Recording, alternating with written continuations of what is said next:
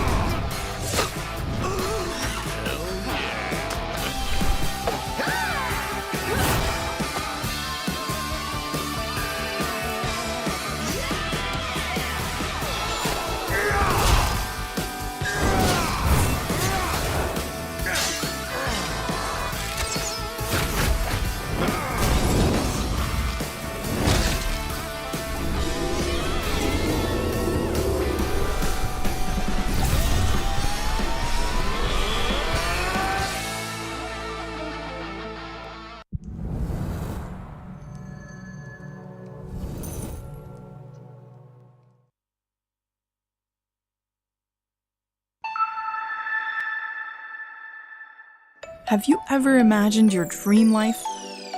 We all have, but living that desired life in reality is a different story. If you could become a god and do anything you wanted, what choices would you make?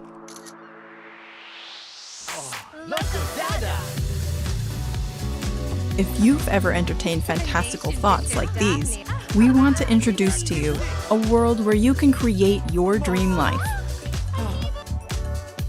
Welcome to Inzoi.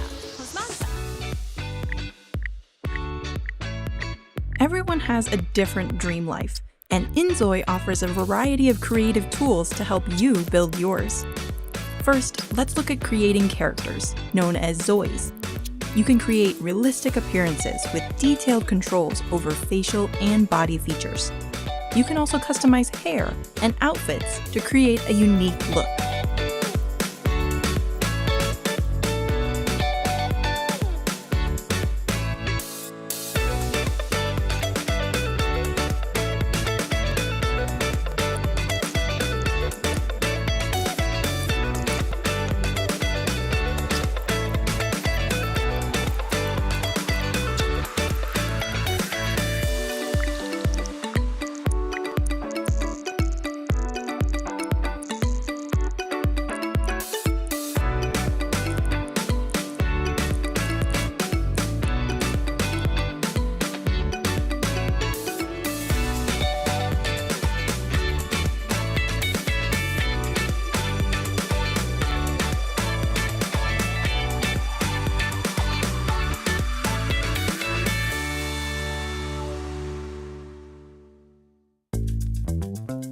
What about the space where your Zoe will live? You can combine architectural elements like walls, roofs, stairs, pillars, fences, gates, and ladders to build the structure you want. You can also customize various appliances and furniture to decorate your home in your own style. Worried you might not have the skills to do all this? Don't be. We have various AI functions that make creation easy for everyone. You can create your own textures to make unique artwork, or turn real-world objects into 3D models to include in Inzoi. It's time to showcase your limitless creativity. Once you've created your character and house, shall we step outside? Can you edit the city too? Absolutely. You can edit street elements like animals, plants, billboards, and weather to create the scenarios you want. You can also adjust the city's cleanliness, safety, and relationship indices to simulate specific lifestyles. Create a world where everyone is in love or an apocalyptic scenario. Edit the city as you wish. Why keep your dream creations to yourself? Share them on Inzoi's creative platform, Canvas. Upload and download creations, interact with other players, and enrich each other's Inzoi experience.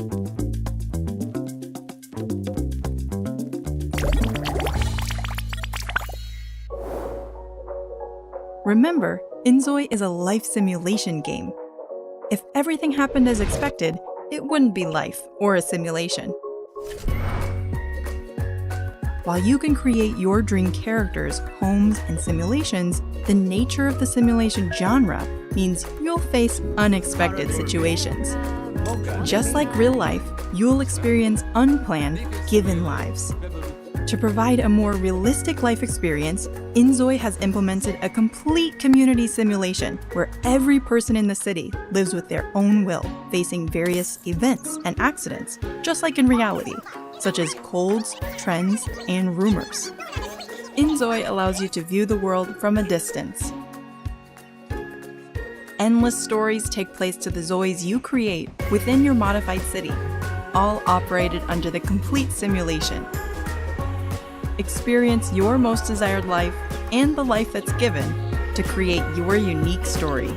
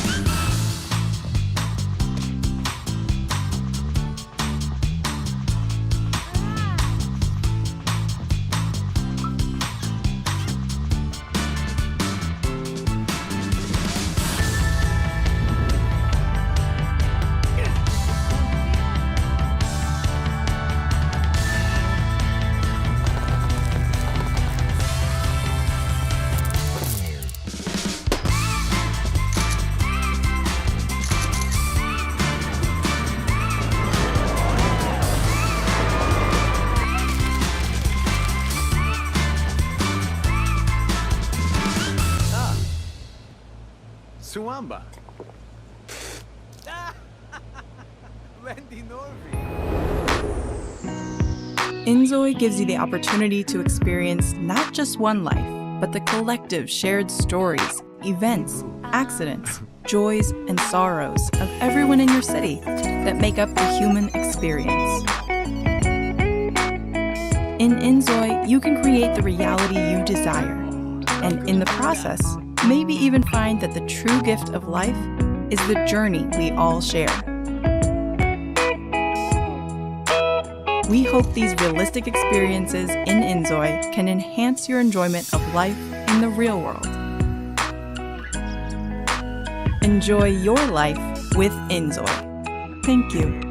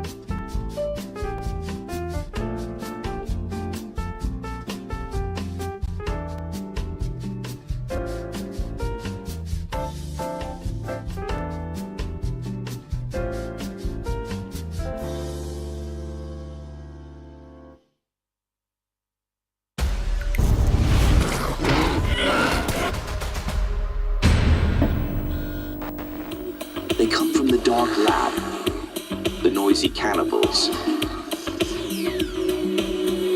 Only they can stop them. The Hunger Busters!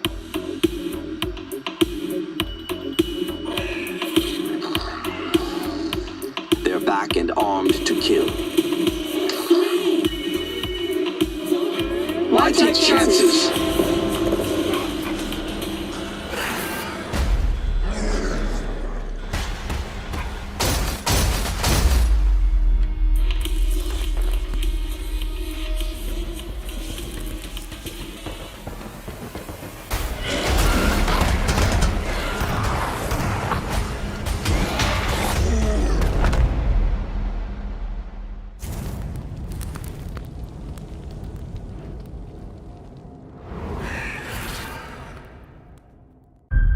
We were creating controllable entities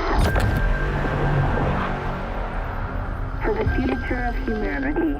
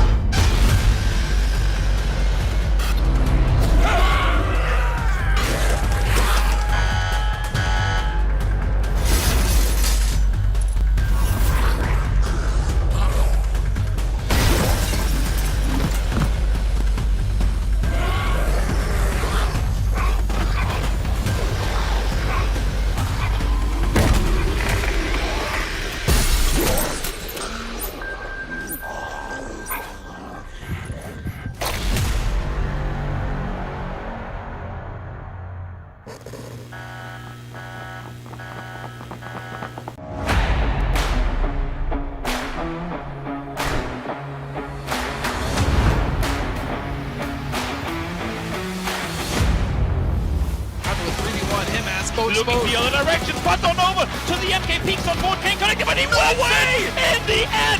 Himas reigns supreme. Something Dave's going to get tossed on out, but I think it's going to go too far. Here we go, Perfectix lines up two. It's Lucarex, Quizzy down, but Tulin's got one, and it's Twisted Mind.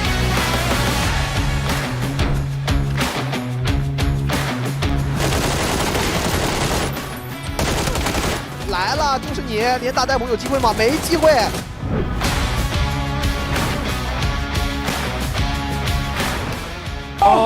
구상병을 그냥 눕혀버렸어요.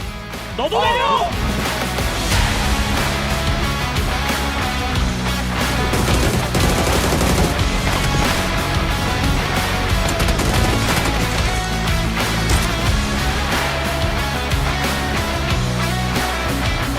Off the edge he goes and down back to lobby, but Pains follows up with the MG3. The last few games of yesterday, they've really started to kind of slow things down and find their footing, but the footing is completely gone.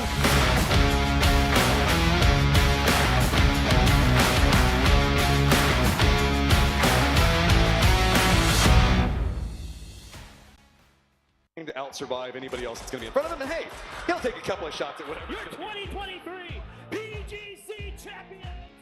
Hey, are you pumped for this year's PGC? Last year was epic. I can't wait to see what they've cooked up for us this time. Totally. PGC 2023 was a blast. Got a Schoolborn was new this year? Oh, buckle up. There's a ton to unpack. We have so much to watch this year. So, we have separate regional series in 5 regions where teams can earn PGC points. Then, we have 4 PUBG Global Series this year where teams can gather PGS points. You have to commit to all competitions. Every event matters and is key to entering PGC 2024. Exactly. We've got 15 regional qualifiers from PGC points, 8 PGS points teams, 1 wild card. So, where's the final battleground? It's all happening in Kuala Lumpur, Malaysia. The stage is set with a whopping $1.5 million prize pool, plus more from crowdfunding. The fans, they're incredible. What do you say? We catch the grand finals live. But how's PGC 2024 going to work out? Let me lay it out. PGC 2024 is slicing things up differently. We're looking at 3 circuits based on point rules, each featuring 6 heart-pounding matches over 3 consecutive days. And here's the kicker. Rack up the most PGS points year-round and get to chill on the first or second day of the first circuit. So, every PGS match is critical. The better you perform there, the bigger your advantage at PGC 2024. Bingo! Each circuit reshuffles based on the last. So if you nail it in the first, you're sitting pretty for the second. After all 3 circuits, the top 16 teams brawl it out in the grand finals. Speaking of the grand finals, they are running as usual, right? Not even close. To grab the trophy, you gotta clinch it with a win. Once a team hits the point threshold, their next chicken dinner could crown them champion. But if they miss that shot, the game rolls on. More teams reach the threshold, and any of them could snatch victory with just 1 win. So every match matters in the grand finals. PGC is taking the Battle Royale Esports back to its root to be the last team standing. Welcome to Smash Room. Smash 'em all! Hello PUBG Esports fans. After the closest finish we've ever seen at PNC 2024, it's time to kick off the PUBG Global Series 5 and 6 to keep the action rolling. With PGS points on the line, the stakes will be higher than ever. PGS 5 and 6 will be the final chance to claim your points and secure a spot at PGC 2024. All 10 of our global partner teams will be returning to the PGS stage along with 14 regional series qualifiers. Let's get into our format for PGS 5 and 6. The 10 global partner teams will join 14 regional qualifiers from 5 regions. These 24 teams will be divided into groups and compete over 3 days in the group stage. They will play 18 matches across 4 different maps.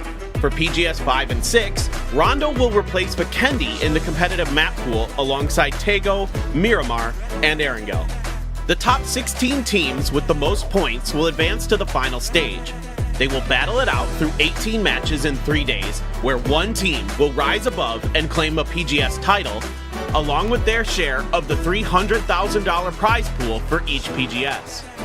Importantly, this will be the team's last chance to claim PGS points to secure their spot at PGC 2024, with 300 PGS points going to the winners. PUBG Esports will be back in action in Bangkok, Thailand for the PUBG Global Series 5 from October 21st through the 27th, and for PGS 6, the final PGS of the year, from November 4th through the 10th. Make sure to stay tuned to the PUBG Esports website and social media to stay up to date with all things PUBG Esports. It's time to rise above.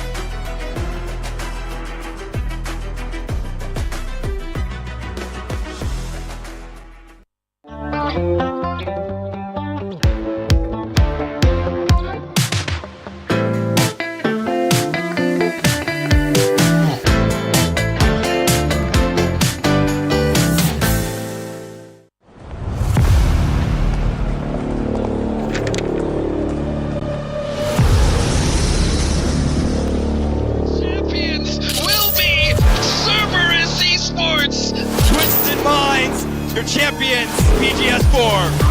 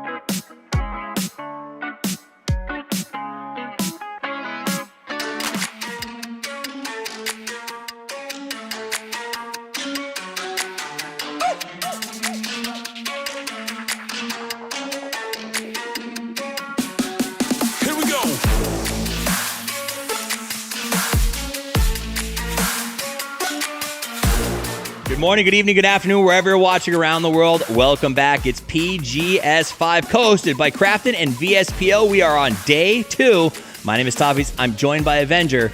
We're going to get into the action as quickly as we can. Yesterday was a lot of fun. We saw some sponges at the top, but everyone seems to be in it still. Yeah, and it could mean that we have an even lower cutoff point. It makes it even more easy. If you have one good game, maybe one or two mediocre games, that could put you into the top 16, and it could put you to the final. Absolutely. And I want to talk to you about something that's also important. That is the sponsors that make this thing possible. A big shout out to op.gg. Thank you for being the main partner for PGS5. It's the only way to overpower your game. Novotel Bang Na for being a part of PGS this season as our hotel partner. Green Park Studio Bangkok for being the location where you're seeing this amazing set and amazing production. And finally, TT Racing, the official gaming chair partner of PGS. So thank you to all of them, and thank you to the players for coming out here and leaving everything on the line yesterday. I think that that's one thing I can say is I didn't really feel like any teams were sort of backseating it. Everybody came out and left everything they had on the field. Yeah, I mean, there's some opportunities for some teams that they feel like they missed out on. They could have executed a little bit better. That could have been a win, but still,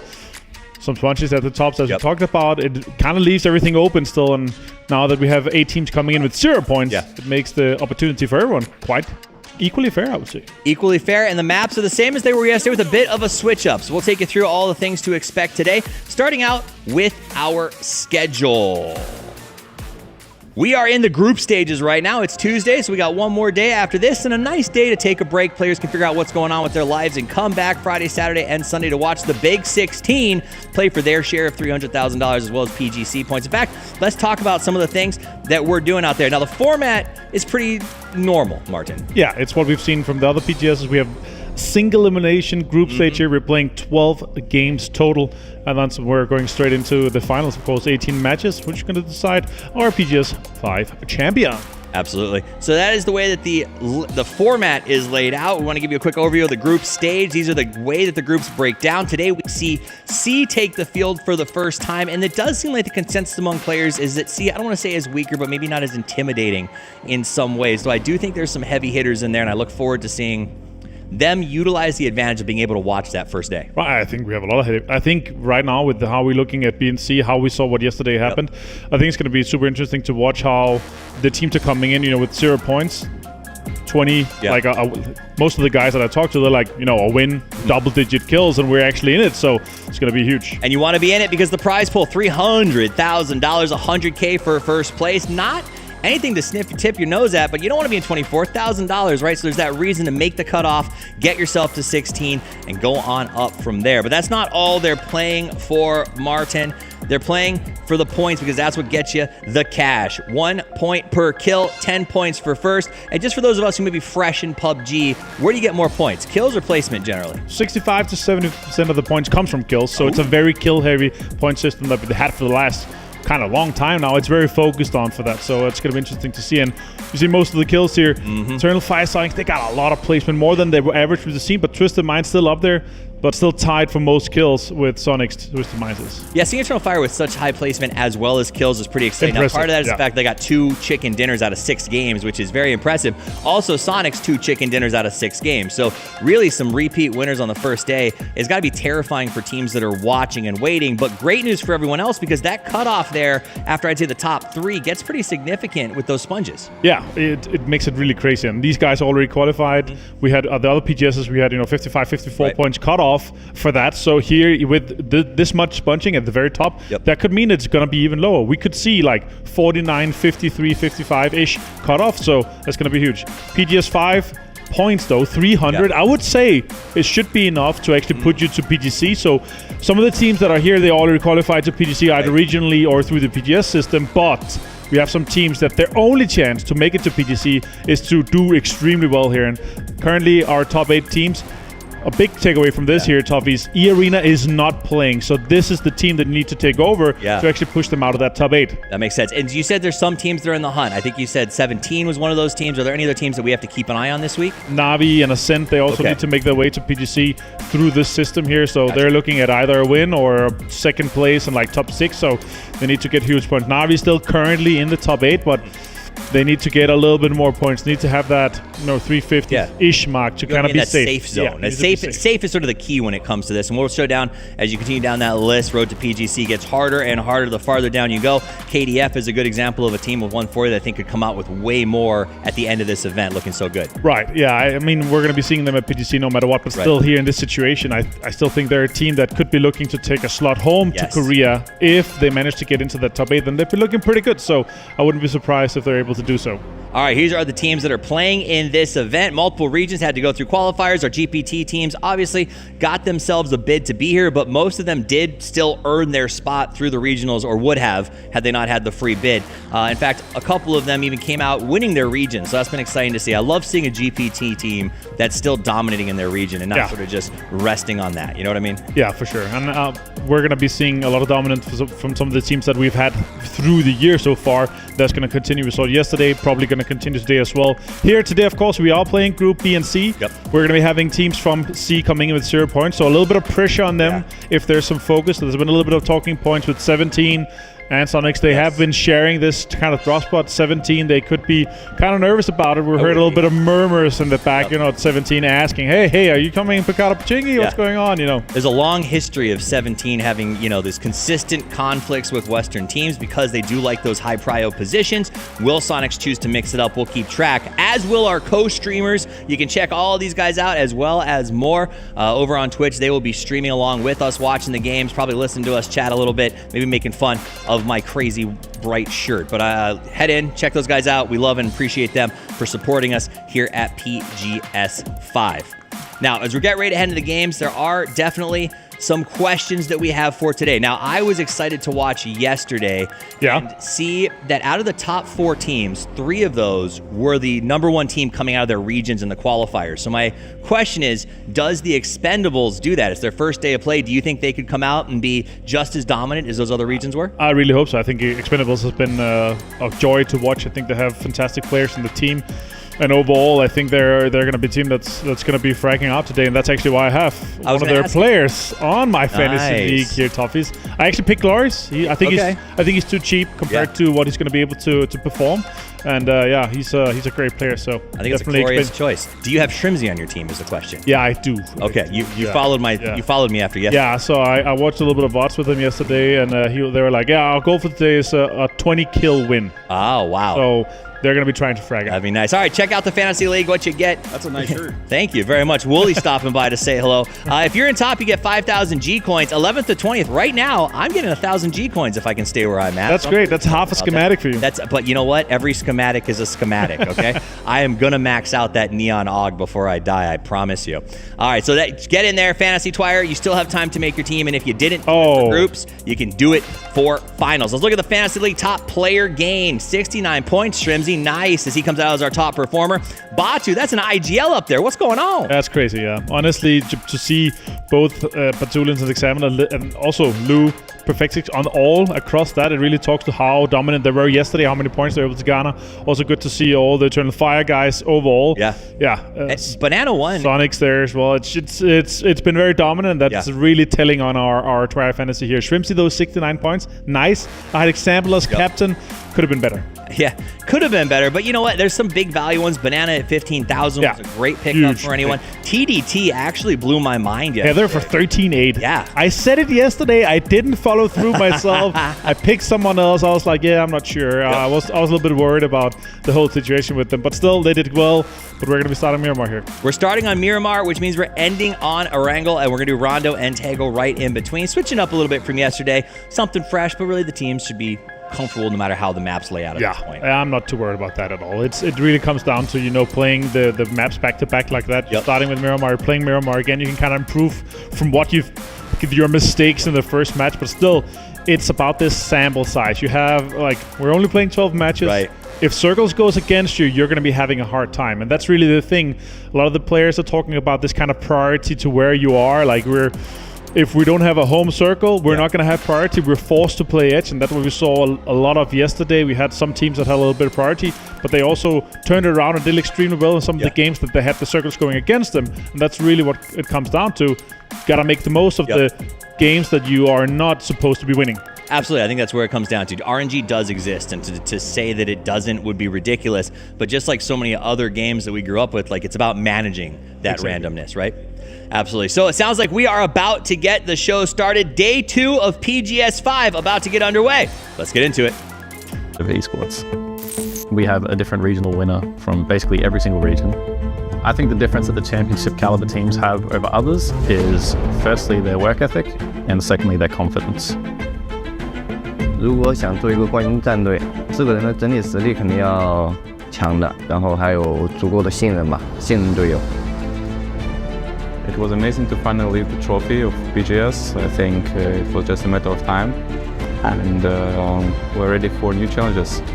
We like the PGS trophy, and I think we're gonna keep it. Minds, your champions of PGS 4.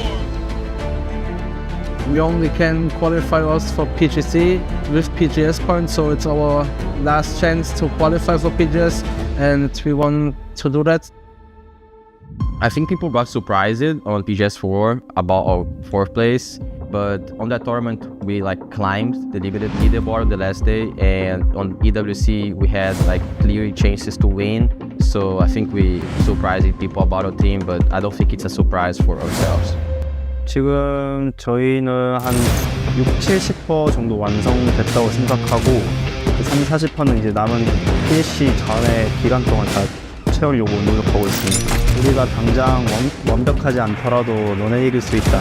몇 년 만에 이제 벤지가 PGS 그리고 PGC에서 우승할 때가 온 것 같습니다. 其他战队战斗是为了生存，然后我们战斗是我们喜欢战斗。我们到了更大的舞台，就是一个更好的队伍。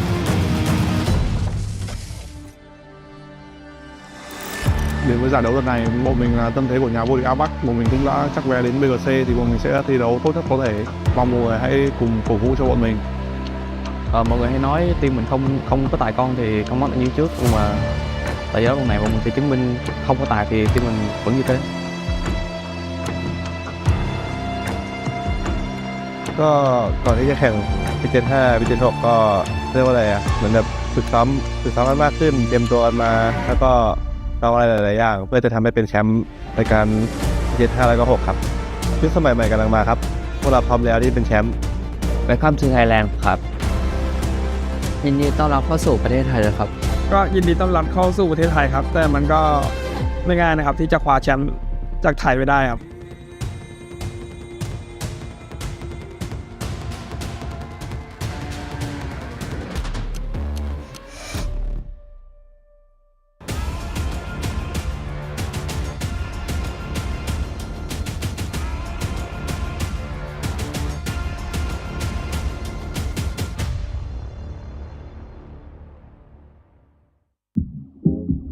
You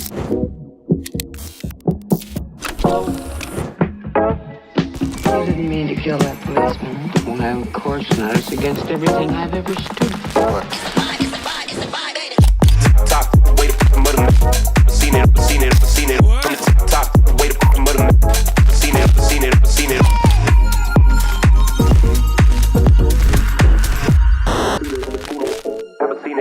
Ever seen it. Top.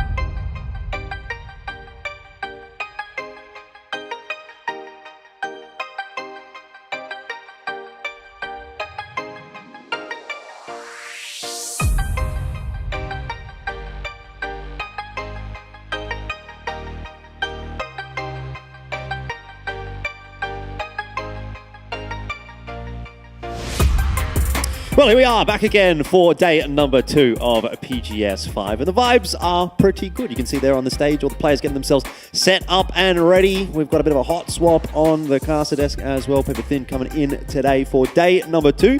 Had a nice relax yesterday, I dare say. I did. It was very enjoyable. I got to watch the games and really enjoy some excellent action. Some of our best teams, that we have here in the world really rising up yesterday. So that was a lot of fun to watch. Yeah, I mean, I think yesterday's results were in some cases surprising, in some cases, tried and true. We had teams like, for example, Sonics doing really, really well. But I don't know that teams necessarily would have expected Eternal Fire to come out quite so hot. So those are probably the 2 teams that are going to be the focal point of today. Obviously, Twisted Mind's not going to be playing today. Freak's not going to be playing today. But those top 2 teams that are at the top of the lobby do get to run it back from day 1 to day 2. It'll be their last chance to get some points on the board for at least the group stages of PGS 5. But not really a big deal for Eternal Fire and for Sonics. On the other side of the coin, though, I would like to draw your attention to some of those teams from Group B that didn't do so well yesterday and now really need to have a big day today. Falcons, GNL, Na'Vi, Gen.G, FW Esports. All of those teams are potentially playing their last games of PGS 5 today if they don't step up right here and now. Yeah, exactly. And, the point threshold in the last couple of PGSs was around 55 points, right? So that's kind of the mark you're looking for. I was talking to Diffix from Na'Vi before the start of the match today, just kind of getting a feel for how they're feeling. A team that's done really well so far this year. I think all things considered, expectations weren't that great necessarily for them, but they have really overperformed. He said, 50 points today, we're good to go, no problem. Well, here we go indeed. Good to go straight on in. We're going to be starting things off on Miramar today. It is the swap up from yesterday. Heard the analyst desk talking a little bit about the potential chance of, Sonics and 17 running into one another in Pachinki, but we're going to have to wait for that a little bit later on. That'll be later on this evening. And Los Leones is going to be a position that we'll be keeping our eye on. It's no longer occupied territory of New Happy, who are taking a break today. We're likely to be seeing TSM over there today. And TSM, I think, is also an interesting team to keep an eye on today. I mean, I am obviously a bit of a fan of TSM, always been a bit of a fan of Luke 12, hashtag no bias, straight out, let's go. But I think they've been on the up and up this year. That's a team that's really keeping me quite interested in their personal storyline, and so quite excited to see what they can do here at PGS. Yeah, I'm right there with you. I mean, I'm really, really excited about this TSM team. Watching some of the VODs coming into this, really impressed with kind of their structured game style, with their decision-making. So a lot of credit has to go to the likes of, obviously, Purdy Curdy, but also Wooly and the coaching staff doing a really good job, in my opinion, really getting them to capitalize in the right moments. They all know their roles. They have really disciplined play, and they take good advantage of opportunities, and they understand the situations they're given and things like that. We can get more in depth to it as we go, but yeah, really, really impressed. My eyes were kind of on the north part of the map. There were a lot of teams sort of hanging around each other. But you know what? It's a Northern Circle anyway, so not too much to worry about for some of those teams. Like I saw FW, Sonics, Tianba all kind of circling sort of the same road line there, but nobody really needs to fight for too much territory off the rip. Now you're just trying to see, what kind of priority, what kind of, gamble you want to take on which way the circle's going to go. Try to find the best compound you can off the rip. Yeah, definitely. And as with yesterday, if you're interested in watching some POVs, you can jump over to PUBGesports.com. Today we have quite the spread. FaZe will be the, I think, an interesting one. Obviously, they're another one of those teams that's a bit of a fan favorite that I think a lot of people like to get behind. And they've got a nice position early on in that Phase 1 zone. We'll talk about that a little bit later on, though, as we've got Falcons on the screen right here. And as I mentioned, they're a team that really is quite desperate for some points today. Otherwise, this might be the last we actually see of them in PGS5. I think they were pretty much at the bottom of the scoreboard yesterday. It was only Lunar Galaxy that was below them. 14 points for Lunar Galaxy, 15 for Falcons after yesterday.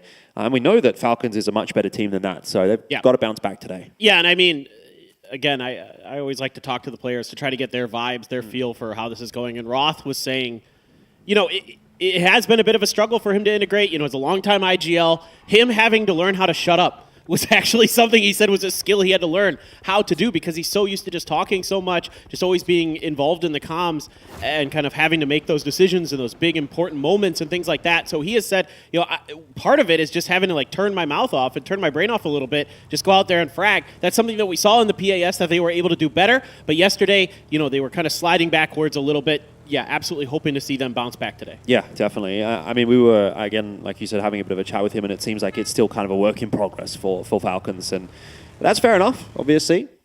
We did get some footage there of Na'Vi making their rotation as well. And they'll be a team that we'll be focusing on quite a bit. But Eternal Fire had a great day yesterday. Absolutely, they did. Meantime now, BBL, they've been on the western side for quite a while, but now forced to make their moves. In trouble, and Marco is not going to make that any easier. Finds the double, BBL down and out. There you go. They did have a pretty good day yesterday. 62 points at the top of the leaderboard up there with Sonics. I believe slightly higher placement points coming through from Eternal Fire, so that'll be where that tiny little points differential is coming through. But Falcons, we've highlighted them, and we'll keep an eye on them today as well. So working in silence, maybe able to get back up on their feet. I'm not sure. Typhon heard all of this, and now they're coming over. Look at what Falcons is doing to TSM. It's actually Falcons and Sonics. I think Falcons is a team that we can expect a little bit more from today and throughout PGS 6 potentially as well. They're one of those teams that tends to be pretty consistent. Obviously, the fact that they've managed to qualify for PGS 3, PGS 4, PGS 5, PGS 6, you do get at least regionally quite a degree of consistency from this roster, but it tends to be a bit more up and down internationally. Absolutely. I mean, I think there's a lot of expectations for them. We know the talent that's on that team. Snakers, for example, representing America at PNC this year, has tremendous moments, is extremely talented individually. Sometimes it just seems like with Roth coming on the team, just getting everybody on the same page, getting those team fights in order and on lockdown. But let's hear from Linshu. Got an interview with the Tianba superstar. See how he feels. 可能是因为队伍不是很熟悉吧，老是跟他们撞点，导致我们掉人，然后可能后面就运营空间比较小了。我觉得只要尽力打就好了，不管最后结果如何，因为这个游戏始终不是一个纯实力游戏。我们多了一个能打的信息位吧，这样可能我们进圈啊或者运营方面比较丝滑了。 Yeah, Tianba, an interesting prospect, obviously topping the leaderboard in PCL to qualify here for PGS 5 and 6.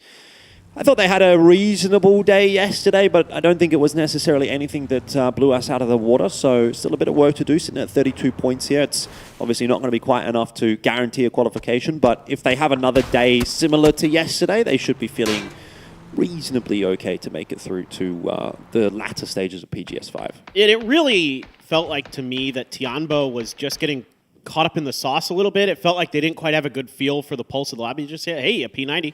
That's a nice drop right there. Right by T1's compound. Another team that I like to talk about at some point, but Tianba in general, I think just, like they said, they didn't have space to work with. And I think that to me just indicates that, you maybe made some misreads on where teams were going to be or how they were going to be positioned or when, oftentimes more importantly, when they're going to be positioned.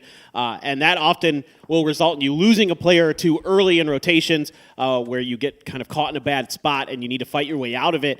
Certainly, they still had a pretty solid day, and I expect them to really bounce back today. We know what Tiamba is capable of. They're not too far out. They just need to have basically the same day they did yesterday, which wasn't even a good day, and they're going to at least qualify. Obviously, you want to perform at your best. You want to get through there and come into that grand finals, with some momentum, with some good sharp shooting, some good decision-making, thing like that. So I think, with some time to review some tape, Tiamba should be right back in top 4.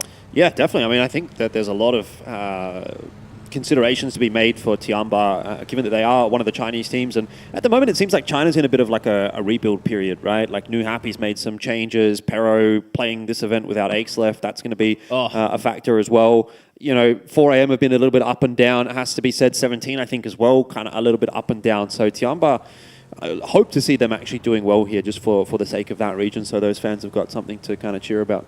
It's definitely shocking with how much talent is in that region. Like, we all know how good these players are. We've seen it time and time again. Obviously, New Happy won PGC back in 2021, quite a while ago now. But I expect that someday another team is going to break through for China, whether it be this year or next year. Somebody's going to put it together, get the right squad, get the right groove, just like we saw at Donawha last year when they ended up coming together for 2023 and, really setting an incredible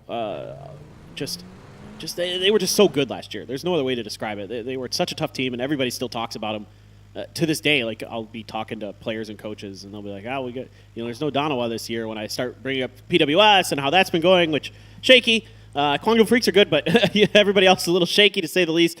But yeah, Donawha last year was just such an incredible team. So I think eventually you're going to see one of those Chinese squads come through. Yeah, we're getting a bit of a look at Shrimzy's settings here, which wouldn't necessarily be a bad one to just copy-paste. He had a great day yesterday. What's his horizontal sense, though? I need to know. You need to know. That's so important. Maybe you can ask him afterwards and let the people know. Let the people at home know.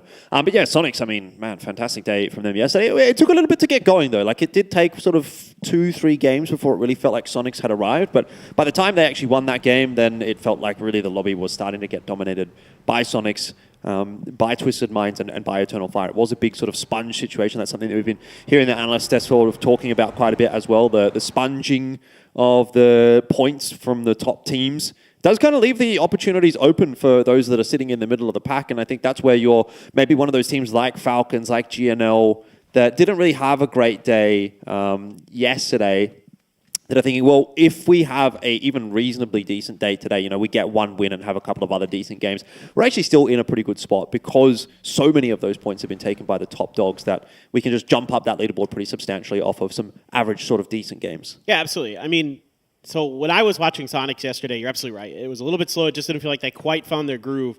And then once they did, they're so impressive to watch. Like, I really like the way that they do some kind of basic stuff like suppressing fire, covering fire to set up moves, like on their Rondo win, where H-Win is on a hill, keeping the player that's on the roof suppressed and then allowing Shrimzy to wrap in underneath that player and get that kill. Like, stuff like that's really basic, but the way that they're able to execute it is really efficient, really well done. So once they get in those grooves, once the comms are good, they're a really tough team to deal with. And Circle's going to kind of center them a little bit, showing a little bit of a route here that day trade can consider. There are those hills to the north of Oasis that are going to offer you quite a bit of respite. Genji maybe looking to get a little bit more center based on what our observers might be considering. But they're going to have some teams to cut through. I mean, even two players from T1, they love these 2-2 splits, does T1. Might be bumping into Genji there shortly as we keep our eyes on the Falcons, who are also making a bit of a risky rotation right in towards T5's compound. Rossita Jr., Fluky. I'm seeing a machine gun in there too. So it looks like for now it might just be the kind of old standoff of you take the high road, we'll take the low road. Yeah, you can see the other couple of Theraton 5 members rotating their way across. Parampong, Rossita Jr., those are some names that have been around for a very, very long time. And they're not always able to qualify for these kinds of international scale events, but at least domestically within the Asia-Pacific tournaments, they have been some serious contenders, and it's kind of nice to see them back once again here for PGS 5 and 6, at least for me, as someone who's got a bit of a vested interest in that region. FW Esports, a bit of an up and down day from them yesterday, but I think we didn't necessarily have have massive expectations for them. So to see them come in with, again, some old and new mix, with Sixax and Tonkei being sort of the more experienced members and Banana One and Rise being the newer sort of faces, I guess, at a level of competition such as this one. I think 26 points in your first day, that's really not a bad shout. It's certainly something that you can build off of. Well, and Banana One had a great day. He did. 11 kills, really strong performance from him. So if they can build on that, get the other players going behind him, they have a decent shot to make it through. I mean, you probably need a 30-point day, maybe even a little bit better to just feel comfortable. Who knows? Maybe even a little bit less, because like you've been talking about, the point sponges are there. You know, that is something that definitely is going to come into consideration as the next 2 days roll on. But I was impressed with Banana One. I'll say that for sure. Like, I saw some sharp shooting out of him, some good decision making. So let's see if they can keep that up. At T1, these 2-2 splits, very punishable. Yeah, this might be our first little bit of action. We said to TSM they're going to be a pretty good-looking team coming in for the contention of PGS5, and Purdy will start the day very nicely for his squad. Just charging his way in there and picking up the initial kill for this game. Ian going down, and T1 more than likely to be losing Zenith here as well. TSM are looking like a well-oiled machine clearing out this compound. This is good recognition from the IGL of TSM. Maybe had a good read that this was going to be T1 and knew that they'd be in a 2-2 split and they could potentially punish it. And a lot of times, Pretty Curdy going to be the tip of that spear. Has a shotgun in hand as well. This Type trying to make his way forward. The best player for T1 in the PWS Grand Finals. And he's just going to fall back. Saw the head there of Sparking. Sparking going to get a little bit of damage onto him. Not really much in return, so Sparking just going to back off, see if they can bait him through. Purdy would love to get this shotgun into play. Yeah, certainly.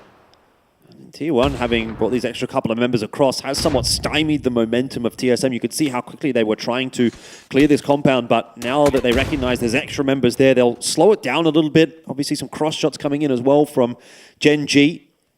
And it seems that TSM aren't quite as keen to get aggressive anymore. They have left Luke 12 in a forward position. He may get maybe a cheeky knock here, and that'll be the floodgates open once again for TSM, but they don't seem like they really want to push the issue all that much. They've got some bigger issues maybe to worry about with this zone shift coming in, and at least as far as TSM and T1 are concerned, this compound can still be a relevant one inside that next zone, so they will continue to fight for it. Just trying to get some info on the angles. Both teams raining, getting quite a bit of damage, but no knock. You can see there that considering a potential crash towards EF, but EF decent in their defense. That Rondo split they held pretty decently late into that game. What I was more impressed yesterday with EF was just, hold the phone. That's a lot of blue zone damage. It's going to be taken by 17 there from GNL. As they as well are trying to share a little bit of space, but Lil Ghost has other ideas. Grenade up and over the van. Let's see if he can get some damage. Does. Stella takes about half. Loading up for another one. Looks like it might just miss Taekun. Yeah, he's okay. So for now, no serious damage done, but Lil Ghost uses all of his frags in this exchange. Yeah, it's funny, isn't it, how we're getting some very similar fights mirrored around the zone. It's the TSM and the T1 fight now. It's the 17 and GNL. Very reminiscent of one another. Just a little bit of a stalemate, really. Obviously, both teams on both sides are going to be wanting to clear out their compound, but it's a bit of a risk. 17 has the advantage in terms of positioning. You've got a little bit of high ground, you got the angles, and grenades are finding contact, but they're not finding knocks. You know, you'd love to find that one knock and try to get, you know, a good fight started on your terms. See if you can start this tournament well for 17, like you were talking about, a little bit of up and down year. GNL as well, you know, they've qualified, yeah, for the PGSs. They didn't qualify for the finals of 4, didn't do so hot when they did qualify in 3. But they've been decently strong in their region. Of course, with Roy sliding off of the main squad here for GNL. Still probably working out a few kinks here and there, but not too bad. Let's take a look at the replay. Some damage done there from Tanvu. Duck Juice as well. Getting Belmoth. Yeah, Daytrade not having a great start, down to just the one member. Certainly the team that's looking the weakest at the moment, but it looks like TSM are thinking about pushing now. That's been spotted out by Type. Cheeky little pixel angle there. We got some jumping shotgun action from both the TSM members, but Sparking cops one back. It's kind of skeet shooting style from Zenith. T1 are really putting the pain train in onto TSM now. Purdy down, Sparking finished off, and TSM A little bit concerned about how this fight is starting to play out. Luke 12, the anchor on the backside of the wall, will pick up 3. Well, 2 knocks and a kill at least, and he needs to find that third on to Zenith. He is the last man standing now for TSM. He's got the sort of shotty in hand. It's probably not going to be super useful at this kind of a range. It's a good flash to try to get forward with this sawed-off, see if he can find some value out of it, but you still have a shotgun, takes half damage, trying to get the up and over, takes even more damage, down to a very small amount of health. However, Zenith, the only player standing for T1, opting to stick the res at this point. Luke 12 going to have to heal in that meanwhile. And we're going back over to the 17 and GNL fight as they try to clear out Guyon. Suju leading that charge. He'll go down early on in the piece. The trade was in there pretty quickly from Xiaobei, and it's all good in the end. Luke 12 still playing ring around the rosy with Zenith and now Type, who has, of course, been revived. Alo's going to look for some information to try and help Luke out, but this is starting to look pretty doomed for Luke 12 and for TSM. Oh, never mind. Luke will keep the dream alive, and he can even get Alo back up. He survives by the skin of his teeth, but T1 are down. T1 had a real opportunity to turn that fight around. TSM there wanting to get ahead of the next circle shift, wanted to kick the fight off and finish it so they would have time to heal up, recuperate, and rotate.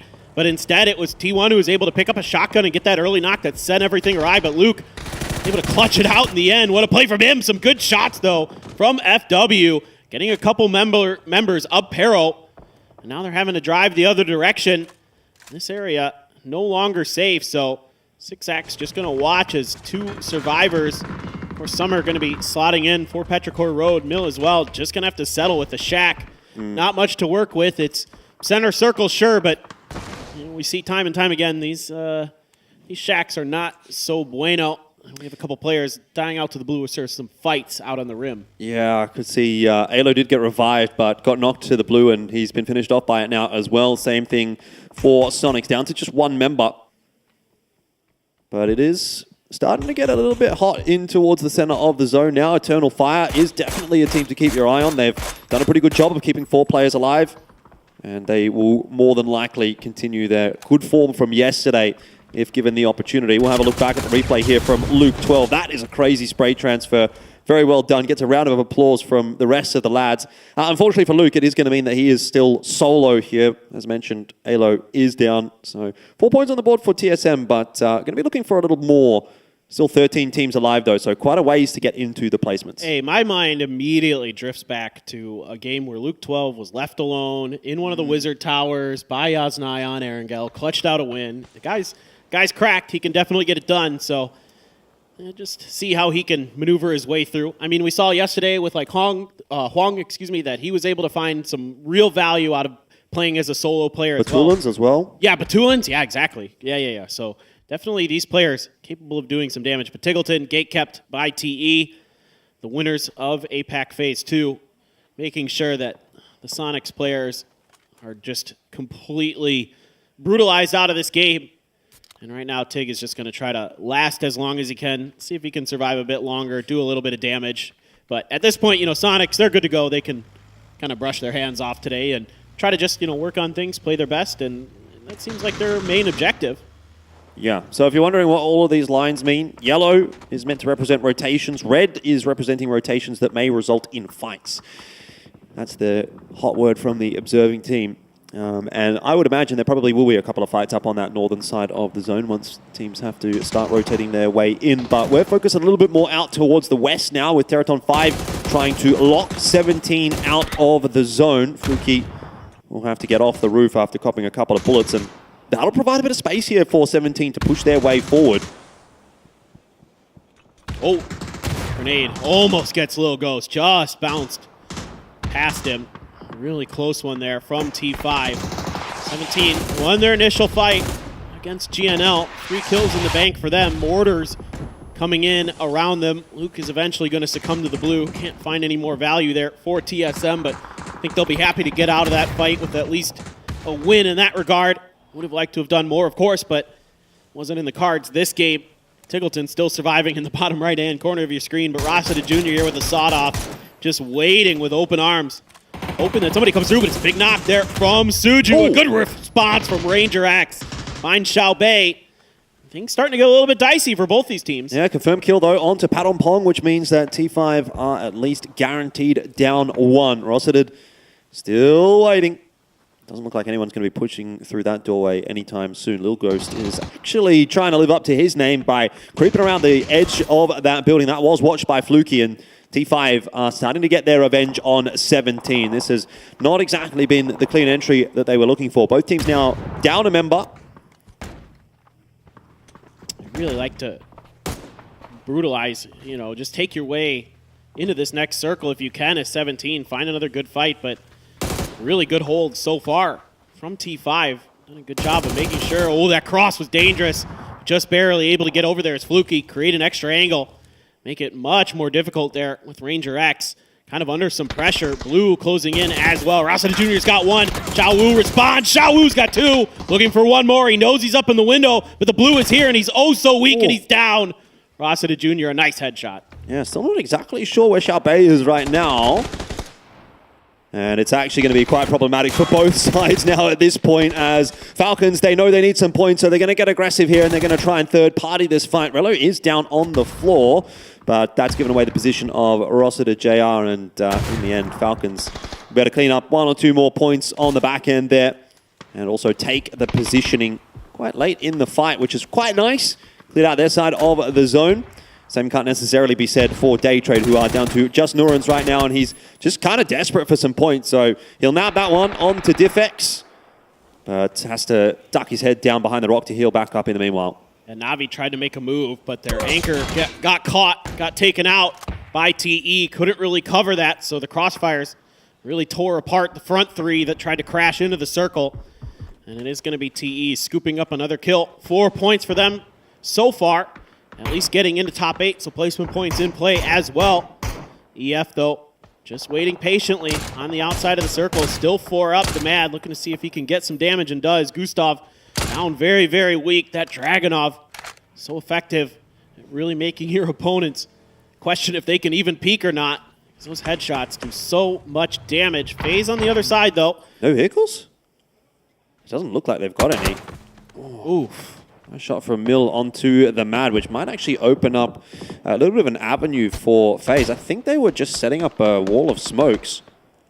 They're just going to have to cross that road on foot. I can see on the minimap, it doesn't seem like it's a very fun time, but they are somewhat being helped out by these teams now that are harassing Eternal Fire. Kepa down inside of the smoke. The Mad still needing to heal. And Flood peeking his little head up over the hill every now and then to fire a couple of shots at Eternal Fire. I love what I'm seeing from the Falcons, being really opportunistic, seeing knocks in the kill feed, going for finishes, going for some knocks of their own, seeing what damage they can do, controlling the space around the top of this mountain, really using that high ground to their advantage. And that timing push towards the end of the fight between T5 and 17 Gaming, really, really smart. There you go. More knocks, more damage. That's more armor, more helmets beaten up for this late game. So doing the best they can, given the situation. FaZe and EF have a really tough spot. Whoa. You're all downhill, and Duck2's just down and dusted. What happened to Rello's car in the background there? He was doing some front flips. I don't even know what's going on, but all good. Seems to be fine. Flood's got himself another knock onto Eternal Fire.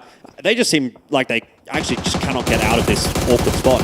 Flood has easy pickings onto Eternal Fire. Whenever he wants to take a peek, he does, and well, he gets punished for that one. Maybe a little bit overzealous, as Corexi will put him down a peg. Should be pretty safe to res in a position like that one, though. No one's going to be pushing up that hill, so Falcons should remain 4 strong.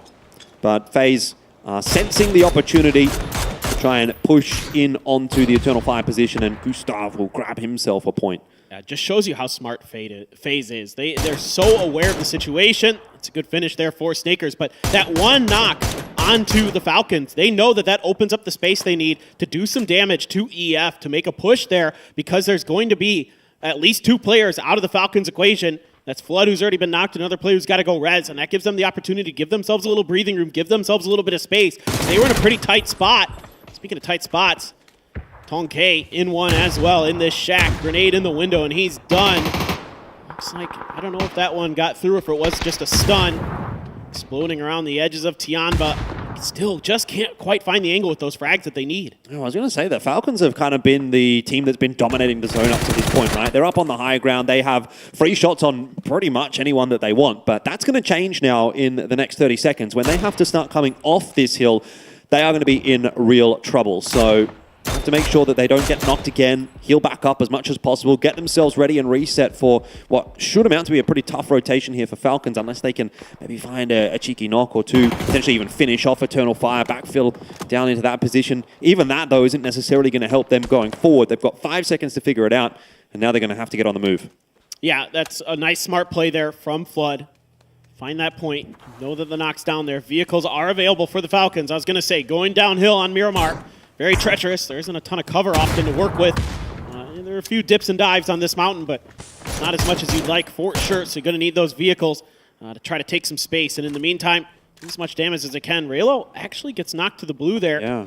Going for the vehicle. So now maybe things are just too difficult. Maybe they can't actually get to those vehicles. So, okay, there is one. They do get one Murado in. Raylo's going to sacrifice himself for the cause. Snakers has been able to push forward on foot, but he is stuck behind a rock that isn't quite in the zone just yet. Luckily for Falcons, most of the other teams are focusing on one another down on the bottom of the hill. So Snakers still has got some free shots in. Those were onto Corexi. It was stolen away by 7-7 of Tiamba, but FaZe eliminated now in 6th place. This game quietly coming together for Tiamba. A little bit of a slow but decent day yesterday.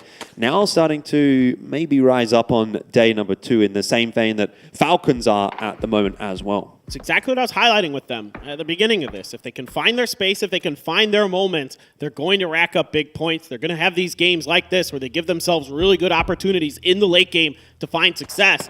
They've already done that here in this first one. Falcons still doing damage. Cutpa after he basically crippled FaZe earlier with a 2-piece that we didn't quite get to see. Really doing a good job of giving himself and his team a few extra points, but Falcons are able to capitalize on it in the long run. They've got 3 players up. They've got 7 kills. They've got at least 4th place underneath their belts. 6X with that machine gun. Rays up in front, trying to hold the line a bit. Lin Shu, a long-time leader of Tiamba Esports, just trying to get a feel for what's going on around him. He has to be pretty careful, exposing himself to that high ground. That's what he's a bit worried about there. Checking for the Falcons' positionings. Might be able to catch him off guard.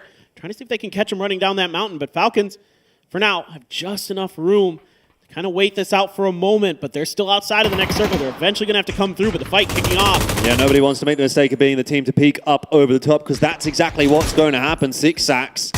Dropping CC. Tiamba will lose a member for the moment. Mill gets one in on to Roth, and the 2 teams that were at least the most healthy in Tiamba and Falcons are the ones that are suffering some losses for the moment. So the action will slow back down for a second. That's a nice nade in from Pow Pow. And FW Esports will almost certainly be down to just 1, as 6 sacks won't be able to get across for the res. Yeah, the real question is how long can 6 hacks hold on there on the edge of that circle? Try to salvage some more points. Speaking of salvage, Preo's done a great job, but got to make a move. Got to go out in the open, taking some damage along the way. However, smokes for now, keeping them alive. Let's see how long that lasts. Snakers trying to see if he can snuff out 6 sacks. Blue zone grenade thrown. Flood on Overwatch. Trying to keep Tiamba at bay. More rolling here for the Falcons, but it's A-okay. That blue zone, actually it's going to be Lin Shu. Finding the knock on to Roth, but softened up by that blue zone that was thrown earlier by Snakers. Like I'm watching a Michael Bay movie the way that Roth is driving at the moment. He's just gone flipping up the hill I saw earlier on. Now he's flipping down the hill and walking straight into a Molotov. So that's not worked out too well for him, but hopefully, for Falcons at least, it will provide the space that they need to just hide inside of this next zone. It looks like Flood and Snakers have a tiny sliver to work with. Snakers has gone a little too far back, but there might even just be room for a res. I speak too soon. He's gone down to the zone. Now the focus of attention is on to Pero, as Tiamba will launch all of their utility in that direction. It looks like it was a choice by Falcons in the end to give up that position as they go down to the zone. Flood following suit with Snakers, and Tiamba will take a bit of a waltz in the park to grab that final win. It seemed like everyone was like, you know what? We're not even going to contest you for this one. We're not really that interested. You guys can have it. we're just not going to give you any extra points. It's just not much hope for the other teams in that situation. Tiamba has cover with that dip on the other side of the road. Nobody else really does. It's pretty far for the Falcons players to run to a rock or a tree that might give them some kind of safety. So at that point, those are low percentage odds that you're even going to get there. Might as well just deny the points. Totally fine. But really, Tiamba, you've got to give them a lot of credit. You know, they were talking about they struggled today. We heard from them at the beginning of that match. They did great.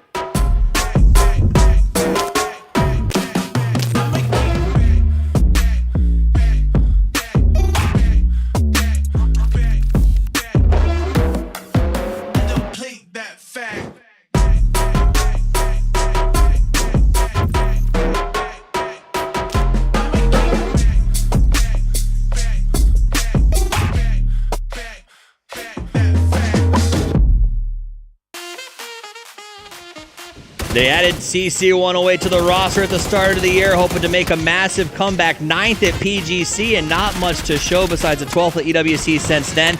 But they start today with a chicken dinner. They are absolutely killing it. Tiamba, I love the fact that they had a what I would call measured day yesterday to set the tone for today, and then to come out with a chicken dinner in game one. What I really think matters there, Martin, is it's going to set the stage for them to be able to push forward today without a lot of stress. This win should essentially put them in a spot where they'll be at the cutoff or above it, and I do think that means that they can play their way for the rest of the day.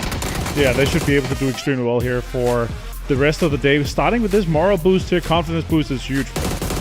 It is, and I think that that's a big one when it comes into the final. Miramar is going to be a good starting spot for that. It was a tough circle there at the end. We saw Falcons on the high ground. For a second, I thought they were in some big old trouble, but they did manage to get themselves into that top 3 position. FaZe actually, I think, saved them for just a second. You saw with this fight here with Eternal Fire, Gustav stopped the charge. Yeah, they're backfilling a little bit. Eternal Fire, I feel like Falcons, they should have committed a little more players instead of just having Flood.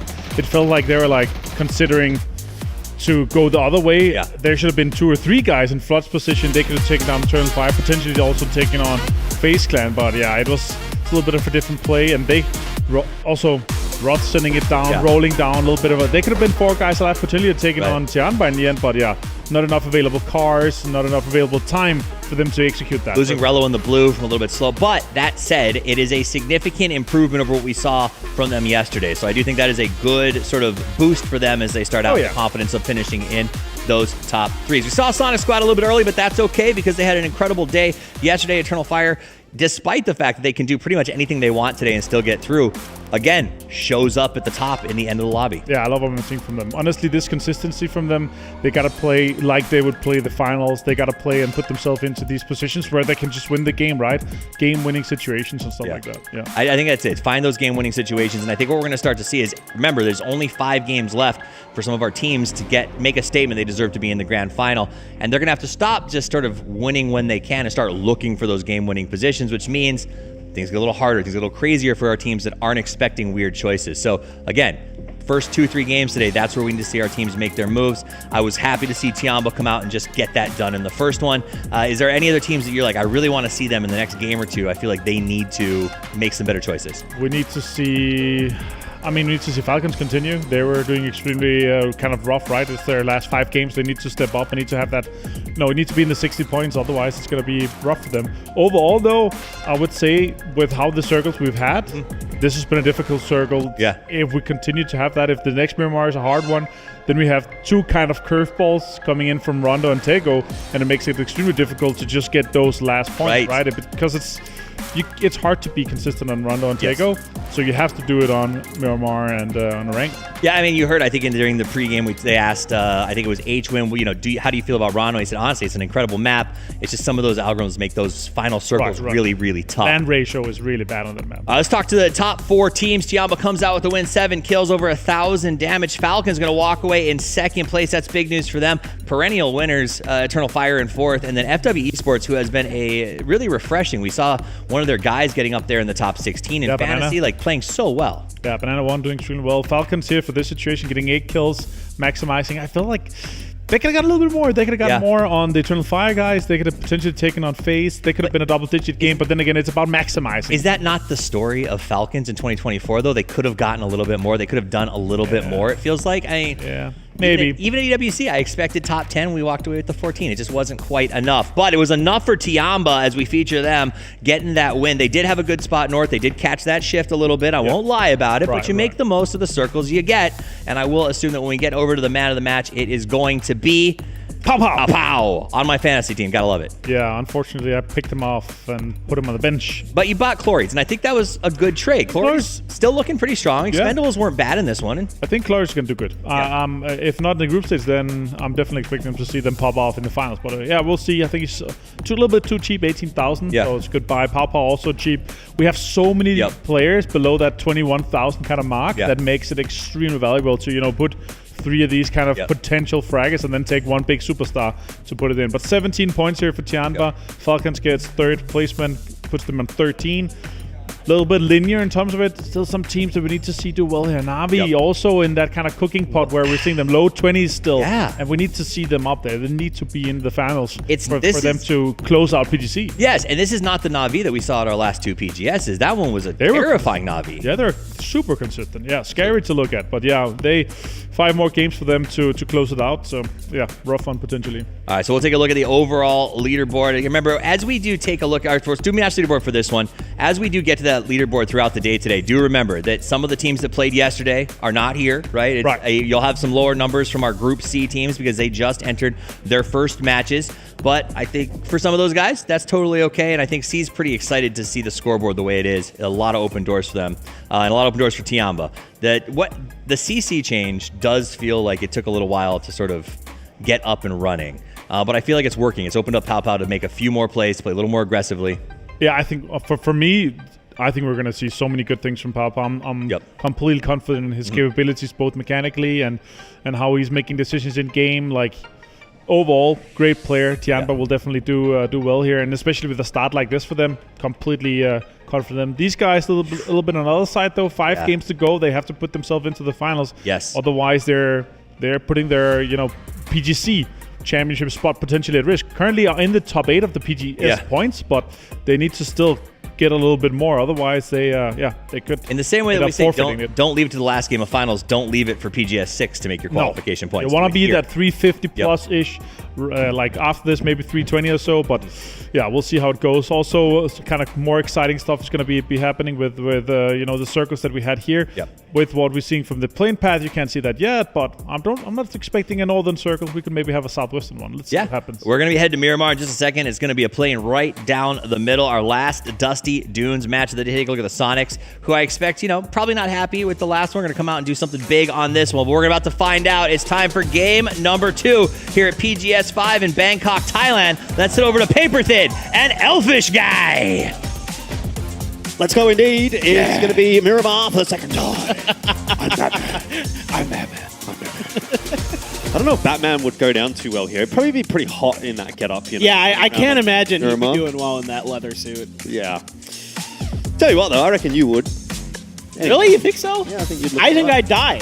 I think I'd actually just collapse about 5 meters out the front door. I reckon you could make it work. Anyway, let's see how things are going to work here for game number 2 of the day. Game 1, pretty fun one. I like the fact that things are maybe shifting gears a little bit from day 1 to day 2. Because look, man, yesterday it was kind of like, well, Falcons, they just couldn't get anything done at all.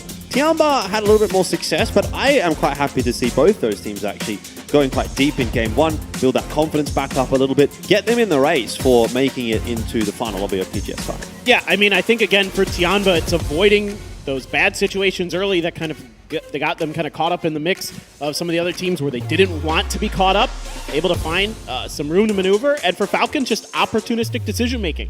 Really important at this level of the game, something that I think TSM did really well in PAS, for example, but Kwangdong Freaks does pretty well sometimes when they're not screwing around with hot drops and stuff like that. But this was their game where they really found those moments to strike, to take control, not just of some points for some kills, but of some really important terrain. Going west this time towards El Pozo, so maybe we'll get one that's a little bit more western towards maybe Craterfields, El Pozo, or Alcantara or something, we get something a little spicy, but you never know with these circles. There's kind of that center mountain that sometimes kind of pushes circles one way or another. We just kind of got to wait till phase 2. It's a little bit spicy, isn't it? I mean, that sort of eastern, southeastern kind of edge of this zone is going to be a very, very hotly contested position with pretty much every team having to come in at least from thereabouts. This honestly kind of looks like a nasty game to me.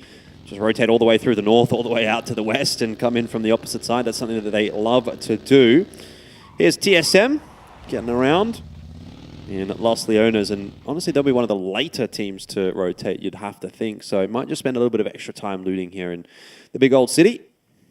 Yeah, normally, TSM is a team that will get on their horse pretty early. They'll send Purdy Curdy out, try to get some info, try to do some scouting, and then make a move from there. But this time, I think with the zone pretty far shifted, and like you were saying, there's going to be a lot of congestion. They're going to know it on that southern side. Might be the opportunity to do a little bit of long-range scouting from some of the high sight lines that Miramar affords you, and see if you can maybe find a nook or a cranny to just slip on through. We got another highlight. Let's take a look at some FW. 有利可图啊！想要新的是 FW， 没错，因为他等于说他清完之后，他就会走 FW 这边了。Double 电 ，God damn！ 哦哟，电的不要的耶，加2分了。哇，但这颗还好是闪光弹，一路在预开，一路在盲开，哇，盲开到后面，哎呦，都可以还能够收掉 Van， 看是又多打一个。第一个对枪，没问题，但后续没抓到，旁边有一个 DBS 在这个地方两边对爆，结果是 Banana One 的 DBS 比较大把。Yeah, top 3 in their regional competition, so not a bad shout from FW. And coming into the day, they were on 26 points, which is somewhere that they're, I think, hoping to improve on. But the Expendables as well from Asia Pacific are a team to keep an eye on. 上来吧，第一个楼梯1来1抓到了，那后面一个呢抓到你了，也没有任何的人可以逃过浴血特工队的围攻。哇，烧到了，限制走位，准备往前压进，看到对方的位置，这波的出下很可惜。哇，想要把对方逼出这个掩体，打了一个对角，有中没问题，最后给撞个击杀，没错。Bit of a hot and cold team, the Expendables. I think they always have been and perhaps always will be, but quite a bit of experience on that roster. Maybe, again, not so much out on the international stage. They're not necessarily a household name in the same way that Cerberus and Daytrade are, but they've had their moments domestically, and now it's about making that leap to have some of that same success internationally. Yeah, they're a team that's, won their region a lot back in Vietnam, before it was kind of condensed into the APAC region, and they're really the team that I'm kind of hoping will have their moment in the sun, just like we saw with Cerberus earlier in the year, especially with Clory's there. He's such an incredibly talented player. He's been so good for so long, across a bunch of different teams. He's the guy that I really would like to see, maybe get a title, maybe get a PGS here at one point or another. But we got another interview here with Young from GNL Esports. Let's hear from the Korean player. 오늘 부족했던 부분 좀 더 보완해서 내일 잘할 수 있을 거라 생각합니다. 운영 단계에서 좀 더 안전하게 잘리는 게 줄어들고 운영을 좀 더 탄탄하게 하면은 후반까지 가서 충분히 파이널 진출할 수 있습니다.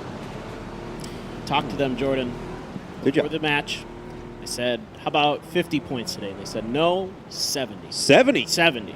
That's ambitious. Yeah, it didn't go so good in that first game, but they got a lot of work to do now in these next 5.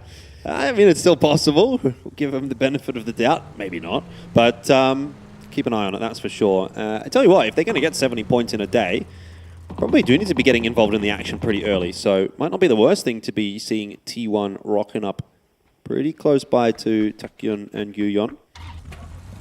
EN doing some of that early scouting, as he often does these days. A long time ago, well, not a long time ago, but a few years ago, EN, one of the best fraggers that Korea had to offer.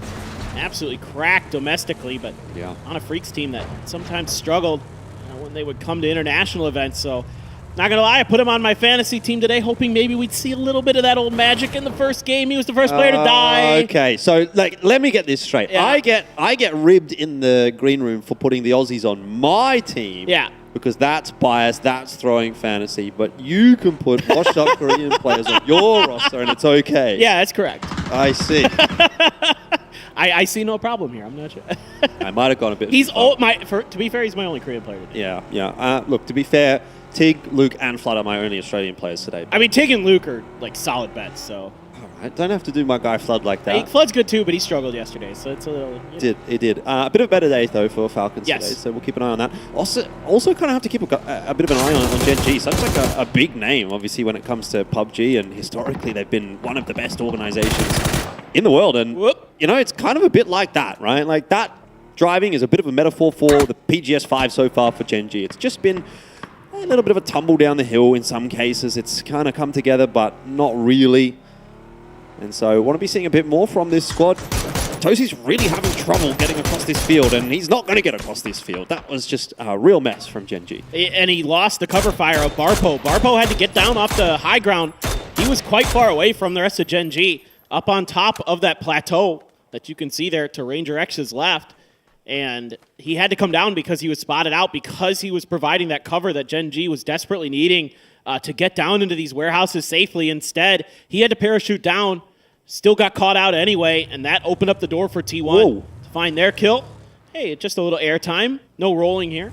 Ruin is a superior driver, as we're seeing so far, but until he hit that side of the wall, that's okay. The Murado has a very low front end, so it's tough sometimes to get it up and over those hills compared to the Bronco. That's why you prefer the Bronco. Suspension's better. It's got a higher, front end, so you're not bumping into stuff on the map as much. A little bit of damage, but nothing too serious there for T5. Barpo's done. Yeah, just when we start talking about Gen G and saying, they need to kind of turn things around a little bit, it's more of the same, unfortunately. Nothing really coming together for them at the moment. I mean, 29 points, but considering they have an extra day's play over a lot of the teams in this lobby, it's not quite as impressive as it looks right now on the scoreboard. Going to have to make some serious improvements. I mean, sitting in 11th at the moment would be enough, but that can more than likely drop like a rock tomorrow when they won't get to play again. This is going to be their last chance, right? Today is the last day for Gen G, for Falcons, for Na'Vi, for GNL. I mean, Na'Vi, a team that we sort of highlighted in that first game as well, and haven't really seen much from them so far today either. So quite a few teams that I've got my eyes on, and as we start to sort of whittle away at the games here for day number 2, that pressure is going to build and get even greater. No doubt. It's been a rough go for Gen G, and if you want to dig a little bit deeper into what's been going wrong from my eyes, it feels like pretty similar to what we just saw in this game, where they make these kind of early aggressive rotations to try to go center circle spots, and they're just not quite as well thought out as they need to be. They're a really good team fighting team.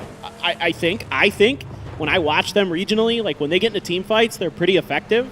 They may not be as good as the Freaks, but they're still pretty darn good. It's just some of their kind of early to mid-game decision-making leaves you scratching your head a bit at times, just like we saw in this game. So hoping to see Gen G get it together. They will get the benefit of a nice circle.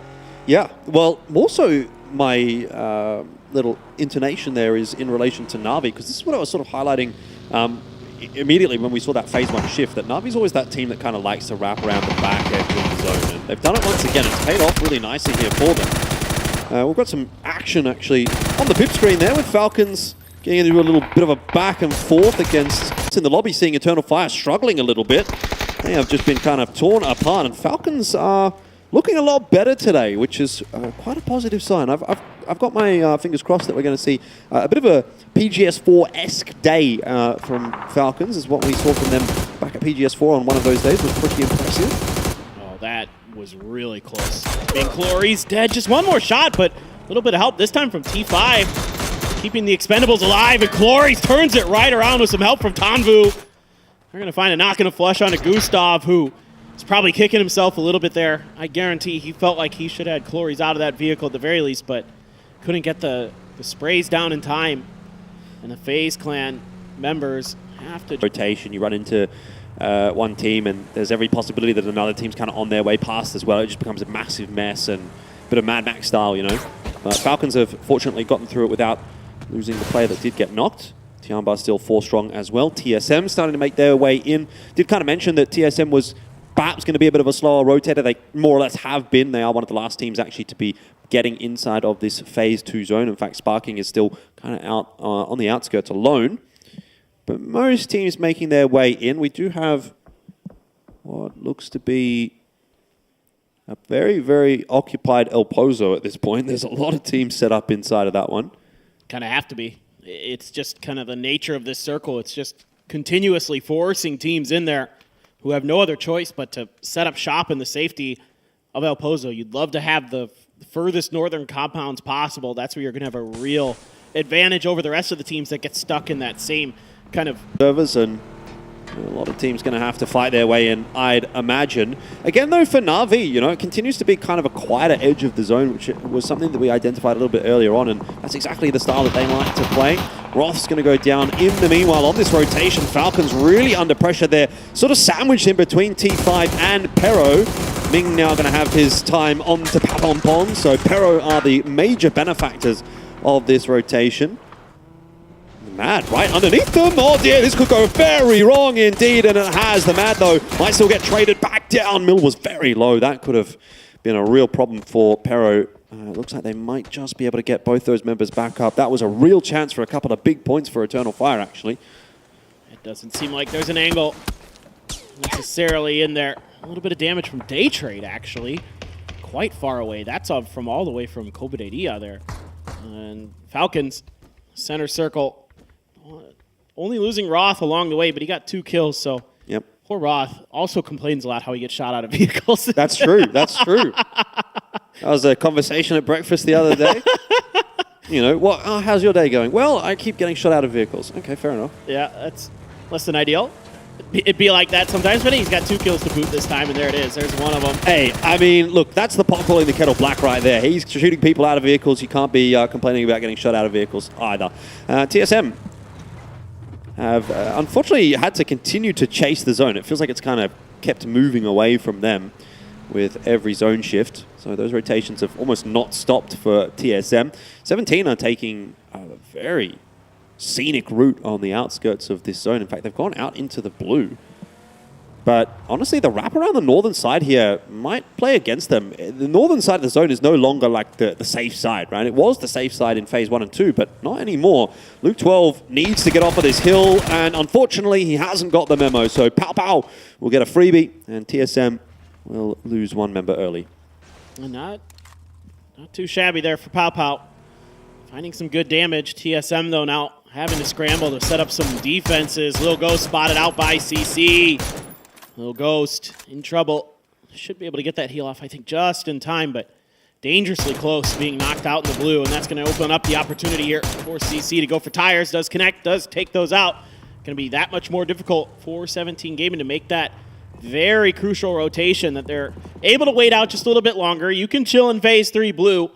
Phase 4 is where you really don't want to be out there for too much longer, and they are going to make their move early. I can see them cutting down in towards Navi's compound. Just going to kind of leapfrog in behind Na'Vi as they're trying to push further forward, set up in their compound that they've already taken, and that firehouse on the other side of the street. Suju and company licking their wounds, getting their health back up to as full as possible, but going to be able to take a moment to think about it, but not too much time. 35 more seconds there. Getting ready for that Phase 4 circle. Continues to move away from TSM. They're like the opposite of a magnet. You know when you put the 2 same sides of the magnet next to each other? That's TSM in the zone right now. Na'Vi starting to get involved. It's been pretty quiet from them thus far. But this is potentially their game. They are trying to control the northern side. 17 have attempted to move in next door to them. But apparently that property is not for sale. The Lil Ghost is going to go down as a result. That will be a confirmed kill. Flood will be knocked out of the vehicle, and the other couple of Falcons members are going to have to keep their vehicle rolling. It's not going to roll very far, though. They're going to jump out in a second here. Snakers will drop. Morello doesn't have a whole lot of cover to work with, so this might actually be quite a doomed rotate for Falcons. Smokes are up, but the shots, there's just too many of them to dodge, and Falcons are not able to replicate their success from Game 1 to Game 2. Yeah, that's just a really tough rotation. Trying to find a timing where maybe you could cut through the other teams as, you know, maybe a few other teams are moving, attention's drawn in different directions. Actually, 17 making a nice maneuver here, identifying that there was an open building on the edge of Kobedia, at least some safety to speak of. Purdy Curdy waiting right behind this 2-2 split of T1. Once again, trying to do some damage to this Korean team. We saw it in game 1. Kickstart taken down by Flash. Trying to take a fight with the Expendables. It's going to be Kick getting knocked. Oh, the nade. This is really tough right now. Delwyn, Duckjuice getting involved. H-Win down. Kickstart out. 2 left there for the side of Sonics. Tough fight for them to cut through. F1 on the outside of this compound looking in. A lot of teams trying to get into some kind of safety. Yeah, jumping back over to Crater Field now. It's still a bit of a mess over on that side as well. So things are looking pretty awkward at the moment. On the southern side of the zone, FaZe do get eliminated off screen to the Day Trade lads by the looks of things. And FW looking to continue to put some pressure on as they push their way forward. See if they can challenge Teraton 5 for some of that positioning. Well, Tiggleton going to be taken down by Delwyn, so a good hold here by the Expendables. Sonics could never really find their footing. Banana 1 takes down Fluky. Tonke right there for the flush. As FW continues to have a pretty solid start to the day here, really giving themselves a decent chance potentially as one of those teams that's been through the ringer throughout these last couple of days. Just wants to get into those finals. And again, these games where they're able to rack up some kills, gain some confidence, gain some placement points potentially. Still a lot of teams looming. So if they lose a player, if the fight goes a little bit sideways, you might see one of those teams that are out in the wings to their south that want to try to pounce. Well, speaking of teams out on the wings, TSM are about as far out as you can possibly be at this stage. They are copping a huge chunk of damage from the zone, Sparking and Alo. Purdy's like south of them as they try to push their way in onto T1. This is a very ill-fated attempt at taking position inside the zone. There's just really nowhere to go, unfortunately. Sparking's going to go down to the zone. Alo's been picked off. It's really just Purdy now as a solo. So really rough game for TSM. I know I've highlighted it a couple of times, but the zone just kept shifting and shifting and shifting away from them. And eventually, that is going to catch up with you when the zone is small enough that there's nowhere to actually get in. And yeah, pretty rough one for TSM. So not gone too well for them there on game 2 of the day. Pero, on the other hand, well, they're going to have a rotation in through the center of the map at the moment. It's a bit of a gauntlet run right now, but looks to be pretty uncontested. Nobody interested in Pero, and they will set themselves up fairly dead center. Yeah, you've got a decent amount of cover here in this spot, actually. That rock helps you to the east. There's the hill ridge. A lot of play from the other side, so you can sort of set up shop. It's just going to be dependent on what T1 wants to do in that situation. Ranger X gets on top of some boxes and is waiting this out. GNL has no idea he's there, and it's a quick double for Ranger X. Very nicely played there, and the woes continue for GNL, and Stella just goes down on the way in. FW helping him out there. Now 6X thinking about the Panzer, but won't need it. Yep, backs off, and yeah, it's already done. Look at all the bodies here. It's crazy. It's going to be a lot of loot there for FW if they ever need a resupply. 17 are making their way down out of La Cobb, and yeah, it's not looking like a very fun one. Suju surviving for the moment. I mean, can he crawl all the way over here for a revive? I think he's worried about day trade up on that hill. Yeah, but there's no one actually really looking at him right now. Somehow 17 might survive with a couple here as a duo. Yeah, just didn't want to expose himself if he could help it. You know, it just wanted to see if anybody was actually going to go try to confirm that flush. And nobody actually felt like it. Day trade got busy worrying about some other teams around them. TE, danger close. Grenade in hand for Clories. Will connect on to Belmoth. Gets a little bit of damage on the spray there. Tanbu, it's a great opportunity here with that 3X, but can't connect enough to get the knock. Not necessarily a committed fight here for the Expendables. Just trying to hold on to their little neck of the woods. Day Trade, on the other hand, they're a little bit more invested in this one. They've got 17 to the north, the Expendables to the south. They kind of need to carve out their little space of safety, and so they're going to have to fight one way or the other. The Expendables more on the defensive, Day Trade more on the offensive, I suppose. The Expendables also kind of keeping a bit of an eye on Pero. This is a really nice spot to be in for Tanvu. If he can keep firing pot shots across at Pero, they're kind of dead meat. They don't really have anywhere to go. The nade was an ambitious one. Didn't get even close. But the problem for the Expendables is they're priorities are kind of split between a couple of teams, and even now they might have another one to worry about as FW Esports start to move in just to the south of them, and there's going to be some sightlines starting to open up. Tiamba squaring up with Na'Vi, but Na'Vi so far getting the best of it. Trying to go for the flush. Hakatori right around the corner. Good reactions. Going to take down CC and Tiamba there. And Na'Vi, the slow, safe start that they played at the beginning of this paying dividends. Gen G's players getting involved. A nice drop shot from Tanvu. It's going to take down another player, and Duck Juice trying to get the res here onto Delwyn. TE, phenomenal work here on this edge, keeping a bunch of teams at bay, but 17 creeping up, trying to find their opportunity to strike with 2 players down. If they can get there before these reses can come through and the heals can come up, grenades in hand, up and over, Clories, a little close, but not significant damage done. No damage done, in fact. Yeah, 17 have read the situation pretty well. They know that this is going to be their best chance as a duo. They've seen the Expendables dropping a couple of players. Delwyn's been run over. Clories, at least, is going to get the knock onto Suchiu, and he finds the second frag as well. So that's the end of 17. Don't mind the idea from them, but the execution doesn't quite work out. The Expendables able to hold the line, which they did struggle a little bit with against Pero as well. That's where they sort of lost those extra members. May be able to get them all back up by the looks of things. We'll hold that thought for the moment, though, because FW are hearing the shots. Tanvu, okay, he's done. There's no way he's getting back up. But TE have at least got 3. This is a good opportunity, potentially, for FW. The only problem for them is I think Sixac is stuck behind Gen G on the other side of the circle, but some just kind of shots being taken here by Duck Juice, expecting players right over that hill. Oh, Tong K, what a spray. Sixac does get taken down. Grenade's going to confirm the kill on a Clories.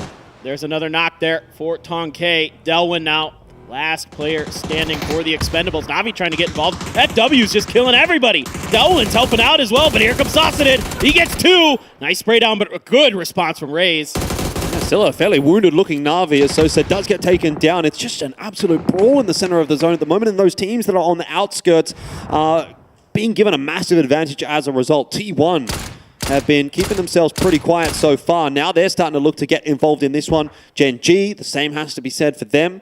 Although they are just a duo, it's a very wounded-looking final sort of 4-5 teams here. Hakatori gets rid of Rise, and that will be the end of FW Esports in 5th place. But it was not a bad game from them. 9 kills in it. The Expendables got 14. Yeah, they were fighting for so long. So many teams took a shot. That is the Expendables in a nutshell, though. I mean, I've been watching this team back since the PCS days, and they were always a team that could be very explosive. They have these big games, but you know, you're sort of living by the sword, dying by the sword with that kind of a mentality, because when you get into that many fights, inevitably something is going to overcome you, and that was kind of the case for the Expendables. They had battles on multiple fronts. They mostly were winning them. Oh, Purdy Curdy was still alive there for TSM. Good shout. Yeah, nice play by him. Get some extra placement points. Good stuff by the wily veteran. And Na'Vi, though, tried to find that opportunity and paid the price. Diffix and Hakatori, the only 2 left. T1 has 3. Gen G, somehow, some way, was able to cling onto their compound in the center of the circle for quite some time in that crater field. Able to thwart a few attempts at maybe just trying to get into the vicinity of it, but they also got some level 3 gear to boot. This has got that Mark 14. I saw a P90 floating around in T1's arsenal as well. See if they can find some value out of that. Adder, very, very good with this Dragunov, his preferred sniper. Does look like Na'Vi is going to be the first team that's pushed out here. The zone at their back is going to put them into pretty open territory, and both Gen G and T1 already firing a couple shots in that direction.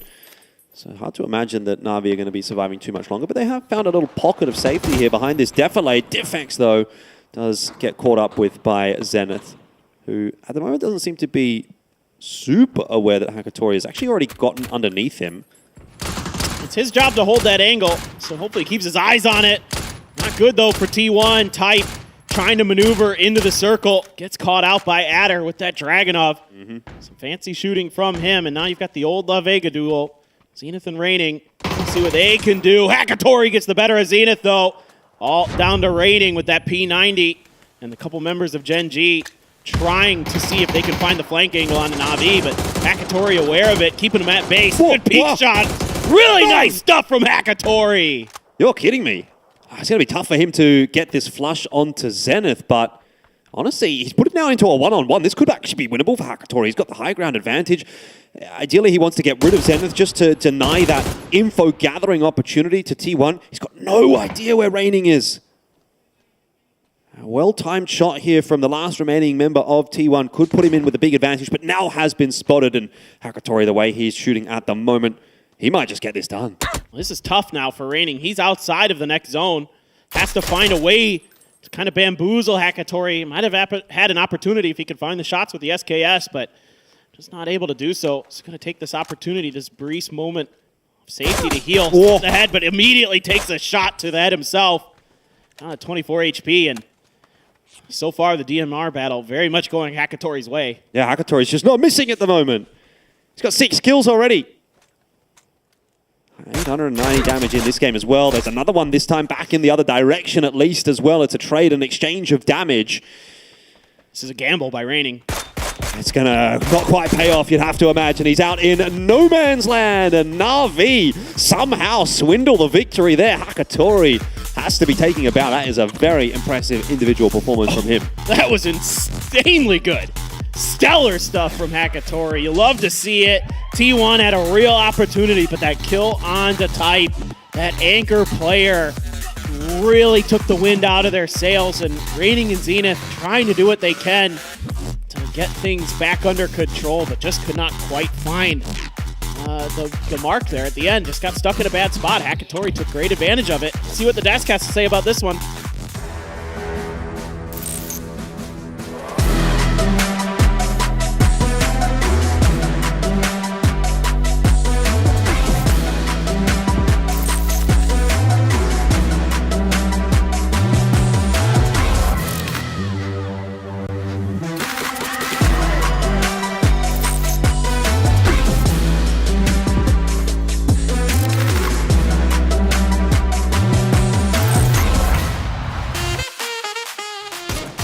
You know, Martin, you said Na'Vi didn't want to leave it for later, and they didn't. They come out with a chicken dinner on the back of a Hakatori barn burner.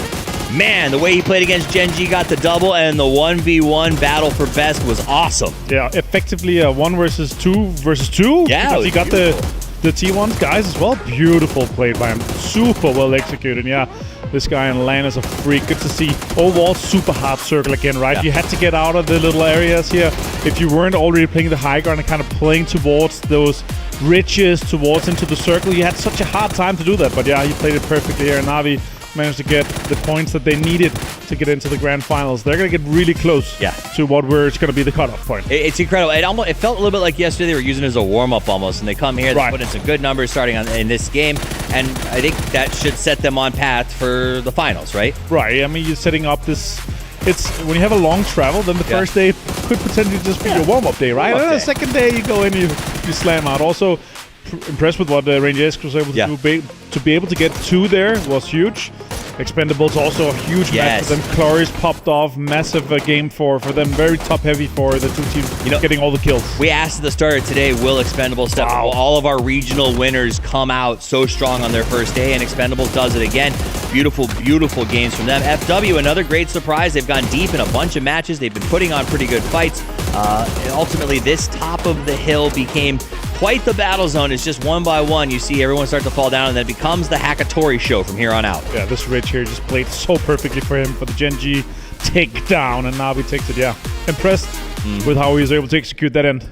It is, and that entire team, again, we saw them at the last 2 PGSs. They looked really good. Future super of consistent. Yeah, super, and kind of one of those things you're like, this is the future of PUBG right there. Young, or I'd say new is a better way to say it, perhaps, but a different way of looking at the game and a willingness to play it, and to see them sort of adjust so quickly between yesterday, today, and even the first game. Right. Tells you these guys have just a fresh look. Yeah, the grind set mentality, I like it, right? It's great, honestly, for them to come into this. With the second game here, there's no way they're going to make it to the grand finals, I feel like, because this, again, every single time we talk about it, it's just this morale boost, confidence, just such a huge factor after you win a super huge game like that. Especially when you're looking down the barrel of a very long doubleheader event, right? And I think that is something that we do maybe not talk about enough. The fact that these players are somewhere they're uncomfortable or unfamiliar with, and they're going to be spending a couple of weeks here. You kind of have that mental battle on the first. There's the ones who struggle at the end because they're tired of being, and the ones who struggle at the beginning because they're adjusting to sort of this new system that they have to live in for the next month. Yeah, that's what we heard from Eternal Fire. Like, yeah we're just trying to find somewhere safe to eat and somewhere to make sure that our kind of, because that's what they're used to at home, right? They know exactly what to eat. They have their routine, and everything just needs to work. It's the same here, even though they're in a different country. They need to make sure their routine is on point for their game to be on point as well. I talked to Tiggleton about something similar. He said, you got to figure out where to find the food that fuels you the way you're used to at home. You can't just survive on fast food the whole time. So there is that sort of adjustment period for some teams. Whatever it is, Na'Vi seems to have found that adjustment as they come out with a incredible game. And of course, the Expendables, I expected them to start strong. I didn't expect Flores to really show up in game 2 and do what he did. Yeah, I'm happy I picked him up for my team, but I'm super sad I dropped Hackatory from yesterday. I was like, Na'Vis, they look like they're struggling, and then Hackatory comes in and pops off, and it's just all these you're close enough to taste it, then the next day, okay. They bait you into that selection and then they drop it. A couple other teams that we saw do well in that one. T1 and Gen G both managed to go pretty deep in that game. Gen G, I said yesterday that this is a GPT team that feels like they've been sort of resting and trying to figure out what to do this year. Nice to see them get up there into the top 3. Do you think what you saw from them is enough to maybe have some belief? I think overall the storyline from Korea is like the talent feels like it's spread out on 4, 5, 6 teams when it could be maybe on 2 or 3. I think for Gen G it's still a case of where they have the potential. We just want to see it unleashed. Saw a little bit of it here. We know they're capable of, but top 4 teams though. Na'Vi 13 kills, 14 kills for the Expendables. And as you said here, FW, I think we talked a little bit about them, and to kind of give my thoughts on it, I think for them, their play style and how they're used to be playing, it suits really well in a first couple of days group stage on an international, because it's a little bit chaotic and they kind of thrive in that. We've kind of seen that a little bit with some of the teams that we've had come in recently. I think E-Arena brings to mind as well at the last PGS that were like the group stage style worked really well, but when they get to the finals, they can run up against some really tough situations. Now these guys, I think, thrive when they get to the finals, and so all them getting to the group stages means I think they're on a trajectory just for a really good event, because they do tend to get better throughout it and seem really comfortable in that difficult finals lobby when they can kind of predict what's going to happen. Yeah, unfortunately 66 points from our 56 points from our 1K club, so not there, but still 7 kills in the man of the match here for Hackatory. Very impressed with how he's able to clutch. Remember, versus 2 T1 guys versus 2 GG guys, that is 5 points of placement for the clutch and 4 points. It's 9 points clutch for him personally. That is huge for him. And it's been just great to see this roster. And there were a lot of questions when they got assembled. Is this kind of for such a fabled organization with its position in PUBG, are these guys big enough names? Are they going to work? And so far, this roster has been nothing short of absolutely exciting. 23 points go their way in the match leaderboard. Expendables walks away with 16. And we did see some things like TSM, they got 4th place, but it ended up all the way down there because they're not picking up those kills. Yeah, a little bit. I know you always have a map like this, or like a situation where you have 5 teams with double digits. It's been a great match. You just know you've seen too much. Not to worry about the other ones. A drop off of 6 points from Gen G to TSM. It just tells that the top 5 teams has just been added all the way through. But 69 here for Eternal Fire. 64 for Sonics, and we're seeing a little bit of shifts overall for this. We're talking about this top 16 here. 54, 55 points could be the cutoff. I feel like it might be lower if we continue to see these same teams punching at the very top. Now, keeping in mind, Twisted Minds is not actually playing today, and they're still sitting in 3rd place. Just to speak to how well they did yesterday with 2 games more. Some of our teams haven't managed to pass them yet. So Twisted Minds is going to be watching from home and coming in to cause some trouble tomorrow. Everyone else mostly available on their double day of play. And here, of course, our bottom 12 right now. We have some teams that have played a little bit. Some, here, Expendables. They're in the top 16 now with only 2 matches played. Right, super impressed with how much they've been able to garner here. 22 points in 2, 11 average. That's way higher than we're expecting anyone to. So there's no way they don't make it. The other side is, of course, how many matches have we seen played for some of the teams where they're catching up, right? And GNL, is in a somewhat rough spot. Lunar Galaxy also on such a low amount of points that they need to have a massive day once we get to tomorrow. And I mean, it's tough though to come back from that confidence drop of a tough first day. Watching the other teams go out there and play, and then coming in and trying to put that together. So we will see which of those teams on the bottom can make it happen. I think some of our newer teams you're going to see, your TSMs, E5. These guys only have 8 points, but that's because they've only played 2 games. This is the start of matches for Group C, which I think, they're still getting used. They're getting comfortable. They got the feet under them. Miramar is done now. It's time for On to move on to our next map. I believe it's Rondo we're going to be doing next, and that's kind of a chaotic one. It is. It's our curveball maps, right? You need to be getting as many points as you can, and if you're able to grab a win on one of those maps, you're setting yourselves up for success for the day, for sure. Absolutely. All right, guys, we're going to take just a second, shut down the condo, take a quick break, and when we get back, we're going to head to Rondo for Match 3 here on Day 2 at PGS 5, so don't go anywhere.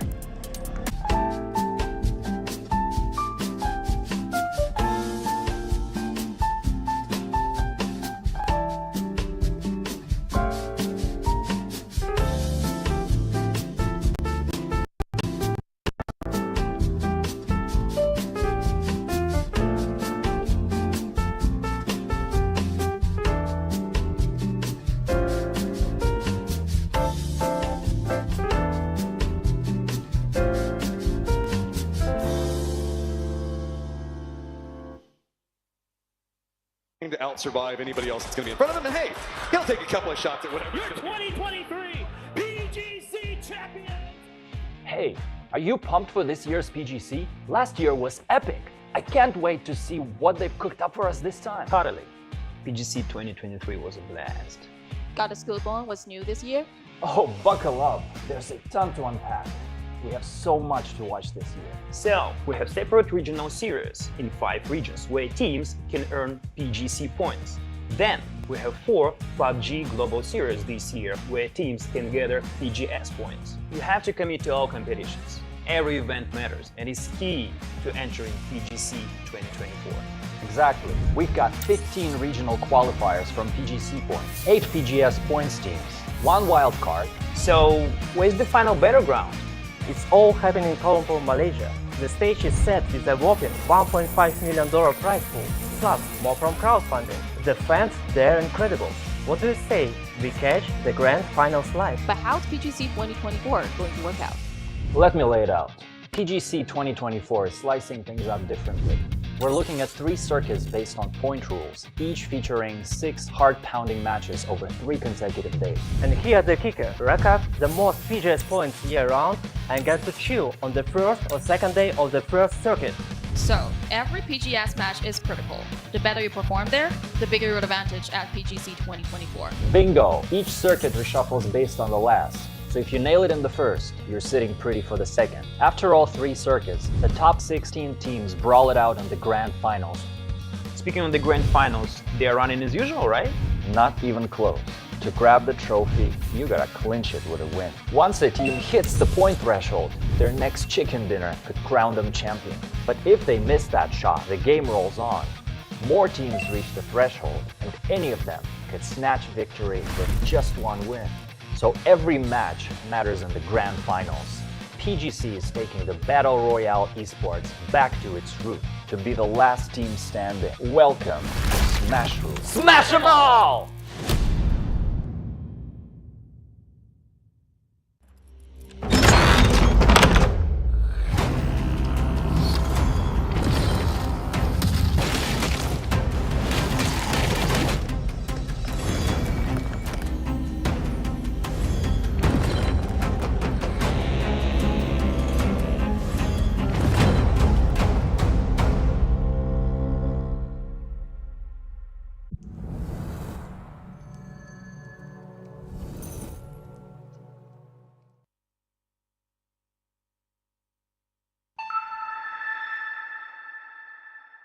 Have you ever imagined your dream life? We all have, but living that desired life in reality is a different story. If you could become a god and do anything you wanted, what choices would you make?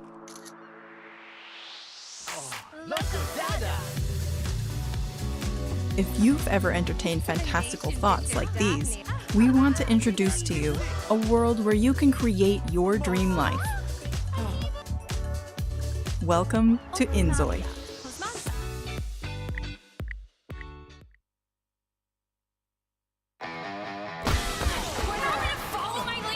Shut up!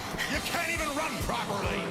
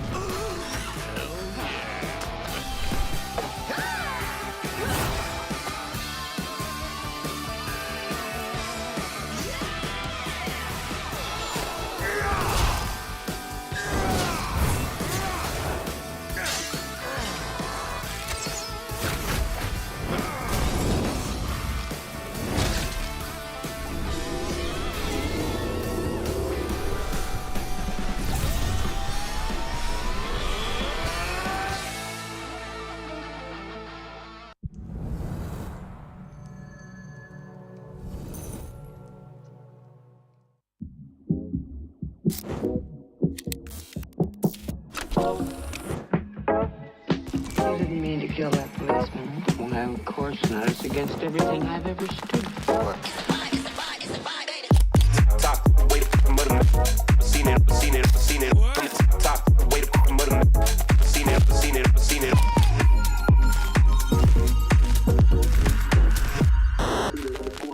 Ever seen it, ever seen it, ever seen it. Top.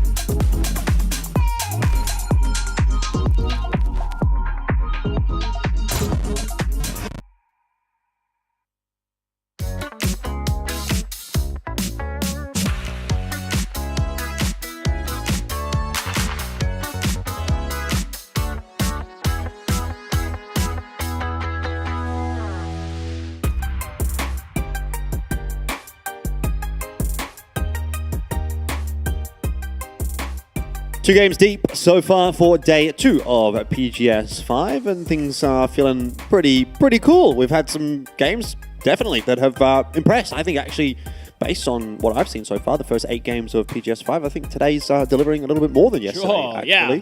So I'm happy about that. It's starting to ramp up. You know, we're getting into it. It was maybe a little bit slow to start, but today's been very good. Get wrecked, Saga. I'm getting better games today. Elbow. Yeah, too bad to be. But anyway, no, I mean, like it's also some of the teams that we were kind of keying in on as, you know, teams that have been doing really well this year in one way or another that come out and have some big wins. You know, you got Tianba, you got Na'Vi off the back of that stellar play by Hakatori. So things like that are starting to get some of the usual suspects back into the equation here at PGS. Right. That's something that we always love to see, but you know, maybe it's going to start to get a little bit more difficult to call now. Obviously, we move away from Miramar, and Orangle's coming up later on, but now Taego and Rondo, or Rondo and Taego, sometimes a little bit harder to call, right? It still feels like teams and just generally everyone's still working their way into these maps. It's not as easy to find the consistency necessarily. So we can throw all of that out the window and just watch and see what happens. Yeah, so I mean, here's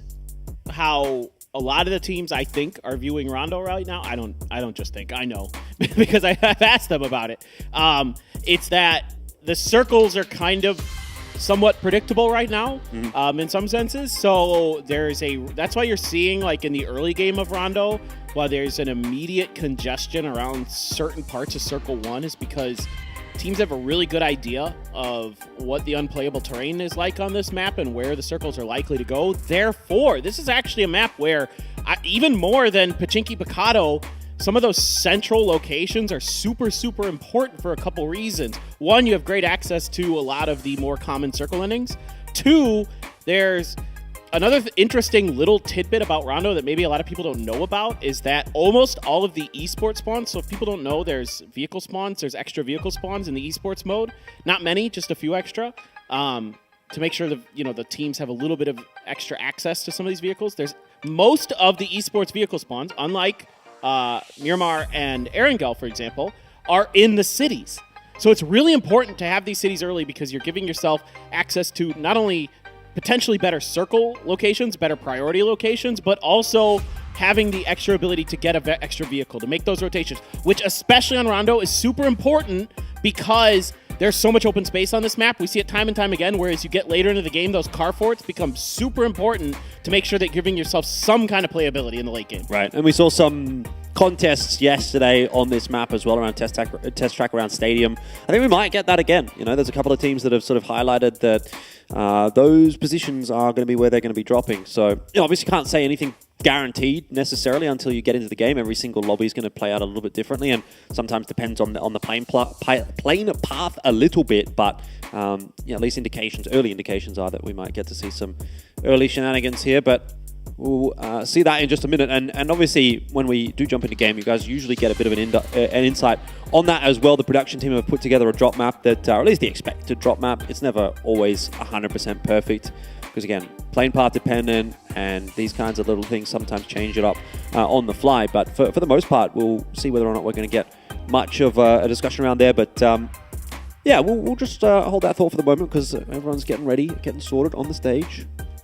Yeah, I mean, I think Rondo is a pretty interesting map. There's a lot of different ways you can approach, even with sort of a lot of the circles kind of ending somewhat central. But that being said, there's still a lot of different angles you could take. Another thing to consider is that, you know, teams who like to take long-range DMR fights, who are really good at that, you know, obviously they have the access to the high ground if you can get the gliders or the emergency pickups to get yourself up on top of those, or you know, just kind of finding those right angles off those hill lines where you can do some serious damage. You know, you and I saw it in PNC on this map, you know, where teams could find really good fights from some of those hillsides.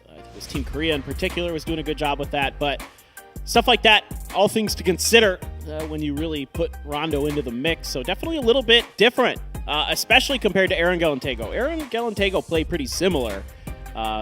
This one, a little bit more similar to like Miramar in a way, particularly because of the unplayable terrain, and there's actually some amount of water on this map because there's a bunch of rivers and stuff, but even though it doesn't look like it from like the overhead perspective, that kind of dictates where these circles are going to go. But that's neither here nor there, my friend. We're ready. Indeed. Enough talk. It's time to jump back in. 4 more games for today, and we're going to be jumping onto Rondo for game number 3. Map rotation is switched up, obviously, from day to day, so backwards from what we got yesterday. I like the electrical vehicles. I like the sounds that they make. I feel like it's a nice attention to detail. It being a Chinese-focused map, a lot of electrical cars there. Yeah, there are, and you know they had to make electric vehicles when they first started coming out. They had to actually make them make extra noise because they were too quiet. Right. Yeah, I find that super cool. So like they all kind of have their own distinct little hum. The Pico bus has a satisfying hum. A very good vehicle. The Blanca and the Pico, extremely good vehicles. You know, you talk about like if you're going to rank the vehicles, they're up there. All right, so like I was saying, you guys get a bit of an insight here as to maybe what we're expecting out of some hot drop situations. Test track for Na'Vi and 17, Jiaotin for FaZe and T1. No contest over Stadium this time by the looks of things. That was something that we got to see yesterday. But once again, another couple of hot drops, and maybe even Genji and T5 up there towards the north as well. We might have a lot to talk about actually in this early game, which is not something that we've been super used to after watching Miramar. It's been actually quite quiet for, I'd say, the first 10-15 minutes of those opening couple of games. But that may definitely change up here, especially with a zone shift like this one. Let's go. This is awesome. We get to see something a little bit different. I'm pretty curious to see where this circle ends up. My guess is somewhere around Hungshan, but not exactly sure. As you know, this fight, there's plenty of room in this city. You guys don't have. It's wild though. T1 have taken a long time to get down on the ground. Yeah, they have. Looks like they might just get away with it, just barely. I mean, FaZe they had like a good 10 or 15 seconds there of extra looting time over T1. So I was getting a little bit worried that T1 might lose a player out of the parachutes. But yeah, like you said, it looks like they're okay. And this city's big enough for a couple teams. So let's see if they really want to dust it up. You know, again, not necessary, but we saw that yesterday the teams were very hot to take these fights. You know, they really wanted to assert control over their drop spots, especially this one. Again, there's probably 4 big drop spots that you're really talking about on this map as kind of like ultra priority. This is one of them, Zhao Tin, Yulin, the test track, and the stadium. Those are the 4 that teams are really keen on getting control of because of their access to the center of the circle, their access to extra vehicle spawns and those kind of things. All those play into the equation of why teams are going to be fighting over this, and you want to control this territory as we get into PGC. You know, that's really important for these teams to have a firm grasp of their drop spots so they don't have to be messing around with it too much as we go forward on this road towards the Global Championship. FaZe, though. Yeah, not interested in a fight over Zhao I think Tin. this is smart, especially that, you know, it's been a bit of a slow start for them. Nothing really happening over towards Test Track and Factory either. It seems like that one's just going to be split between Na'Vi and 17, so fair enough. And Gen G and T5 have also given each other a bit of space. They've sort of decided to take the east and the west of the river north and not really run into one another. So of the anticipated 3 hot drops, we didn't really get much, actually. I don't know if that's disappointing or not, but Na'Vi are on their way as well. We're going to get a few teams that are going to look to move early. It is a pretty drastic southern shift this time around. And those teams that, as you say, sort of in the middle of the map, initially off the drops, are going to have a much better time rotating than those guys up towards the north. So they can still feel like they're going to get in somewhere pretty early on in the piece. This is the clutch from Hakatori. Huge stuff from him in that last game. And winning the 1v1 against Raining is what got it done. That's really, really nice, clean stuff. And positive signs for Na'Vi again, who, like I said, they had a bit of a rougher day yesterday. Wanted to kind of keep an eye on them and Falcons and Gen G, etc. And as of those first 2 games, Na'Vi is the top performer for today. 23 points for them. The Expendables 22 points, and FW Esports 20 points. So a couple of the teams that maybe had a bit of a shaky day yesterday are having a bit of a better day today. But T5. New addition after yesterday. See how they're going. 想要利用这个篮球手榴弹排一下那个位置，所以他们也是有抓到伊马斯的资讯，再往后丢一点，那可能要没了吗？可惜没有臂力不太够。哎，但炸闪了，有啊，第2颗有丢到。你说你里面的位置都被踩走了。哦呦，这个地方再一发。哦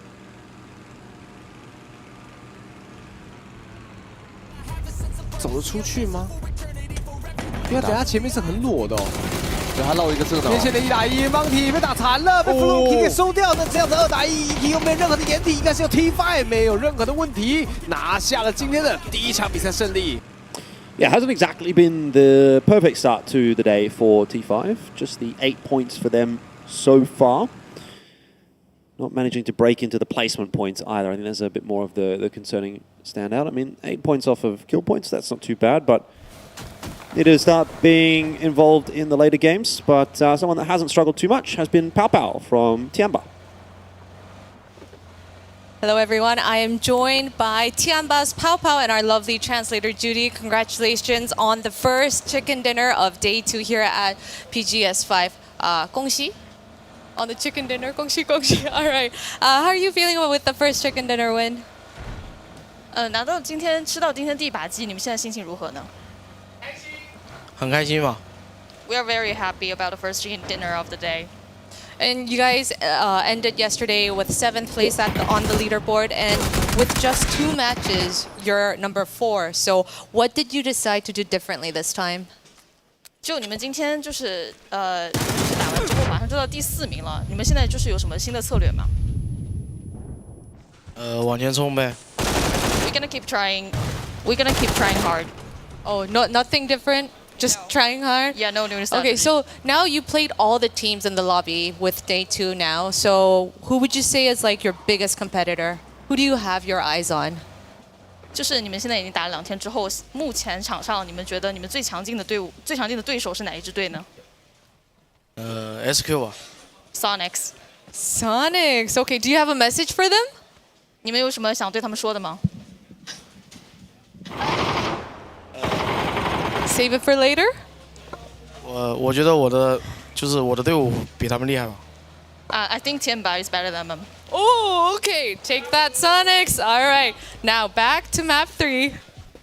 Well, we'll see whether or not that's going to be the case. And just to update you guys, obviously there was a little bit of action going on while that interview happened.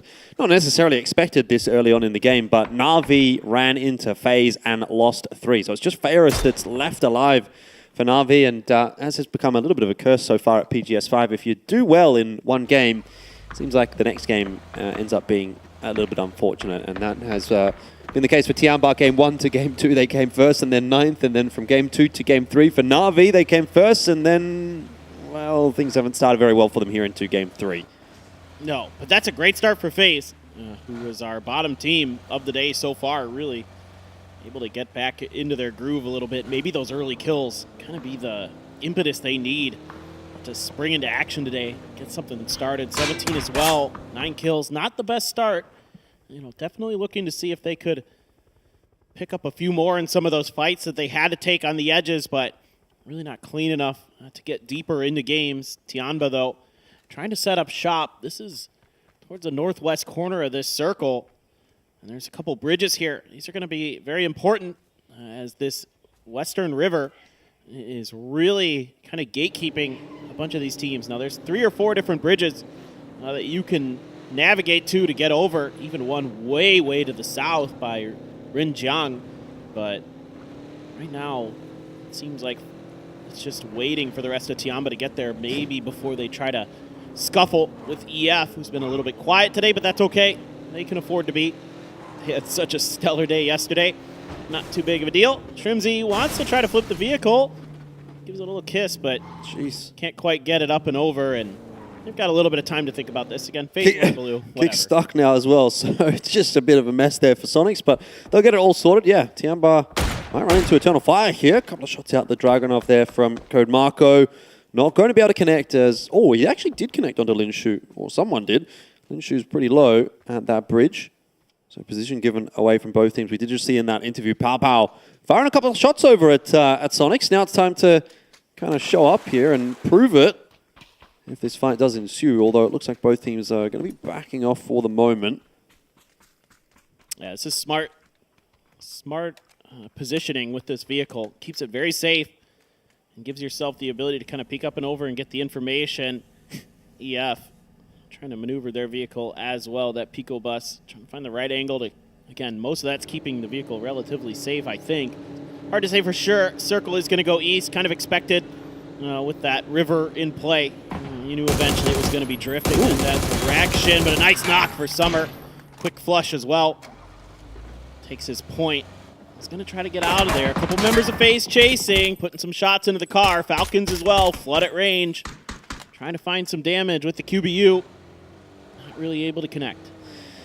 Yeah, well, same thing happens to FaZe as what happened to Na'Vi at the hands of FaZe. They just kind of run into an opponent on a rotation and lose a player. At least it wasn't quite as bad as Na'Vi losing 3. Actually, pretty relevant now that we're getting that replay. It started off with Corexi getting the vehicular warfare onto Sosed, running him over, and just a pretty unfortunate turn of events for Na'Vi. Didn't really feel like they had much of a chance in that one. 17 going to put some shots down in onto FaZe, who at the moment are really struggling to find their place inside of this zone. And obviously, the longer that you drive around, the more chances teams are going to have to fire a couple of shots off at you. And yeah, unfortunately, FaZe are on the receiving end of that this time around. So they've now lost a couple of members. Just Corexi and Gustav trying to keep it alive.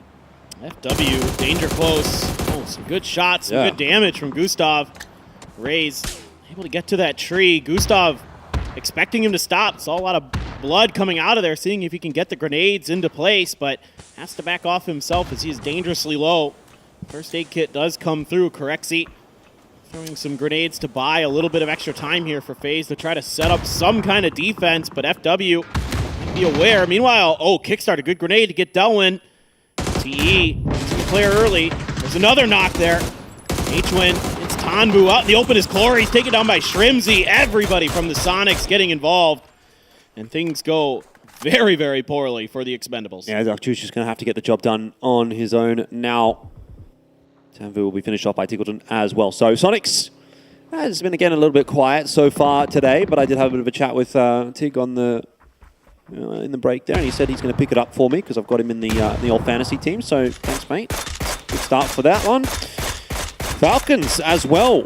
A little bit up and down, but another Nice little kill point in there for Snakers as FW Esports just get caught between a rock and a hard place, and that'll be the end of them and also the end of FaZe. It was getting a little bit messy in that neck of the woods, and both teams unfortunately going down pretty much one after another. Yeah, just the rough start continues for FaZe. They just can't quite find any success off an early, decent fight.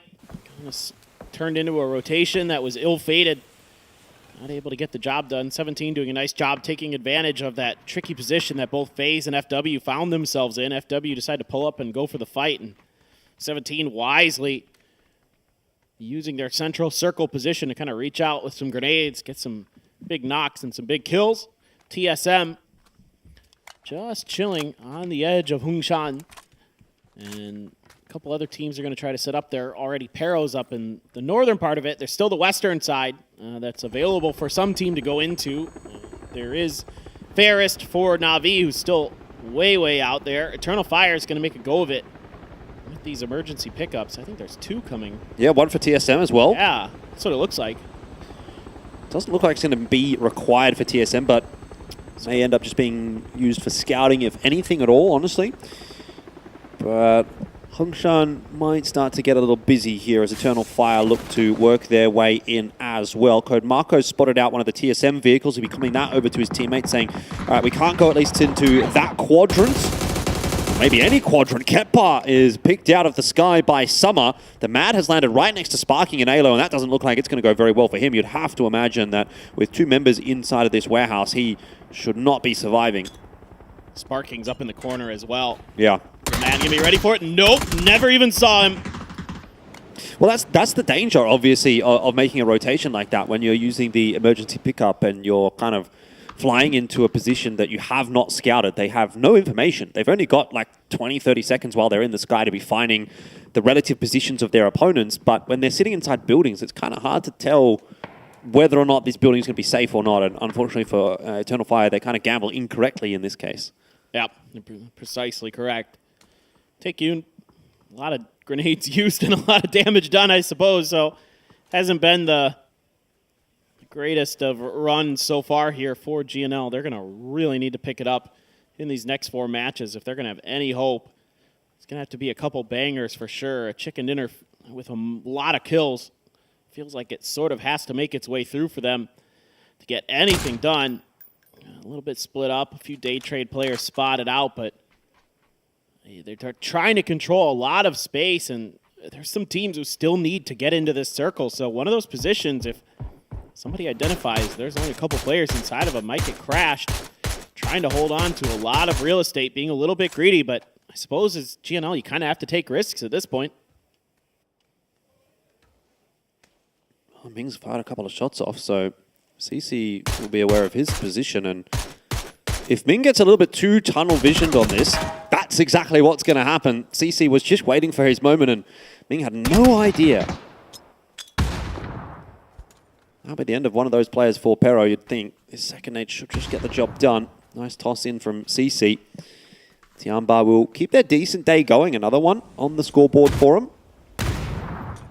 Yeah, hear these grenades from 17, and then I think Krexy, understanding that he was basically dead no matter what, try to salvage as many points as you can, swoops in, picks up a couple of his own with that barrel. Nice work by him, but still not ideal for FaZe Clan at all. All right, now GNL starting to consolidate, trying to get their players ready. I can see the final one as well in rotation. Gyuyun, the trailing member of GNL, regrouping, and yeah, we're going right towards Hongshan. Well, Pero, typically are a bit of a hot topic, but I don't think they have necessarily been so far today, as we see Relo getting run over by Roth. Obviously, again, a big talking point being Eggs left out of the picture for this one.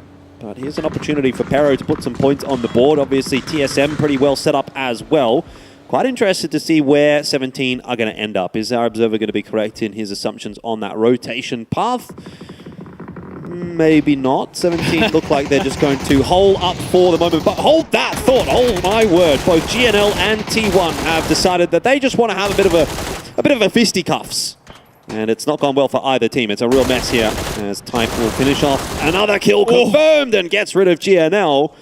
Actually, all things considered for T1, if they can get Zenith back up, that is actually not a terrible turn of events. Yeah, GNL just crashed right into T1, who was just trying to get to the edge of the zone, find some safety. GNL is flying on in. An extra kind of spread out position, so important to get that extra angle. Pays dividends for T1. Good setup there for them. Sonics just outside of this next circle in this compound, but that hillside right next to them might just be in, so they might be able to wait it out a little bit longer. I like what Gen G's doing out here. This is like old school Gen G, where they're taking a ton of space on an edge, where they're giving it, and they are claiming a lot of territory, doing some damage along the way, and you've got a little bit of safety towards the center of the circle with Rex, who fanned out early to take a compound. And now they're just doing a little bit of due diligence, checking their backside. Falcons, though, might be squaring up with T5. Some maneuvering in this direction. Fluky checking on Day Trade as well. He's not too far away in that compound. Let's see how Theraton 5 wants to play this. They're between a rock and a hard place. No easy options for them. They're going to have to fight their way through most likely. Falcons have a decent position to potentially kind of just harass them as they're forced into the circle and then just take this northeastern edge themselves. They set themselves up for the moment outside the compound that Day Trade are holding on to. Nuren's coming across with another teammate. As Day Trade want to hold on to this position. They've got a lot of members to be worried about. I mean, it's Teraton 5, sure, but it's also Falcons to the north, Sonics to the south. Once this starts to kick off, it's going to be a real mess. Day Trade do at least have the advantage of already being inside the building. Look at Sonics. They see those grenades. They see those smokes. They see those blue zones. They immediately want to be there to vulture this fight. They want to pick off kills. Like the play calling here from the American squad. H-Win maybe even got a quick glimpse of a T5 player, but Rossiter Jr. goes down, and all of a sudden they're just gone. Yeah, that's a magic trick from T5. Not one I think that they had planned, but it was pretty impressive. Day Trade losing a member for the moment, getting a knock coming through. Falcons are sort of lurking. Obviously, Sonics are continuing to lurk as well, looking to see if there's going to be any opportunities. Belmoth and Nuren's actually both on the floor here for Day Trade. And the North American squads are circling like sharks in the water at the moment. Eager to pick up any of those free points. Yeah, this is good awareness from the Sonics. Reading that kill feed, seeing that the Falcons did get involved in the massacre of T5. And being very aware of the angles they might have into this fight. Shrimsy does find the cleanup onto Belmoth. So 4 kills for the Sonics. This is really, really good, smart decision making. Understanding their situation. It's what makes the Sonics one of the best in the business. They know when they can move in to claim some extra points, and they're on the edge too, so you're gonna have to fight your way in, most likely one way or another. Might as well make them as favorable as possible. Day Trade, though, did lose a player in that exchange. Now they're driving right towards the Falcons. That adult's just done. Raylo guns him down with the AUG. A good grenade from Kickstart finds Nurens. Flash, the only member left. Where's he going, though? I have no idea. I don't think he can get anywhere, to be honest. He's just going to get back inside the zone by the looks of things there, but he is going to be right behind Falcons, and if they even just decide to pull up and turn around, he's going to be a dead man. He's got no HP to work with at all. Falcons should be well aware of his position, but the problem is they've actually got to be aware of Sonics pushing their way in here as well. Shrimsy trying to fire a couple of shots off out of the blue, and may not actually be required here because he's now down on the floor, but Falcons are losing members thick and fast all over the place. They're getting shot by 17 as well. This is a real mess of a position to be in for Falcons. They've kind of got themselves stuck in a big old crossfire. Roth is dancing up and down around the cliff face here, but pushing forward with the P90. He's managed to find himself a couple of knocks. Shrimsy going down to the zone confirmed. It's just Kickstart standing here for the Sonics, but he'll keep the dream alive for them for the moment. Not much of a dream, though. I have to say it's probably more of a nightmare now. But honestly, you got to be happy with that as the Sonics. You find quite a few kills through all of that. I mean, if Roth doesn't have a P90 there, you're probably telling yourselves that you can, he gets one and then you trade it before he's able to find the second. But that P90, so damn powerful. Able to find 2 huge kills. Nice work by Roth, though. A good understanding of that situation and finding what value he could out of an extremely tricky spot. Speaking of finding value out of tricky spots, Flash has at least gotten somewhere where maybe he can get into placement points potentially. You never know. Honestly, could have been a much worse situation for Falcons as well. They picked up 7 points out of this game, 7 kills. Zone shift is just going to go pretty much dead center as we see Kickstart going down to the zone. So Sonic's out of the picture now as well. But 17 have kind of carved out their little space of safety out on the eastern side of the circle. They may actually be able to keep their heads down for the moment. And what's probably most interesting is this Hongshan position. You've got quite a number of teams having to still work their way south, with TSM locking onto the southernmost position inside of that compound. Code Marco has found Flash there for day trade. Para making their moves on the northern side. Just short of placement points. Petrichor Road needs some kind of access into the circle, so going through the city itself, not ideal. Very unlikely you're going to have a good fight against TSM, potentially seeing if they could catch 17 a little bit off guard. Getting the information is Summer, long-time IGL. Very smart player. We have singed his praises for many years, but now he's subbing in for Pero and seeing if he can find some angle into 17 Gaming, but they've got themselves dug in. Good little vehicle for it, and Petrichor Road cannot get the opening that they want. So back to Hongshan they go, and they're already taking damage from it. I'm pretty sure that's Alo. Hitting up Chewy there. Summer as well. Very, very weak, and Alo has been so good as of late. He's basically taking a 1-on-3 there and winning it. Duck Juice right in behind Eternal Fire right now. He's going to opt for the nade first and then the spray, but honestly, the nade was unnecessary. Nice and clean from Duck Juice as he manages to grab another couple more points for his team, not to mention get deeper and deeper into the placements as well. In that meanwhile, Sparking getting knocked by Chewy. Might open the door back up here for Pero, who are going to have to fight their way into this zone, but TSM not doing a great job now of holding them off. Oh, the Panzerfaust does go sailing by. Purdy Curdy gets one back. He's got his revenge. He says, anything you can do, I can do better, and TSM eliminate Petrichor Road. Oh, man, you'll love to see it for Purdy Curdy. So well known for his ability to use grenades and has a Panzerfaust to back it up. Nice two-piece for him. The IGL for TSM doing a nice piece of work there, keeping Petrichor Road at bay. And you could see why Petrichor Road, that wasn't their first option. No. It is so tough to get through teams that are in positions like that. There just aren't a lot of opportunities. Even with the knock that they got it back to the 3-on-3, it didn't even look competitive. So very, very good hold from TSM. They get Sparking back up as well. And they're the only team of the final 5 that have got 4 players alive at the moment. Tiamba far down to the south have 3. 17 out to the east, also with 3. And Genji on the west with 3.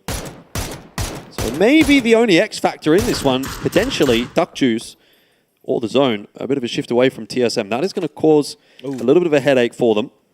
That's a huge knock from TSM. That was the player who was closest to this next circle for 17. They're trying to set up a bit of a gatekeep, I think, onto TSM based on how they're positioned. Just looking to see if they can cut anybody off, but not having that pivot position that Xiao Wu was trying to hold. Luke, really smart stuff there, understanding the angles that he could get. You can see why a lot of teams didn't want to go to the center of the circle as well. It's just a bit of a bowl in the middle here, outside of the city. And Luke's able to find some great sight lines, doing even more damage from up here. So, great fragger from TSM, putting in his map knowledge, showing off. Yeah, it tends to be that anchor player as well, so he'll be at the back side of the setup for TSM, which is what you're going to see right here for them. He's been given, some pretty nice sightlines, obviously, out of that warehouse, and he's going to try and provide a bit of covering fire for TSM to push their way forward, and so far that's working out. But do you have to sort of question how much information TSM have got over Duck Juice's position? They probably did hear his shots earlier on in the piece, but if they're switched on enough to recognize where he's at, that's going to be the next question mark. Meanwhile, TSM doing a real number onto 17 with the assistance of Tiamba, 7-7, getting the confirmed kill onto Lil Ghost, and that's going to open the space up now for TSM. Yeah, it's going to be really important for Luke. Ooh, nice shots from Suju, but this Duck Juice position might be dealt with at the hands of Genji, or he might just sit in the blue and wait it out, see if he can get an extra placement point. Suju got a huge knock here, giving 17 a moment to recover. moment to kind of situate themselves, maybe get some utility out, but TSM wants none of it. They're going to drive right in the smoke, and it's a run over from Luke right on the Suju. Xiao Wu trying to figure out where the heck the rest of TSM is at. Just throws a molly in the middle. Guessing not quite correctly, though. Gets in the car, looking to use that high angle to do some damage. And he's just done. He's out. What a play from TSM. That's unbelievable. In the meanwhile, though, Sparking and Purdy actually did go down, so it's actually imperative that Alo and Luke 12 have made that cross. They tossed a molly into the car. Oh, my word. Anyway, TSM losing a couple of critical players right there actually puts them back down to a duo, and the win percentage now starts to favor Gen G and Tiamba. Tiamba, who are starting to push their way forward and look for some of that zone control, which unfortunately is not going to be quite so easy because Gen G have beaten them to the punch. Gen G are really reaping the rewards of playing that spread out, old school Korean style. Doesn't always work these days, but no one really challenged them too much. Able to keep their territory for themselves and do some good scouting, make some good timing maneuvers. Got an MG3 there, really favored by Korean teams. I see it all the time watching the PWS. They absolutely love that thing. Deployable cover out here for TSM as well, but not going to last too long. They're going to have to get on the move. You can see Alo, or hear Alo, firing a couple of smoke grenades out there. Trying to provide a bit of space for them to make a cross into the zone, but it's not looking too crash hot here for TSM unless Gen G and Tiamba come to blows. Not sure that Tiamba, or rather, I'm not sure that TSM are going to be lasting too long. Oh, that's a huge grenade. So perfect. Just got around the edge of that tree enough. Lin Shu, also another player who's well known for his frags. Comes up just a bit short of Luke. Jumping, see if he can spot exactly where he's at, but Luke on the edge of the blue, trying to push forward, trying to use this bush as a little bit of extra cover. Blue zone's out in his face. Gonna let loose with the molly to see if he can catch more of them. Gen G on the move, but a good grenade from CC's already got Barpo down. Tosi responds, Lin Shu down. Yeah, I mean, this is exactly what TSM wanted. They wanted Tiamba and Gen G to fight one another, and that's kind of what they're getting. This is giving Luke a little bit more space inside that zone. 7-7's going to have to turn his attention away from that in a second because Gen G are going to come up over the top. Luke 12 able to steal another point away, but he does get eliminated by 7-7. So third place for TSM, and you have to imagine second here for Tiamba. It's now a 1-on-3 that Gen G should have an easy time of closing out. 7-7 at this point. He's trying to do what he can, tosses a grenade out. He's not quite been spotted. He gets a knock, but no more than that. It was almost dangerous, but Gen G finally have come into their own. It's taken them a long time. 9 games now for us to really start to see what they can do. But a chicken dinner here for Game 3 of the day has gotten their PGS5 back on track. The trend continues of the teams we wanted to see do better, the teams we were looking at, kind of expecting to maybe show some better performances, or teams that have left us wanting to have better performances, have come out swinging here today. Gen G getting in the mix, another good one for Tianba. TSM getting late into the game as well, starting to really feel themselves, see if they can keep it up. Yeah, halfway point of the day. Still a lot to play for, but Gen G will be feeling good after the win in Game 3.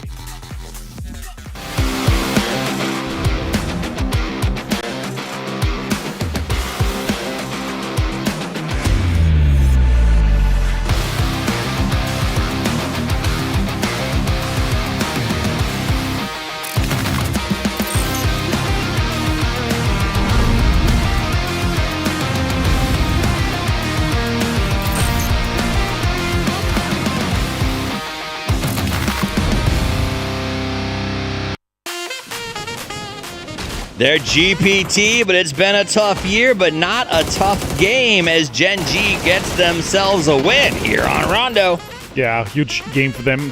And also the control that they had on the southern side, that set themselves up for this exact victory. Might have not got as many kills that we'd like to see from them, but still, it's the points that matters. You gotta win the games that you gotta win, and this was a case for that. Absolutely. So they walk away with some good points. We saw a nice match there. Tiamba also getting themselves into the late game, and TSM, after a tough 2 start games, not the points they would have liked, managed to get themselves in the 3rd place, hopefully walking with a little more to show for us. Let's take a look back at that match. That's Rondo. South Circle, Some tough shifts, a lot of rotation for a lot of the teams who landed elsewhere. It's what we come to kind of expect from this match. Your preferred drop area, right? And yes. Overall, I would say as a team for Falcons, right? Yep. So unfortunate for them that they're not two splitting the right areas, that the circle actually ended up, because this is a game that's kind of those home circles. Yep. I like the way they approach it. I like the way the amount of points that they managed to get away from it still. Good amount of kills. The way the situation where we need this mindset of, you need to realize if you're in a situation where you're not going to be able to make a winning play, maximize your points. Right. That's exactly what they did. I really like what I saw for them. TSM, also nice to see them come out of Hongshang so strong, and with the amount of control here, I like Luke's play here to get in and kind of push 17 Gaming in a rough spot. Yep. If they had 3 or 4 guys live, that could have been a different case for TSM. They could have won the game, but still, Gen G managed to close this one out. Gen G comes out with a good win. I did like the aggression we saw out of TSM, willing to sort of move forward in those fights in that game. But Gen G, that is the talking point, because it has been an interesting run for them the last couple of years. We can say 2023 was middling at best, and then 2024, a reconstruction year, has been weak. And I think that is something that we have wanted to see change, right? I want my GPT teams to do well. I expect it, and to see them win is really a nice sign. Yeah, and we know, as we talked about it before, right? We feel like the general consensus, I guess, is that we have a lot of talent spread out over a lot of teams, right? I'm not saying anyone from the Gen G guys are. We know that they're capable of doing great things. We just want to see it really come into fruition here, because, again, they're a team that should be in the top 8. They're 100%. A team that should be competing for our PGS points. Absolutely, and so they may. I mean, again, you got to give time for a new roster to get their feet under them. Time has run out, as we only have 2 more PGSs and then PGC right around the corner, and it's all about getting those qualifications. So we did see some great matches today. I'm excited actually about seeing where the leaderboard stands after that last one, because we saw a shift with some of the teams that just came in Group C and maybe needed some mid-tier points showing up at the end of this game, and some of our favorites not really being there.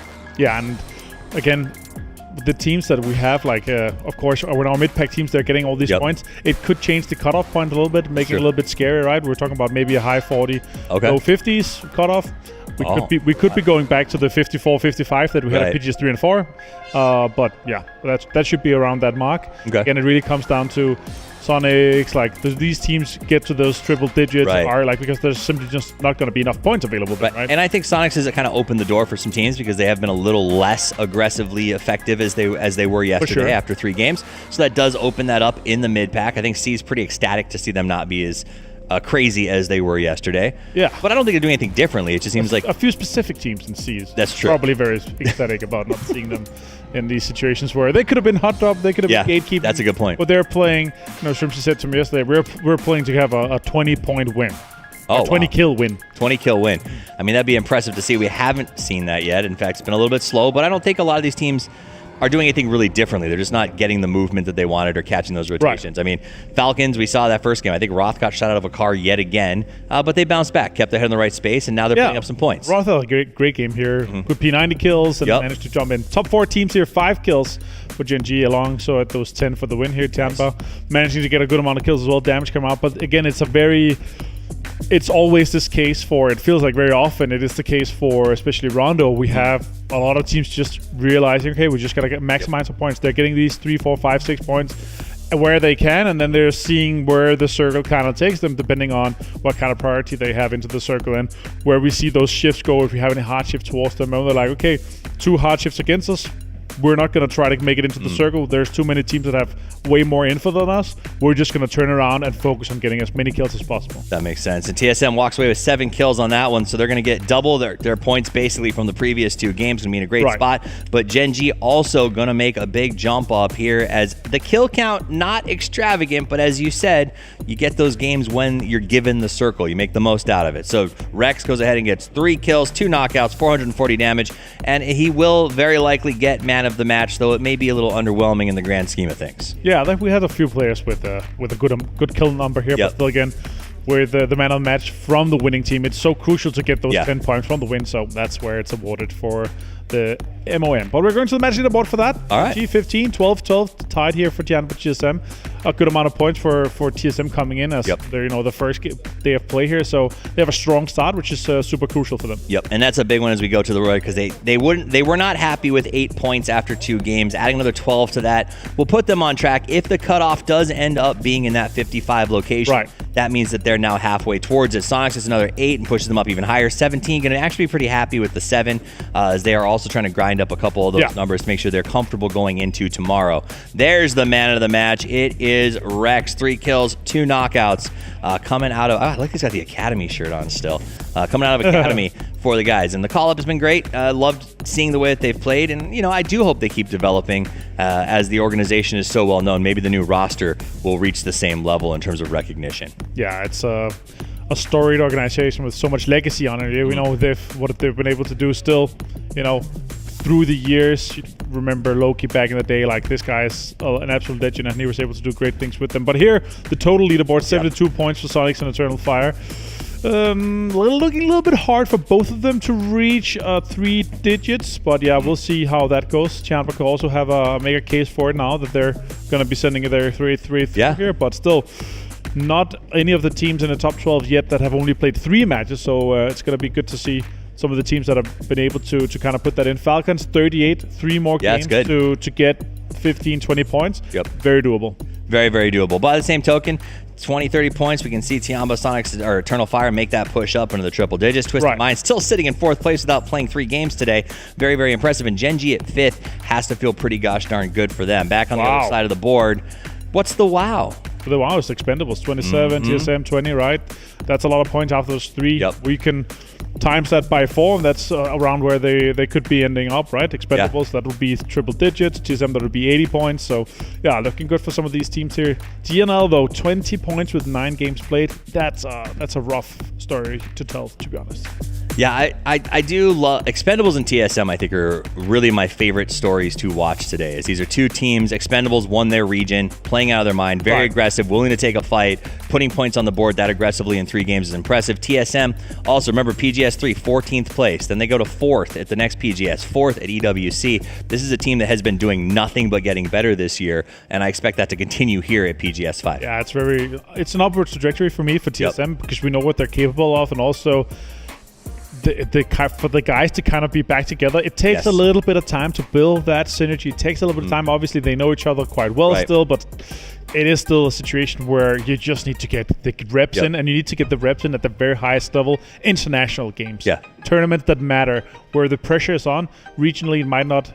The pressure's not on as high because they feel like it's a little bit easier compared to what you see the meta is and how the game is so much different at international tournament compared to what it is regionally.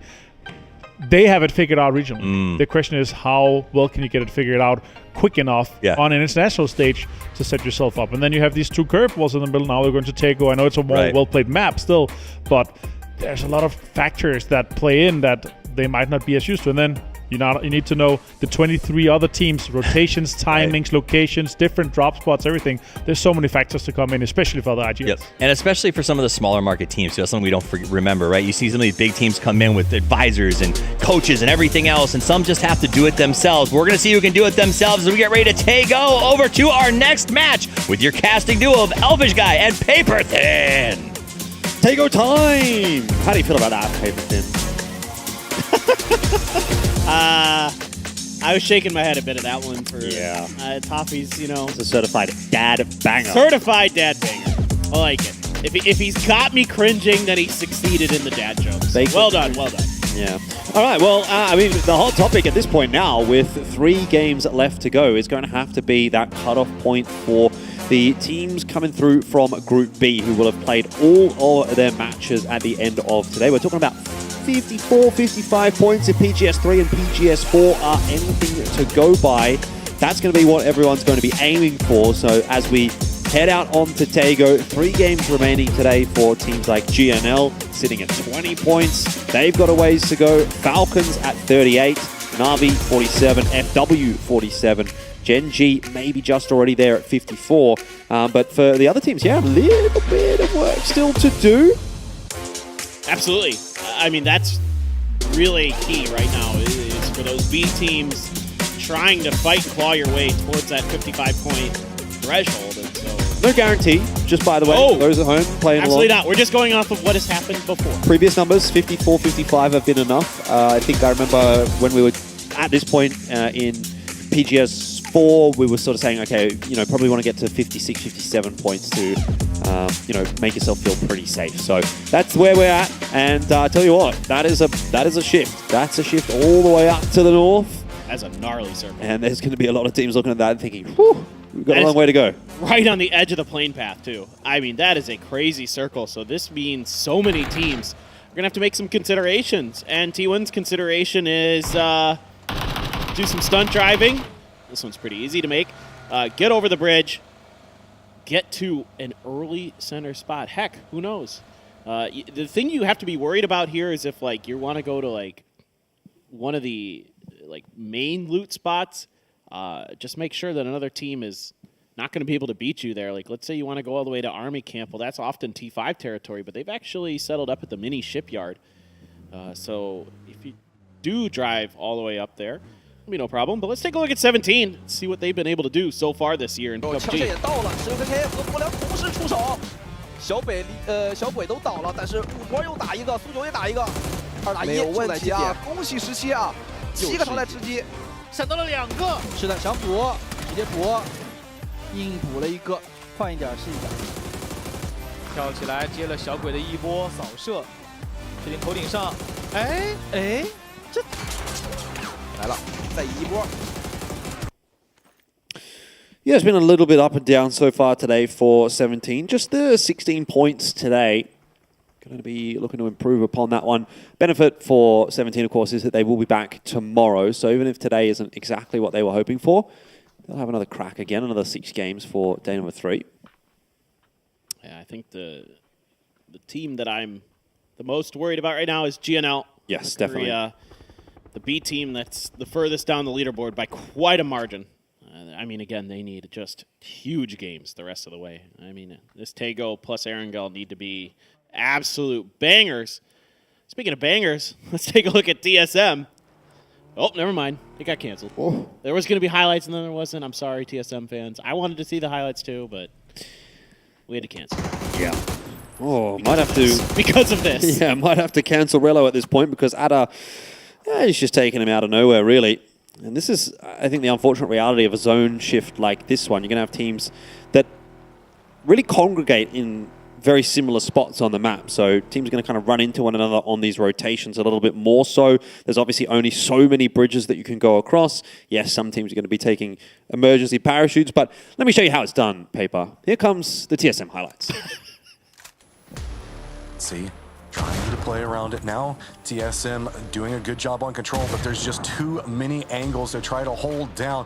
Typhon right up on top of it, cresting in. Luke's gonna spot this out, finally finishes him off. 2 members of TSM down, trying to see if they can try to recover in time. Pachau did manage to get 2 of their members into a low ground position very close to this. Well, we got there, in the end. That's what matters. Yeah, that's right. It's the journey that we take. Wait.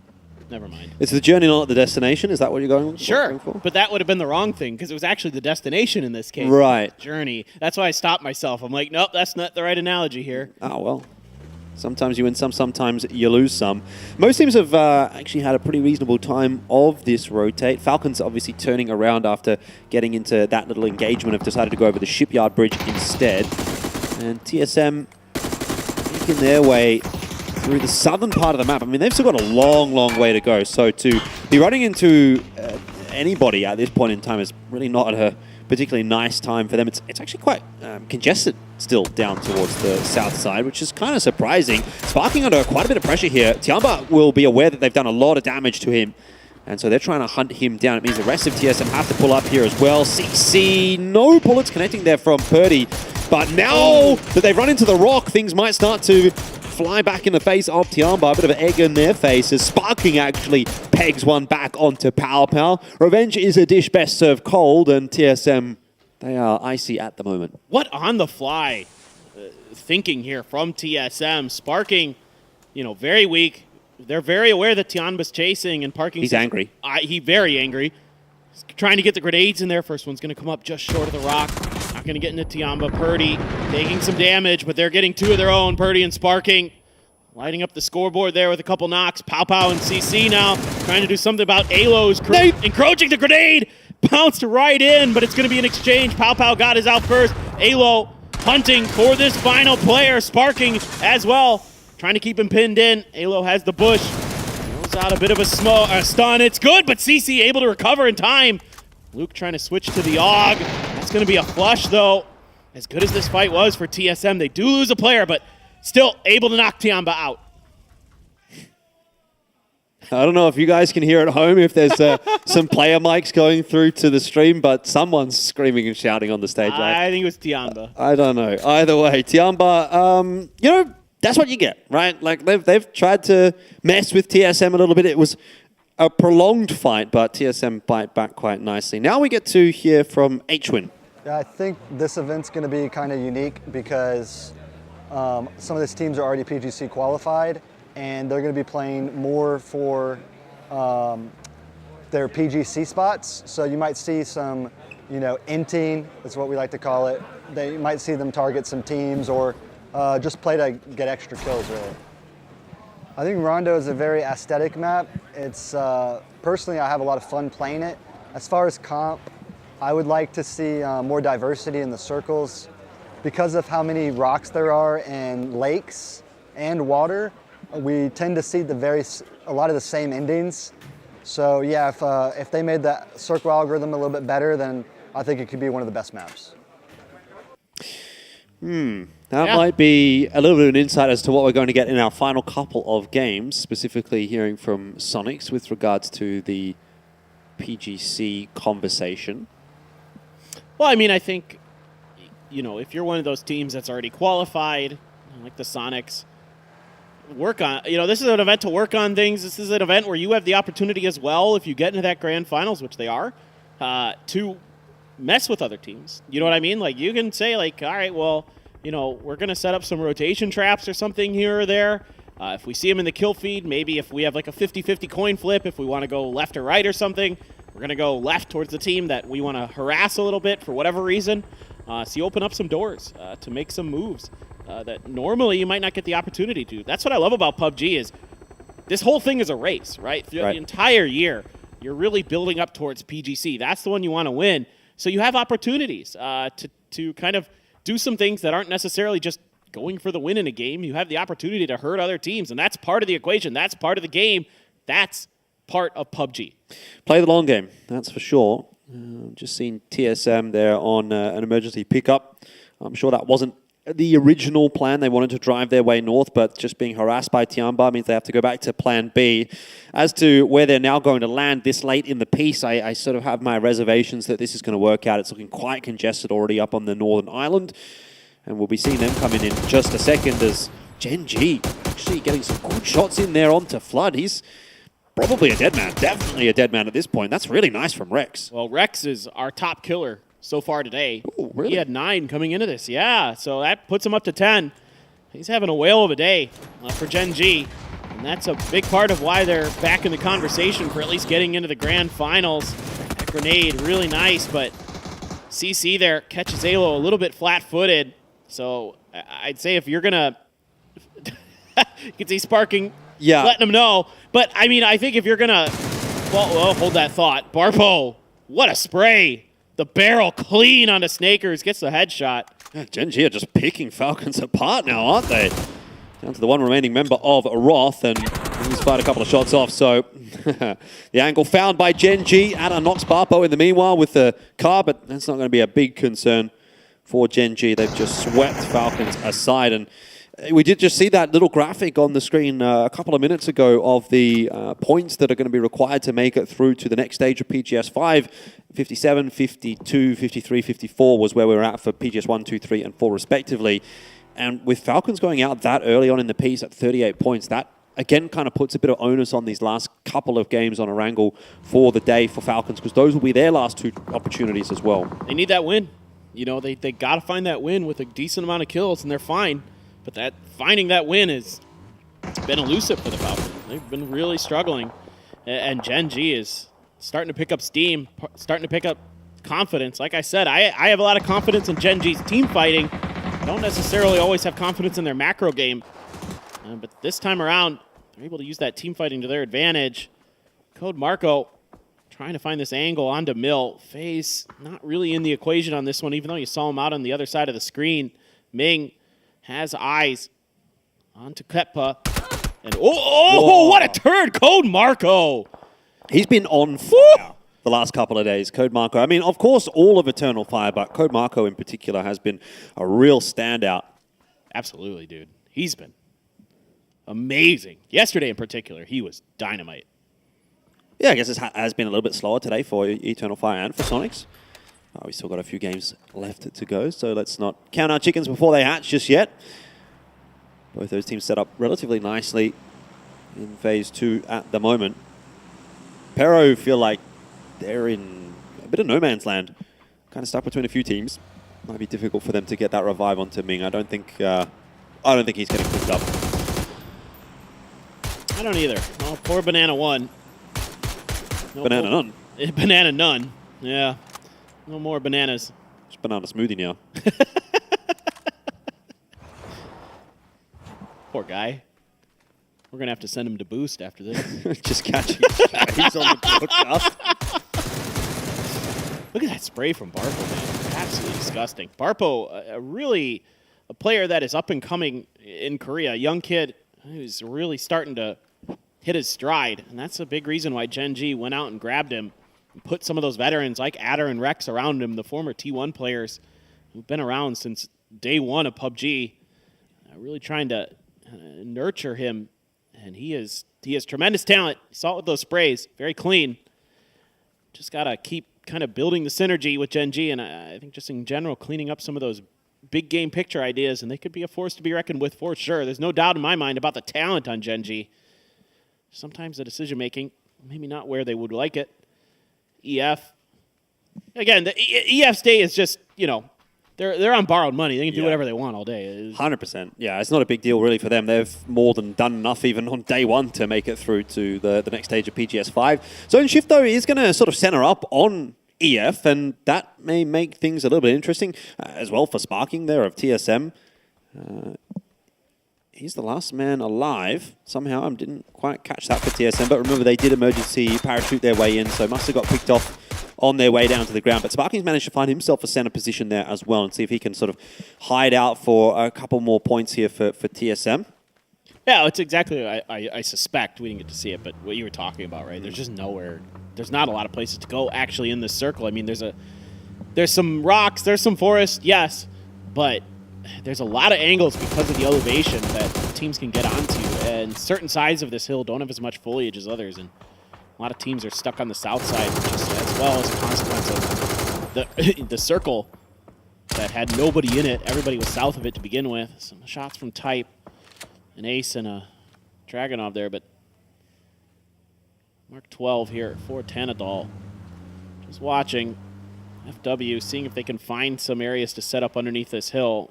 But the nice part, I love endings over here because there is a lot of terrain to work with. There's tons of rocks. There's tons of, kind of hillsides that you can nestle up against where the team above you really can't get a good angle onto you without taking some risks. So, yeah, kind of reminiscent of Style by Hill as well. Yeah, a little bit. Yeah, actually. Not too different. You can see a lot of teams just in very, very close proximity, but none of them can actually see one another. FaZe being one of those, it looks like they're almost basically standing right on top of EF, and that's kind of because they are. Corexy letting them know.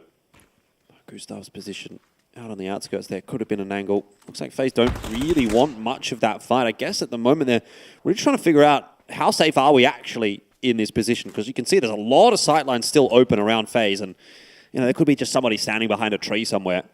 You don't see them, and there goes one or two members.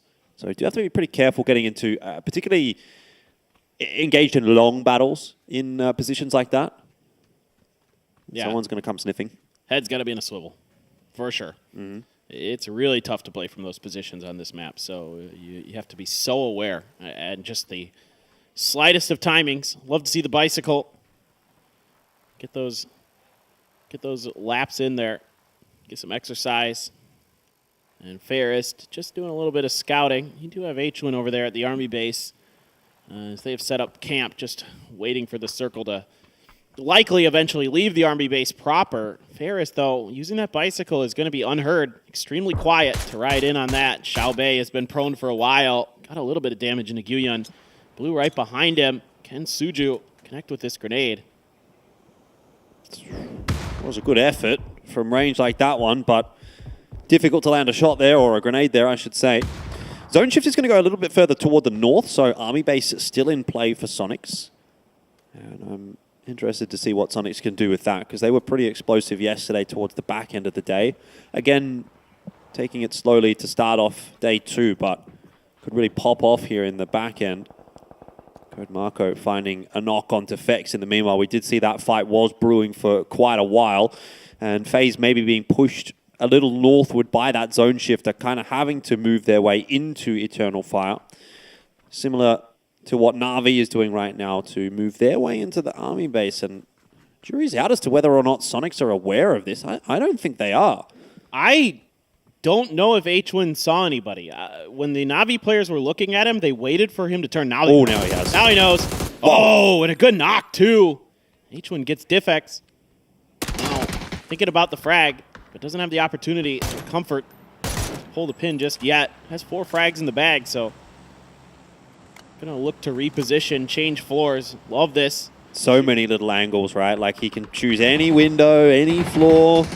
Very hard to deal with if you're Na'Vi in a situation like that, but I think they're going to focus on trying to get the revive. So we'll move away from that one for the meanwhile, as FW are now trying to skirmish with Perra. They've actually got the knock onto Ming. How he got revived, I don't know, but he's back in the game for now. Whether or not that's going to last, yeah, not too confident. Zigzag's going to get up over the top, and eventually Ming is going to bleed out. Milgo's going to trade back onto Tonkei, so this isn't without loss for FW, and got to bear in mind that they are down a member initially at the start of the fight, so it was 3-on-4 for the moment. Mil brings it back, of course, trying to survive as a solo now. He's just not quite cooking these enough. We're just trying to bounce him in there. That's a good bounce up. Doesn't get any damage, though. Oh, right as Raze tries to peek. He just held the spray down. Mil now in the smoke. Stun out. Trying to see if he can get around this angle, finish this, and he can't quite do it. 6 sacks right there. Clean it up. Now the question is he going to be able to get those reses? Because T1's not too far behind. Yeah, I don't think he's going to be able to do too much, but we'll have to check back in with that one in a second. Now we're having a look at 17, who are on the southern side of the zone, trying to put GNL to the sword. Remember, GNL are so desperate for points at this moment, and they're just not getting them. They're still stuck on 20. FW Esports do get found out in the end there by E-End. A little bit poetic how that one works out. But GNL, I think if they don't get points here, which it doesn't look like they will, they are probably doomed and maybe not making it through to the final lobby of PGS 5. Yeah, it's definitely an extremely difficult challenge. Logos waiting for Taekyun. Takes Taekyun down, and likely GNL's hopes of getting out of the group stage dashed with that kill. Tosi, though, get a little bit of revenge for his Korean friends. Grenade out. Let's see how good it is. That's the FAMAS as well there. That level 3 gear would be a huge loss for 17.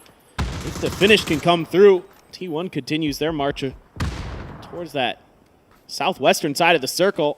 Them and TE scraping. Right now, 17 can't even get close because of the pressure that Gen G is putting down to get this res, and looks like Lil Ghosts might just bleed out. Oh, Tosi does get found by Fex from an off angle. E-End as well in there onto Suju. So 17 are in the wars a little bit. Xiaobei and Xiaowu will try to lock it down, get that revive. We can see down in there, the pip there as well, that Sonic's actually on the receiving end of a couple of shots from Na'Vi, if you were keeping your eyes on the kill feed there. That fight is still popping off. It's a real mess across both sides of the map. I mean, particularly towards the south, this is just getting very, very congested. You've got teams trying to filter their way in and pick up some positioning. T1 pushing in onto 17 right now, and E-End will confirm the kill onto Xiaobei. Round the smoke he goes. It's made a bit of noise, so Suju was holding that one, but did not manage to spot him out. Type in from deep. also making a flank happen, and the blue zone grenade is going to start to obscure the positioning of 17. Nice timing push there from Suju, right as the blue is coming through. Might have heard a footstep even. Raining though, finds the angle, finds the kill. Gonna be put down though. Suju having none of it. Suju's done with T1, 5 HP, and he's able to get the job done for the side of 17 Gaming. What a hold there. T1 just never could quite find comfort because of the smokes in front of them. They couldn't really suss out the rest of their positions. It will be a very brief moment of respite for him, but no respite, no rest for the Wicked right now, and the Wicked apparently seem to be Na'Vi still trying to take that fight into the Sonics. It is H-Win to fall at the hands of Fairest. Fluky, though, getting involved in this fight as well. As knocked, so said, Tig got a knock onto one of those Na'Vi members earlier, which means it is just Fairest left alive in the one-on-one. Tig is going to take the opportunity to at least secure another point for his squad. Has to be wary of the angle that Fluky's got in as well, and now maybe getting an idea of where Fairest is, but too little too late as Na'Vi will knock Sonics out in 8th place. Much at the cost of their own chances, to be honest, as it is, as I said, just down to Fairest, and would need a hard Northern shift to stay in the game, and that's kind of what he gets. Yeah, Genji, in the meantime, snuffed out by FaZe. We're having a really much-needed good game. 4 alive, 5 kills. Pretty decent positioning, honestly. I mean, yeah, sure.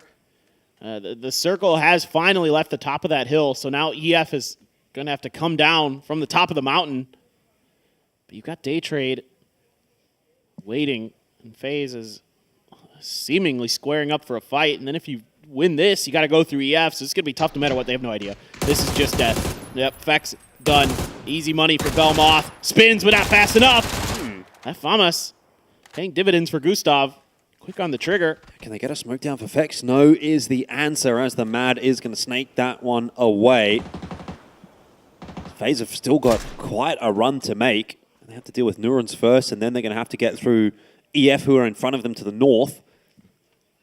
T5 might even have an angle in onto that as well, depending on which direction FaZe take. This is slowly starting to come together for T5. They've kind of kept their heads down for the most part. And, I mean, look, it's been a bad day so far for T5, but they can go rocketing back up the standings if they can get themselves a win here. The difficulty, of course, is going to be that EF, who have been pretty consistent so far at PGS5, also looking pretty strong. So if EF can get through this fight against FaZe without losing a member, they're going to really start to put that pressure back onto T5. Those two, though, do feel like the powerhouses of this sort of final 10 minutes or so. Yeah, I think the thing for T5 right now that I would like to see them do is get a little bit more information towards the center of the circle. Good peeking from Tanvu. Some quick ones. Corexi now. Finally, this battle between them and EF might be coming to a head. Corexi's been so good with that barrel up close and personal. Gustav cut down by Padampong. Corexi coming in there, though, to claim a couple members of EF. Had that defensive position, just couldn't lock it down. Too much going on around them. Tanvu from the Expendables as well getting involved. Still Fairest a role to play in this game potentially. But T5 looking to try to third-party these fights out on the outer edge, clean up whatever points they can. Leave Fluky on his own to secure the center circle.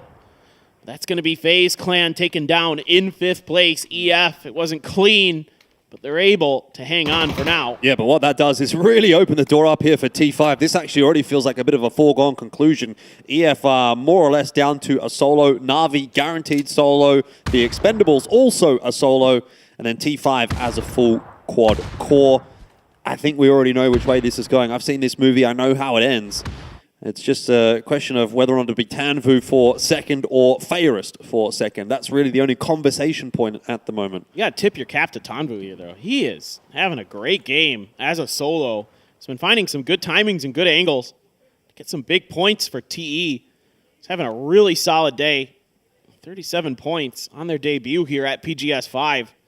Still have 2 more maps to play, so talking about it at the beginning of the show, wondering if our regional top seeds would perform well. Well, TE's answering that question for us. Tiamba's having a good day, and he should be done. Yeah. Fluky, though, holding that anchor position, gets the point. Now, Fairest. I say go for it. I mean, he doesn't have much to lose with T5 being so far down the standings and Na'Vi having already got to 57 points, looking probably pretty comfortable to make it through to the next stage. Yeah. But why not just go for it here, you know? Yeah. Looks like he's going to. I like it. And I like this. I think he understands that there's probably an isolated player over here. Saw it in the kill feed, heard the shots. Go for that person first and then see what you can do from there. See if you can at least get that point. Honestly, T5 are probably going to be pretty thankful about that as well, assuming they do end up winning this, which they should, just to get that extra point on the board, because right now, where they're sitting on the overall leaderboard, they kind of need everything that they can get. Fluky's got him spotted. Fluky just trying to cut off any escape angles, making sure that this point does come through. Yeah, done and dusted. It is going to be the win for Teraton 5. And a nice, slow, easy game. Playing good, disciplined PUBG will pay dividends from time to time. Yep. And, just came out of that the western shipyard, the mini shipyard, and able to just sort of hold their northeastern edge of that circle fairly effectively. Not a huge kill win, but a win is a win nonetheless. I mean, you got to take it at this point if you're T5, right? It's been a bit of a rough run, and hopefully that can build up some confidence. I think the Expendables there on your screen, they've been pretty good so far today, so it's going nicely. But we've got 2 more games to go. Our angle coming up after the analyst desk.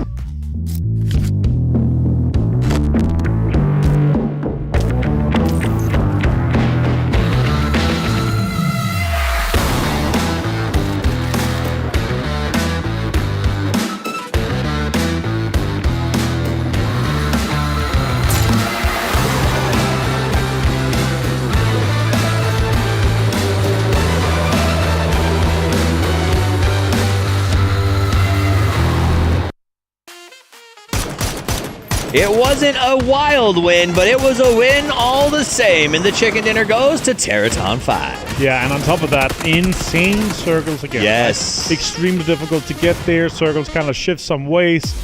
And Na'Vi managed to squeeze and get the most absolute points in terms of placement out of this one with only having one guy alive, right? That's just it was like the way the cookie crumbled. That day, you wake up in the morning and you got no toothpaste left in the tube and you're just getting out every last ounce you can. They found the points and they're going to move to that position where they should be pretty comfortable for it the rest of the day. T5 gets away with this win. The question I have for you, Martin, is do you think that this is enough?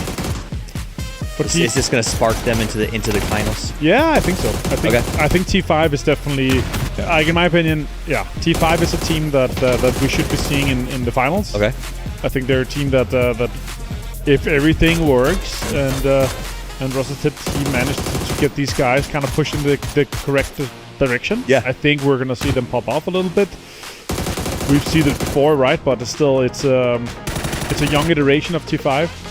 And I hope they'll do great things. But this is again, it's a case of we stay alive as long as possible. Manage to get kind of an edge in a position where we can kind of hold out teams. They could have gotten more points, sure, but they're looking okay. This is a winnable game. Let's try to take as much control, as much terrain as we can, and then just pressure the teams as we are here and cause multiple times.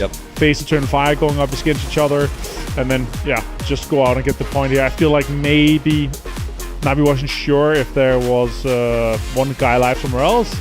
It should just have been a deny. Maybe he thought he could maybe max out one more point. But then again, I like the effort, like the try. Flashbang's too strong. Absolutely. And that was a tough end game. I mean, the fact we went up north, everyone had to transition past the rivers. And then on top of that, that hill that we finished on, you heard the casters talk about it, that elevation is pretty intense. Right. To the point where, like we were talking in the green room, even the trees become bushes to a certain extent because it just the sight lines are so difficult to work up and down that hill.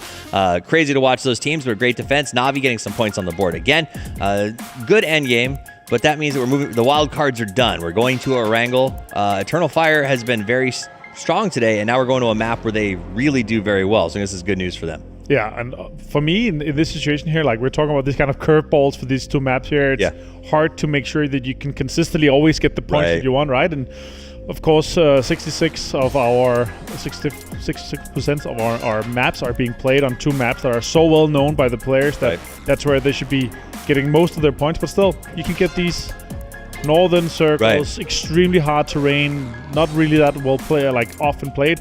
Circle shifts away, everyone's on the southern side fighting that high ground. Yeah, and you have amazing games to watch, but it's hard to play. Yeah, it's fun because it does reward teams who understand and have trained consistency with those two maps, but then it also rewards teams who maybe are new to the scene or trying new things or are willing to play that wild card. We saw the Expendables come out strong in both of those sort of wild card games. They play very, very well when they're sort of unexpected things happening around them. So I think that's why I kind of love the new layout, is it caters to especially some of these APAC teams that have recently blown up on the scene, that they thrive in that sort of chaotic environment. Expendables to me is a team that we're going to see continue just fragging out. Yeah. We're talking about this 65 to 70% of the points going to be coming from kills, right?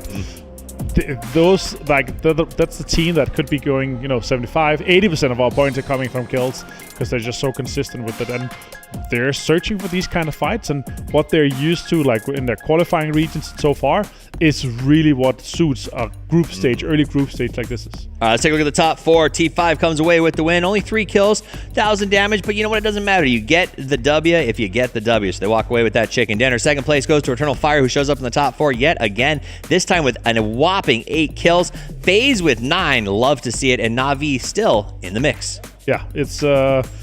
for this, with them also getting second place, 10 points for them, I feel like that's probably the cutoff point for them. They should be safe with 2 games to go. They're going to be getting a little bit more.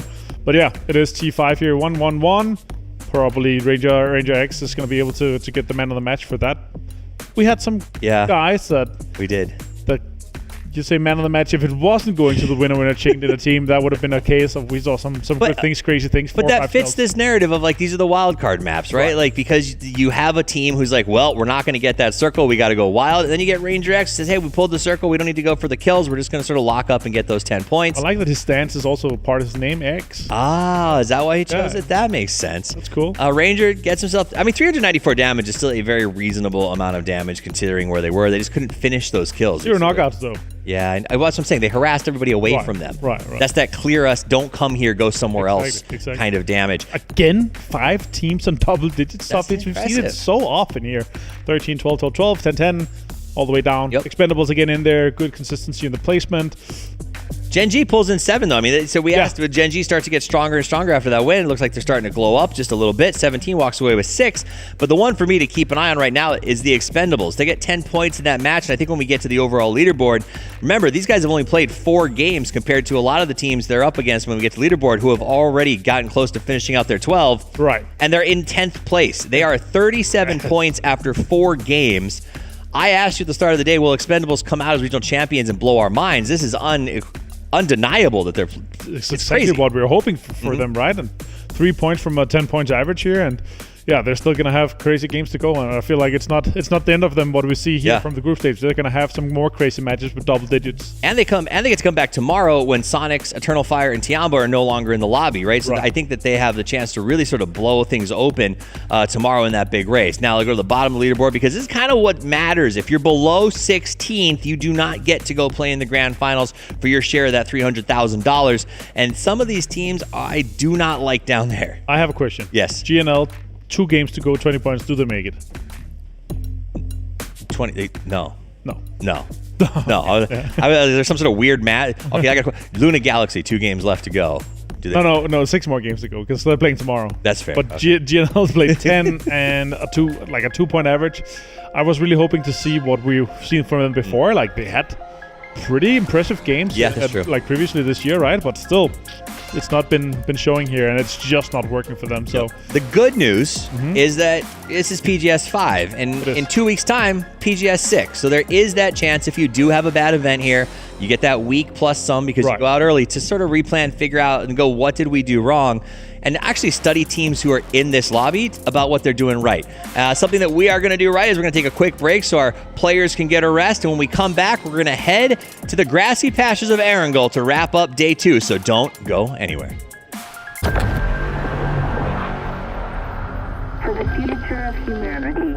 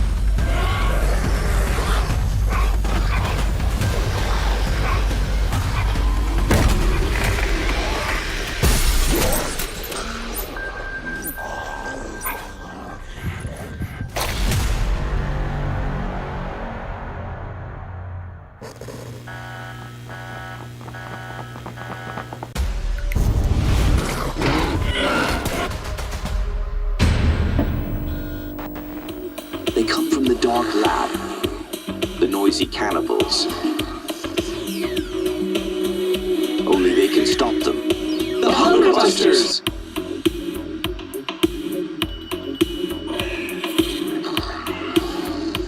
They're back and armed to kill. Why take chances?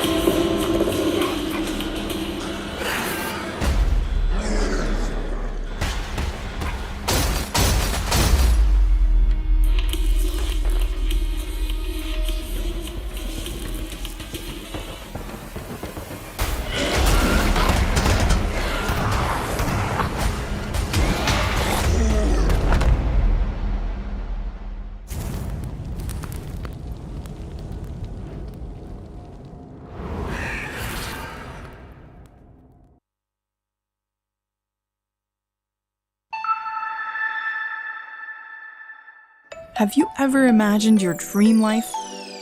We all have, but living that desired life in reality is a different story. If you could become a god and do anything you wanted, what choices would you make?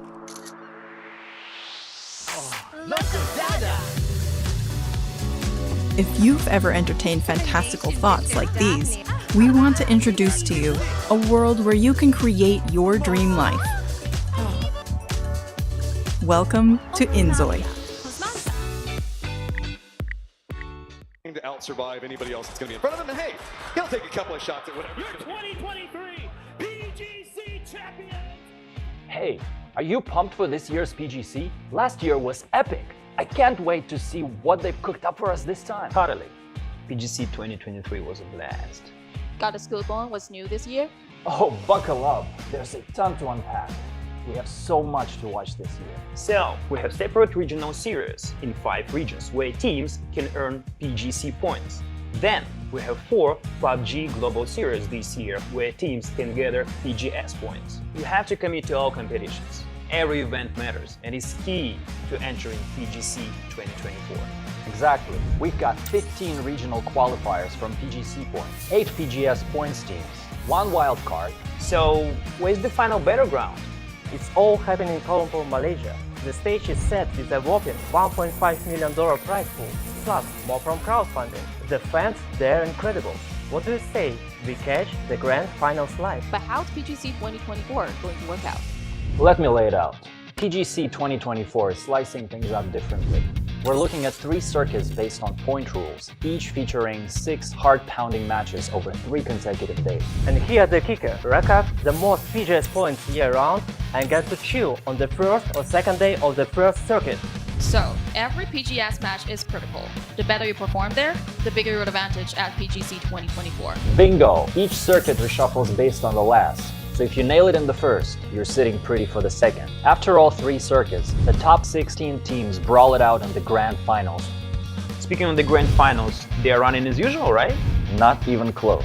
To grab the trophy, you gotta clinch it with a win. Once a team hits the point threshold, their next chicken dinner could crown them champion. But if they miss that shot, the game rolls on.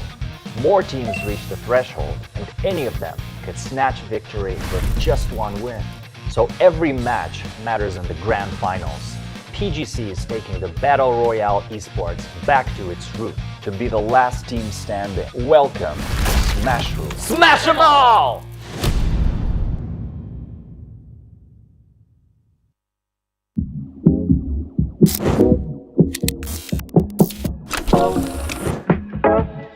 I didn't mean to kill that policeman. Well, of course not. It's against everything I've ever stood for. Top, way to mother. Seen it from the top, way to mother. Seen it.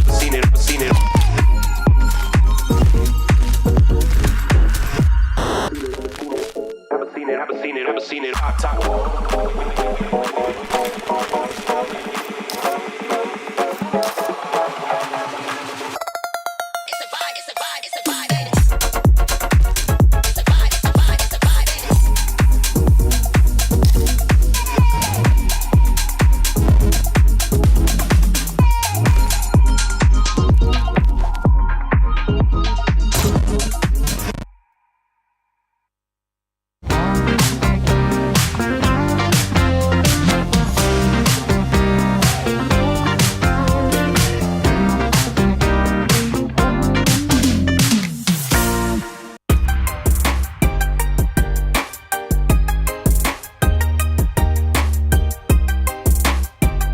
2 more games to go here for day 2 of PGS 5. It's going to be over to Erangel. Best map, obviously. Both me and Paper Thin believe that. Okay, now wait a minute. What have you got? Can't believe you've done this to me. You know the Miramar's map. I've just put you in the GOAT status club, which is Erangel enjoyers. And that's you and me, of course, and everybody else over at home. Now, yeah, obviously, you know, that aside, there's been a couple of conversations around 17 and Sonics for this map. We've been waiting all day to see whether or not there is any truth, any real conversation to be had there. And moments away from actually getting the answer to that, whether or not there will be any kind of... I won't spoil it. I know the answer. Fun, but yeah, look, I know the answer. I've heard I don't the want to spoil whispers. it. I've heard the whispers. I don't want to spoil it. I don't know, but I've heard the whispers. What else is there to focus on here for Erangel? Well, GNL, we heard the analysts obviously talking about that, and they've pretty much written GNL off. It's nearly impossible. It takes back-to-back wins with outrageously high points. I mean, makes me sad. Makes me sad. My PWS boys couldn't quite get it done, but that's okay. There's still one more PGS to go. Yeah, I guess that's going to have to be their mentality at this point, unfortunately. But aside from that, I mean, teams that are still maybe not quite there yet, but are probably still part of the conversation. Falcons, 38 points. Did not manage to improve upon anything there on Tego. So that's going to be something that we'll be focusing on here as we head into Erangel. FW Esports as well probably need a little bit, but those I think are the 2 big teams to keep in mind with these last couple of games. But here we are, back on to Erangel. Let's get it. Excited. First time getting to cast Erangel. Erangel. I don't want to call it Erangel. Erangel. I mean, yeah, it's kind of like muscle memory at this point. I mean, it's just like, it doesn't matter. Everybody knows what you're talking about. Just like, you know, certain players maybe have one name or another. It's totally fine, as long as everybody gets the picture. But anyway, Erangel, my first time getting to cast it at PGS 5 this time, and pretty excited to see what this one's going to bring us because you never know. This map's so fun because the circles are a lot more random. It's hard to predict sometimes exactly where things are going to shake out even after the first circle. And plus you can get some pretty extreme ones. I'd love to see a Zarky finish someday, but this playing path doesn't really lend itself to that, so we'll see. Well, I mean, yesterday, if that's any indication to go by, we're not going to get a particularly aggressive early game. It's not going to be anything too sort of out there. It's actually been pretty sort of standard kind of gameplay over PGS 5 so far. It hasn't been anything really very crazy at all. Really, the Hakatori play is kind of the one that stands out today. That was the cherry on top of. Yeah, but I'm just speaking exactly towards Erangel, and that zone shift has drawn a bit of a scream from a few players I could hear. I have to assume it's either T5 or Tiamba, but I don't know. Maybe there's just some actual other Zarky Circle enjoyers out there. Possible. Some Chad gamers. Well, we've got 64 Chad gamers in the lobby, but Giga Chads. Yeah, Giga Chads. Yeah. You can watch their POVs as well if you want there, as you can see, PUBGesports.com. Going back to what we saw in that last game, the fight between Tiamba and TSM. Look, it honestly didn't end up really very good for either side, because Tiamba wasted enough of TSM's time that their game was pretty much ruined by that fight as well. Yeah. But I mean, I think the thing for Tiamba is I mean, Linshu is, you know, widely known as a pretty, how do I say this? He's hardcore, man. He wants to win. Okay. And so competitive. He's competitive. There you go. He's very competitive. And so he's going to let you know if he's not happy with what happened in that last game, even if it's maybe not the most consequential thing. I mean, they've got 63 points. They're good. They're in. They should be fine. Should be. Yep. So, but he's still, he's still the kind of guy who just wants to, win every game, do the best they can every game. And so he's going to let them know it. And so, I personally vibe with those kind of players. Those are the ones that I'm a really big fan of because I like to see, players who are going to come out there and try to win every time no matter what. But, do be like that. All right, we've got a day trade highlight reel for you. 但他位置是有被看到，被看到了，关键1打1，打赢了。再打第二个，我的天哪！打完就直接被电倒了。对，薛连明一定要把握一下这一波的机会哦。这颗雷9炸场，第二颗也炸到。北边已经上城区已经有人先卡的情况之下，他们是必须要打慢一点。哦哟，台南道面对到是才刚停好车的 Thunders， 真的是快如闪电啊！台南道1打2嗨了。他真的打嗨了 b e l m o s 来的速度也很快。没错，后面的救驾哦，黑麦美如。Felt more like a Tanadol highlight reel at that point, actually. He's pretty nutty. Pretty cracked, apparently. Good player. Good pickup, I think, for day trade. I mean, it hasn't paid dividends this event, right? But he's been really, really good. But FaZe, speaking of a team that's been really good throughout their entire history, FaZe Clan, for Esports as they fall in 9th place. Ascend still alive and kicking for now, but they still have to make a move forwards. Corexy just bodying Stardust as they push forwards. Gustav with a Molotov in hand, doesn't even matter. Corexy cleans them all up. Yeah, all legends of the game, of course, have been around for a very, very, very long time, and they're always serious competitors at these kinds of events. So I would like to see them lifting a trophy again. I think that would be kind of cool. I would too. I'd like to see James lift a trophy. He's been a player who's just never quite been there. You know, he's gotten really close at times, but I'd really, really like to see him lift an international trophy. I think he's just such a, you know, another one of those players who's been in PUBG Esports since it ever was a thing.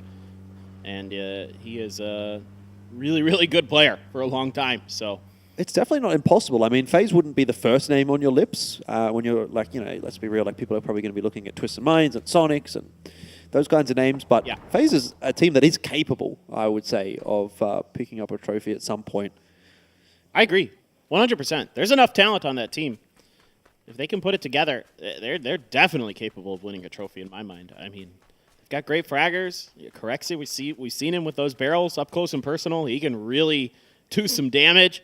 Vex has always been a great player. James too. So Gustav as well.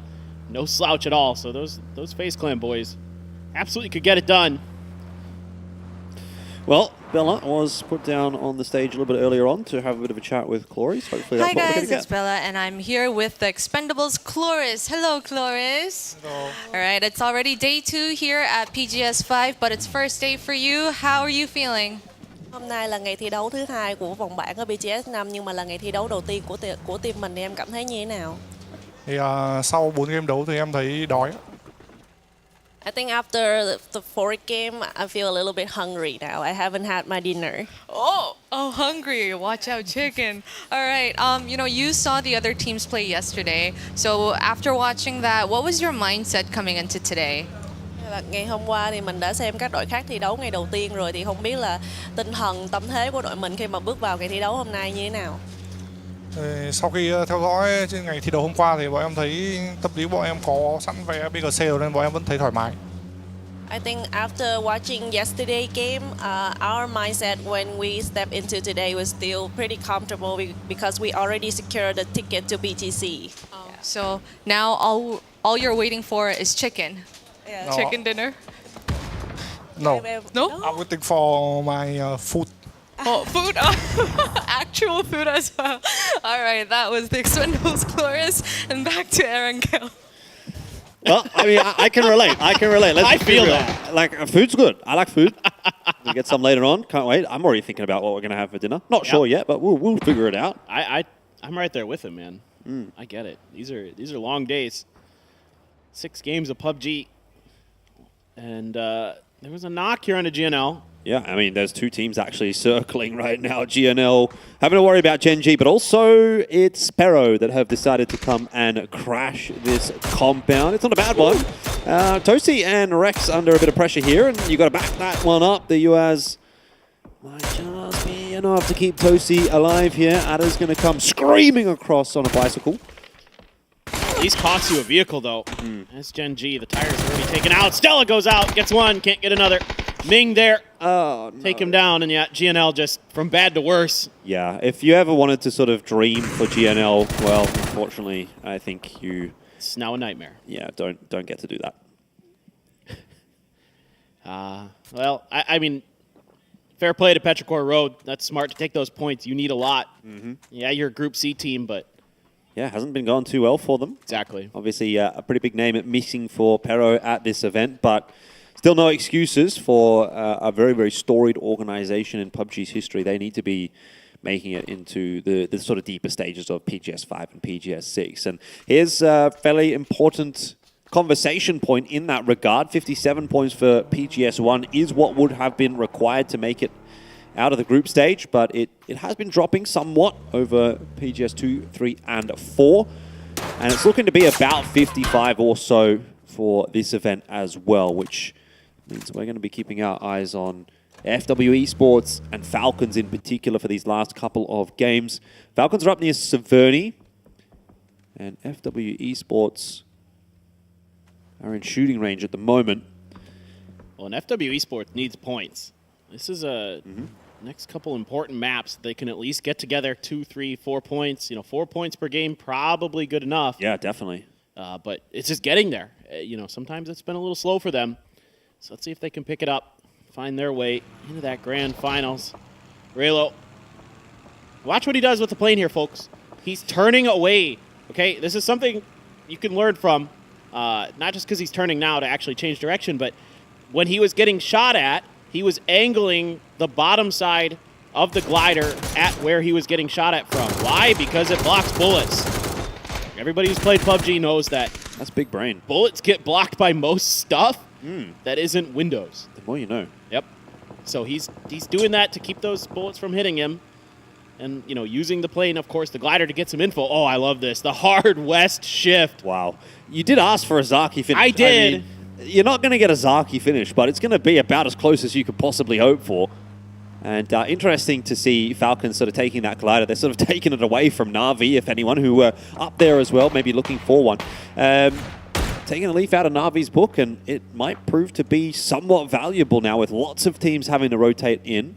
The information that Falcons are going to be able to gather will be very useful indeed. But there is going to be some congestion around Georgia Pole, around those bridges. And south side of the zone is not really where I'd like to be at this point. Yeah, and I really liked what our observers were showing us. Southeast, corner where the Foursquare compound is, a potential point of contention. This hill as well. Very, very popular in circles like this. Gives you a powerful position to play from, but Tiggleton already has one down and out, and you got to worry about another team here for 17. It's not just Sonics, but also Petrichor Road was driving in the vicinity. Navi's having a little bit of trouble there with T5. They are able to get some help from Snakers. The Falcons get the knock on to Patampong. Fluky's driving in to try to do something, but Ferris already knows he's there, trying to find the right angle. Can't quite.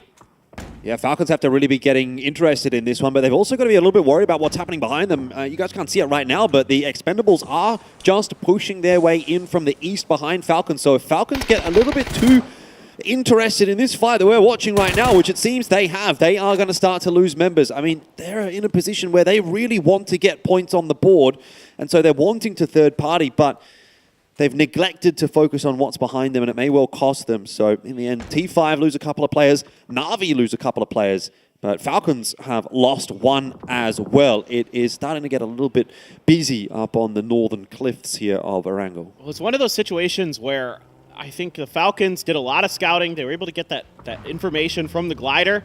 Felt like they might be comfortable enough to take that fight, but the Expendables were just outside of their vision range somehow, or came in from the south at an angle where they couldn't really see them because of the foliage or something.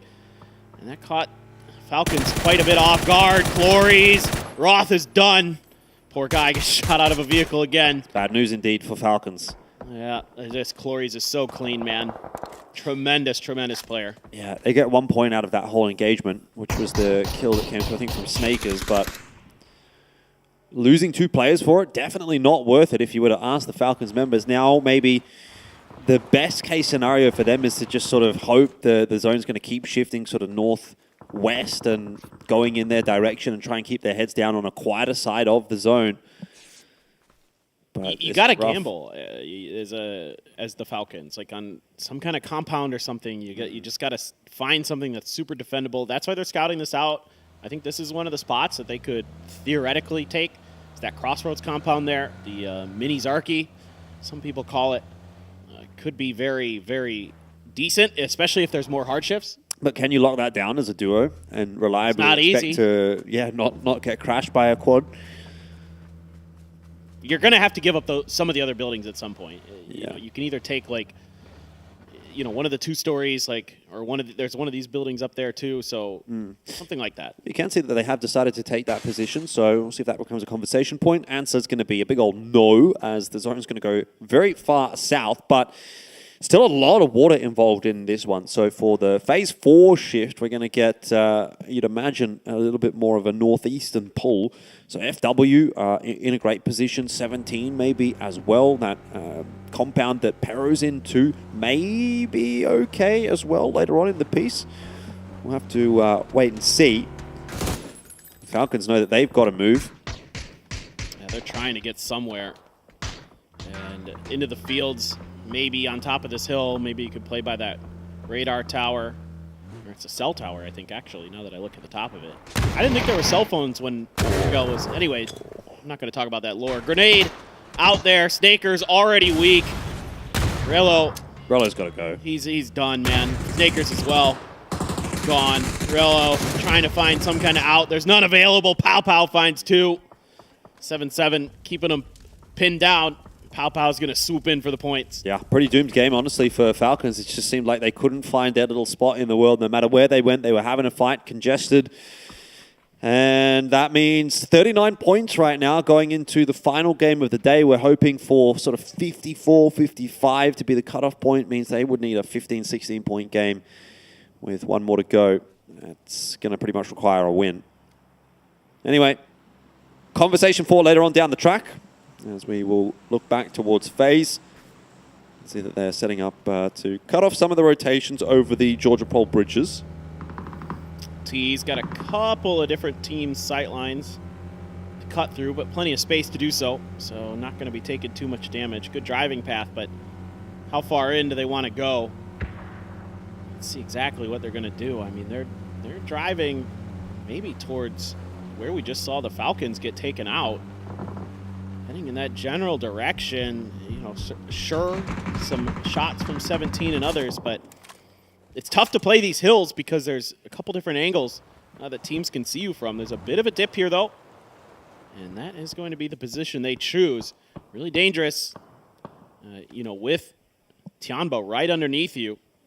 If you overstep just a little bit, Pow Pow's very likely to do a lot of damage. Yeah, the Expendables won't have the information that Tianba is here. I mean, there was fighting here earlier on, so some of the teams that are closer by might know that, but not the Expendables. Ooh. The knock, though, from Sparking will put a bit of a spanner in the works here for the Chinese squad. Tianba with 1 member on the floor. Now, I'll probably have some bigger fish to fry, and it looks like Clories has actually got the information. He has spotted them out. He's going to send a nade over in the direction of CC. By the sounds of it, it didn't quite get far enough. But it's going to be a utility barrage back and forth is really the attempt here from both sides. Hakatori will go down to the zone in the meanwhile, as we can see now another shift has gone directly towards where we would have expected. I like the way Pow Pow's playing this. A bad situation, but making the best of it. Using those smokes on top of the hill to cut off the sight lines of the Expendables, as well as keeping track of the TSM players with his fire to keep them at bay, to make some kind of escape or maneuver where they can cut off some of those sight lines if possible. Sonics, though. They're crashing onto the Mad's position. Yeah, well, and then 17's getting involved. Things are going bad for EF. Mm-hmm. Well, Gen G at the moment are kind of just trying to lock down this northern side of the zone. They're still aware that there's a team out behind them. A team or two, actually, is the real case here. As Fairest from Na'Vi is hanging on for dear life. And FaZe swimming through the river. You know you're in a bit of a rough spot when this is kind of the option that you have to go for. They actually seem to be relatively unscathed for the moment. It's good that Sonics have made that initial cross, because now they're going to have to make another one, and Singleton will be caught. But the rest of the squad at least have a position of safety to play from. Yeah, that's a necessary maneuver there for the Sonics, and just good shooting there from EF. T1 has been quiet this game. They've had control over the western side of these circles for quite some time because they took North George. Just been kind of waiting this out. Grenades are way too far, though. Expect them to be by the tree. In fact, they're right up close and personal by these cars. They didn't know were there. Spray there from EN. Takes some damage from a crossfire as well. Duck Jews up and over. Gets the knock onto EN. Sparking, though, from TSM. Bailing out T1 maybe just a little bit there. Good angle for Duck Juice. Nice formation here for the Expendables, but EF is driving in right behind this.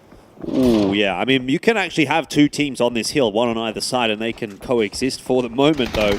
That's not a conversation point. FaZe have tried to make their way out of the river, and it was always going to be pretty doomed. Gustav, unfortunately, becomes a death box on the road. James is still down in the river. The rest of FaZe are trying to push their way forward. They've done reasonably okay, actually, by getting 3 members across. And now Sonics and 17 running into one another. It looks like it's really just running into a freight train, though, as 17 puts Sonics in the ground, out in 14th place. Not a huge concern for Sonics, of course. 77 points. They're more than locked in for the next stage of PGS 5. Yeah, really tough fight to take there for anybody going up against 17. Great players who understand their terrain really nicely. You're going to have to get lucky with a grenade or a knock on the opener to maybe break that position open. It's a decent amount of time that 17 has to recognize the push and set up for it, so good reaction there. EF just fighting their way through. I mean, it looked like they might be done and dusted. We saw a couple knocks, but they're kicking their center of the circle. They fought their way through. They found a great timing to sneak in to get to the other side of the mountain. They're doing a wonderful job maneuvering in this game. Really impressive stuff. T1 had to lick their wounds and saddle on back to the other edge of the circle, but Day Trade looking to maybe do some damage instead, holding fire, saying, well, actually, we need this vehicle. We got to find a way to get in. Flash is going to bleed out here momentarily to James's knock. And they instead opt to just stay on foot. They're going to try to catch T1 off guard, and I don't think T1's going to have any idea if they get close enough. Yeah, I don't think T1's going to know. They're certainly not looking.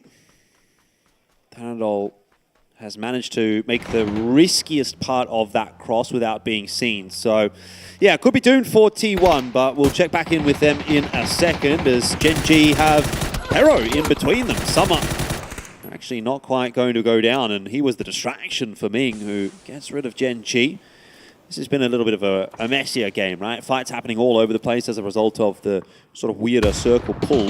T1 now copping the brunt of those shots from Day Trade. We expected this to be the case. Norins, in the meanwhile, has actually gone down to Linshu. But T1, as expected, have been cleaned up pretty comfortably by Day Trade.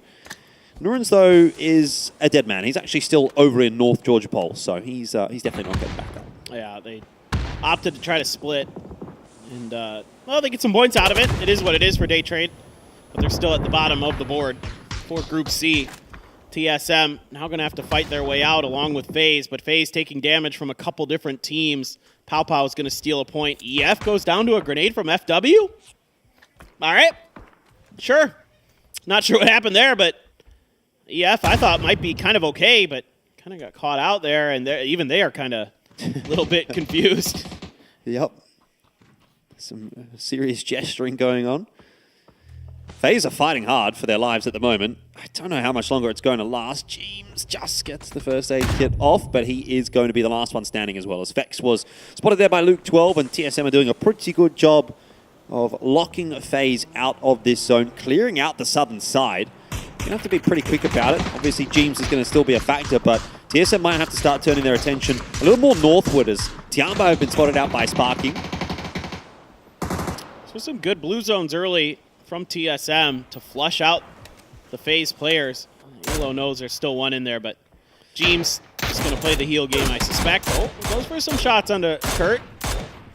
Kurt, though, along with his teammates, have something to say about it. It's just going to be really annoying for TSM because, there's nothing really for James to gain here. Maybe he can get himself one kill point, but you're never really going to be able to deal with TSM. So he's kind of just an annoying pest as they're trying to focus on the bigger picture with this push northward, the push into Tiamba. But having to worry about James is really costing a lot of sort of mental capacity for TSM at the moment. Alo is going to go down low. 7-7, grenade in hand. TSM decently clumped up, pretty beat up. And the grenade and the knock from Lil Ghost immediately put Sparking and Alo down. 7-7 now, cooking up another from the back. CC going to clean up what he started. And now Curdy and Luke stuck behind the cement pillar. And still having to worry about James. Exactly. James, if he gets one more spot, he gets a placement point. That's what he's trying to heal through for. He's got an 80, toss it out. I don't know if it's going to go deep enough. It almost does actually get Purdy, but this one looking like it'll line up onto Luke. Maybe not quite. The bounce went over to the left. Purdy, again, eating the brunt of that, but surviving. And I mean, how much longer can James survive? He's got one more first aid kit. Looks like TSM might have just outlasted him. He's running out of resources now and finally gets spotted. And that's got to be a sweet victory for TSM, if a minor one. Yeah, there's just nowhere to go now. They're completely surrounded here. Tiamba, 4 strong, taking some damage. CC moves to the frag grenade. Luke 12 trying to dodge it. Prones to minimize the damage as much as possible, but with a P90 there as well. This is dire. A good grenade at least backs him up momentarily. There's just not much Luke can do. I mean, he's letting loose. He's getting damage. He's actually kind of pushed them away for the moment. Yeah, that might have been enough. We'll see. It's more about whether or not someone else comes to push into Tiamba's position, but that's just not going to happen. The fight is actually happening towards the north side. Pero are taken out in 7th place. 17 now trying to sweep in the direction of FW, who may be punished for their overzealous 2-2 split here. FW have a couple players up the top, a couple players down the bottom, but one of them down the bottom was picked up. That's Tonke gone. And now there's a 2-on-3 essentially for Banana One and Raze, who will be the ones that have to deal with 17 pushing across this northern side of the zone. Luke 12 gets a knock onto CC, but eventually does get taken down by Tiamba. So that fight in the south now has concluded. Yeah, they're going to be able to get the res here, though. There's pushed Lin Shu and Pao Pao up to keep TE off their backs. That's a really smart maneuver here from Tiamba to create the extra space they need. This is nice to see from 17 Gaming. Old school 17 on Erangel. He used to thrive on this map so much for years. Just felt like a guaranteed they were going to get at least 10 points. Pow Pow is a great angle here. Ooh. If these grenades are good. Oh, it just bounced a bit too far. Yeah, not going to be able to get the flush. Out of frags. Going to have to get it done with the guns. No problem. 3x, AUG spray. Gets Tanvu. Clories as well down. And Tiamba rocking and rolling, looking for another win here today. Well, if nothing else, FW Esports can say we've probably done enough off of that game. 10 matches played means that they've got to, I mean, I've only got one more game to go here, but hitting that 60 points, you'd think that should be enough to make them comfortable to go through to the playoffs of PGS 5. Now it's about finishing off this game. I mean, Tiamba are definitely the team to beat. They've got full zone control. 4 players up when 17 and FW only have 3. And 17 and FW are both going to be fighting against one another, if not even just getting taken out, picked apart by Tiamba. Still, though, this is a great game for FW. Getting over that point threshold, so nothing to sneeze at. Jeez, Lil Ghost. Didn't get to see it, but crazy stuff. They are really starting to feel it. This team comes alive, and they could frag with the best of them. P90 as well for Xiaobei. Maybe a little bit of a gentleman's agreement here from FW and 17 as they both kind of turn their attention away from one another and start to push their way along the ridge southward. And that is forcing Tiamba back. So the hunters now may have become the hunted, and it's not quite as foregone of a conclusion as we thought it was. It's much more difficult for both these teams to push over that hill, because if you do, you're opening up Tianba's angles. So you have to try to pincer Tianba just by the nature of this terrain, and then try to square up for the fight, however the chips may fall. Xiao Wu, though, going to be on anchor duty, watching to see if anybody from FW wants to try to make a cheeky maneuver. Kind of the unexpected play there, but from what we can see, it doesn't really seem like FW is super interested. Looks like for now, they're just gonna chill. 6 kills here for Pao Pao in this game. I took him off my fantasy team today, and I am regretting it, no doubt about it. Pao Pao, at least keeping the pressure off Lin Shu for now. 3x AUG working wonders for him, and now it's just a matter of this Phase 8 circle and how everything shakes out. Who's going to get forced out? Where's the center going to be? It's definitely anybody's guess at this point. I mean, this could really go anyway. Zone's going to shrink maybe a little more favorably for FW and for Tiamba. I guess that's fair enough, considering 17 have the extra player to work with, so give them a little bit more work to do. Still feels pretty even. Any one of these three teams could pick up the win. I mean, the algorithm reckons 17 have got a pretty hefty advantage. Yep. But still a 25% chance for FW and for Tiamba. So, I mean, that's not insignificant. No, but 17 has the advantage of two teams are on the other side of their hill. So if you can just keep them from being able to push over the ridge, you just lock this down and you're pretty good to go. That's why you leave Xiaowu up on the northern side. See if FW wants to try to overstack one of the angles. Send both players, maybe try to loop back around the other way, go from the north. You've been quiet up there. Maybe you can catch 17 sleeping a little bit. We know, because we can see it, that Xiaowu's being pretty diligent. And then Lil Ghost's job here, just to keep Tianba pinned as much as possible towards this western side. Don't give them the opportunity to break through towards that ridgeline. Again, that's really the key point here. That's basically where the center of Phase 8 is going to be as well. So controlling that spot, even though they're a little bit backed off of it, is exactly what 17's accomplishing with their formation. Slow and steady wins the race. Exactly. That's the name of the game right now if you're 17. It's kind of been the day in a nutshell for 17, honestly. It has been a little bit slow, but you know, they've had their moments. They've had some games where they picked up 6 kills. They had a 4th place in round number 3 of the day. So they've been keeping that scoreboard sort of ticking over, but this would be the cherry on top to mark a pretty decent day, actually, if 17 could convert this victory. Tiamba and FW Esports are certainly not making it easy for them. Just nobody wants to give up anything. You know, you've all got your safe little spot, but the impetus is on Tianba and FW to make a move. How do they want to try to sneak out the chicken dinner? You know, if I'm FW, I think wrapping north is probably the easier option because Tianba's got a really dug-in spot.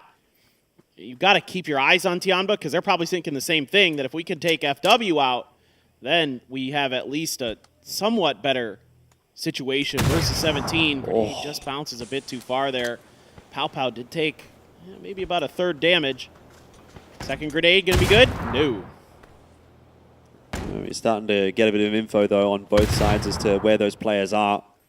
It's a shot in from Xiaobei onto Raze, and FW are now down to just one Banana one. That is confirmed as well. There's a mortar set up as well? I think that was TE's mortar. Okay. I was going to say, that's ambitious at this point in the game. The circle's not even big enough. Mortars have a minimum range that's smaller than this circle diameter.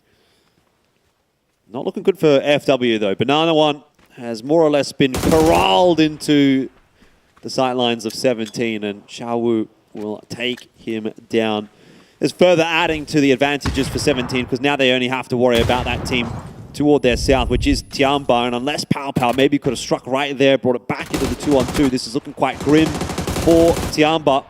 It is a guaranteed Chinese victory, but really it's all 17 at this point as they get themselves over the line for match number 5 of day 2 of PGS 5. Man, it feels good to see them winning on Erangel.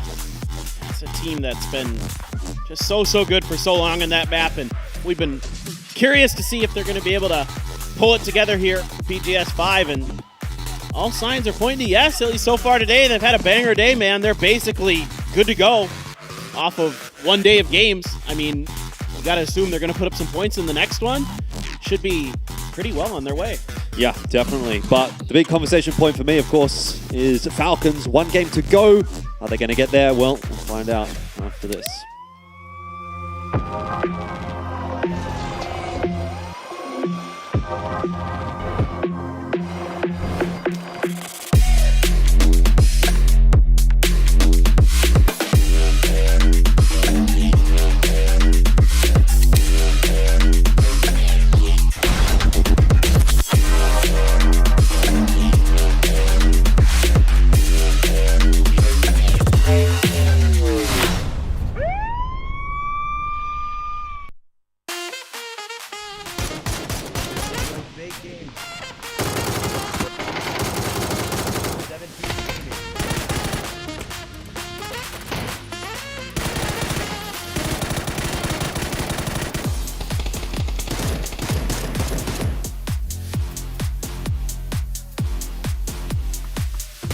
Action in that game as we take a look back at the highlights. Yeah, 17 Gaming here in this push, this situation. They have so much control on that eastern side, and they set themselves up for success for this one. Take control. Only 3 guys alive, but still a huge amount of kills coming their way along with the win. Huge. It's nice to be back on the map. It goes as planned. We saw a really interesting hold as we it really came down to the circle. Like, they joked when Paper was like, let's see a Razak circle. Like, we all laughed. And then it almost happened. That shift up there north of Georgia Pole meant there were not a lot of rotation options for these teams as they came into the late game. Wow. And we saw a lot of box outs. Sonics goes down, definitely not having the day that they would have liked to have had. But you know what, after day one, that's the beauty of having a good day one, right? Yeah, you can relax, you can do what you want.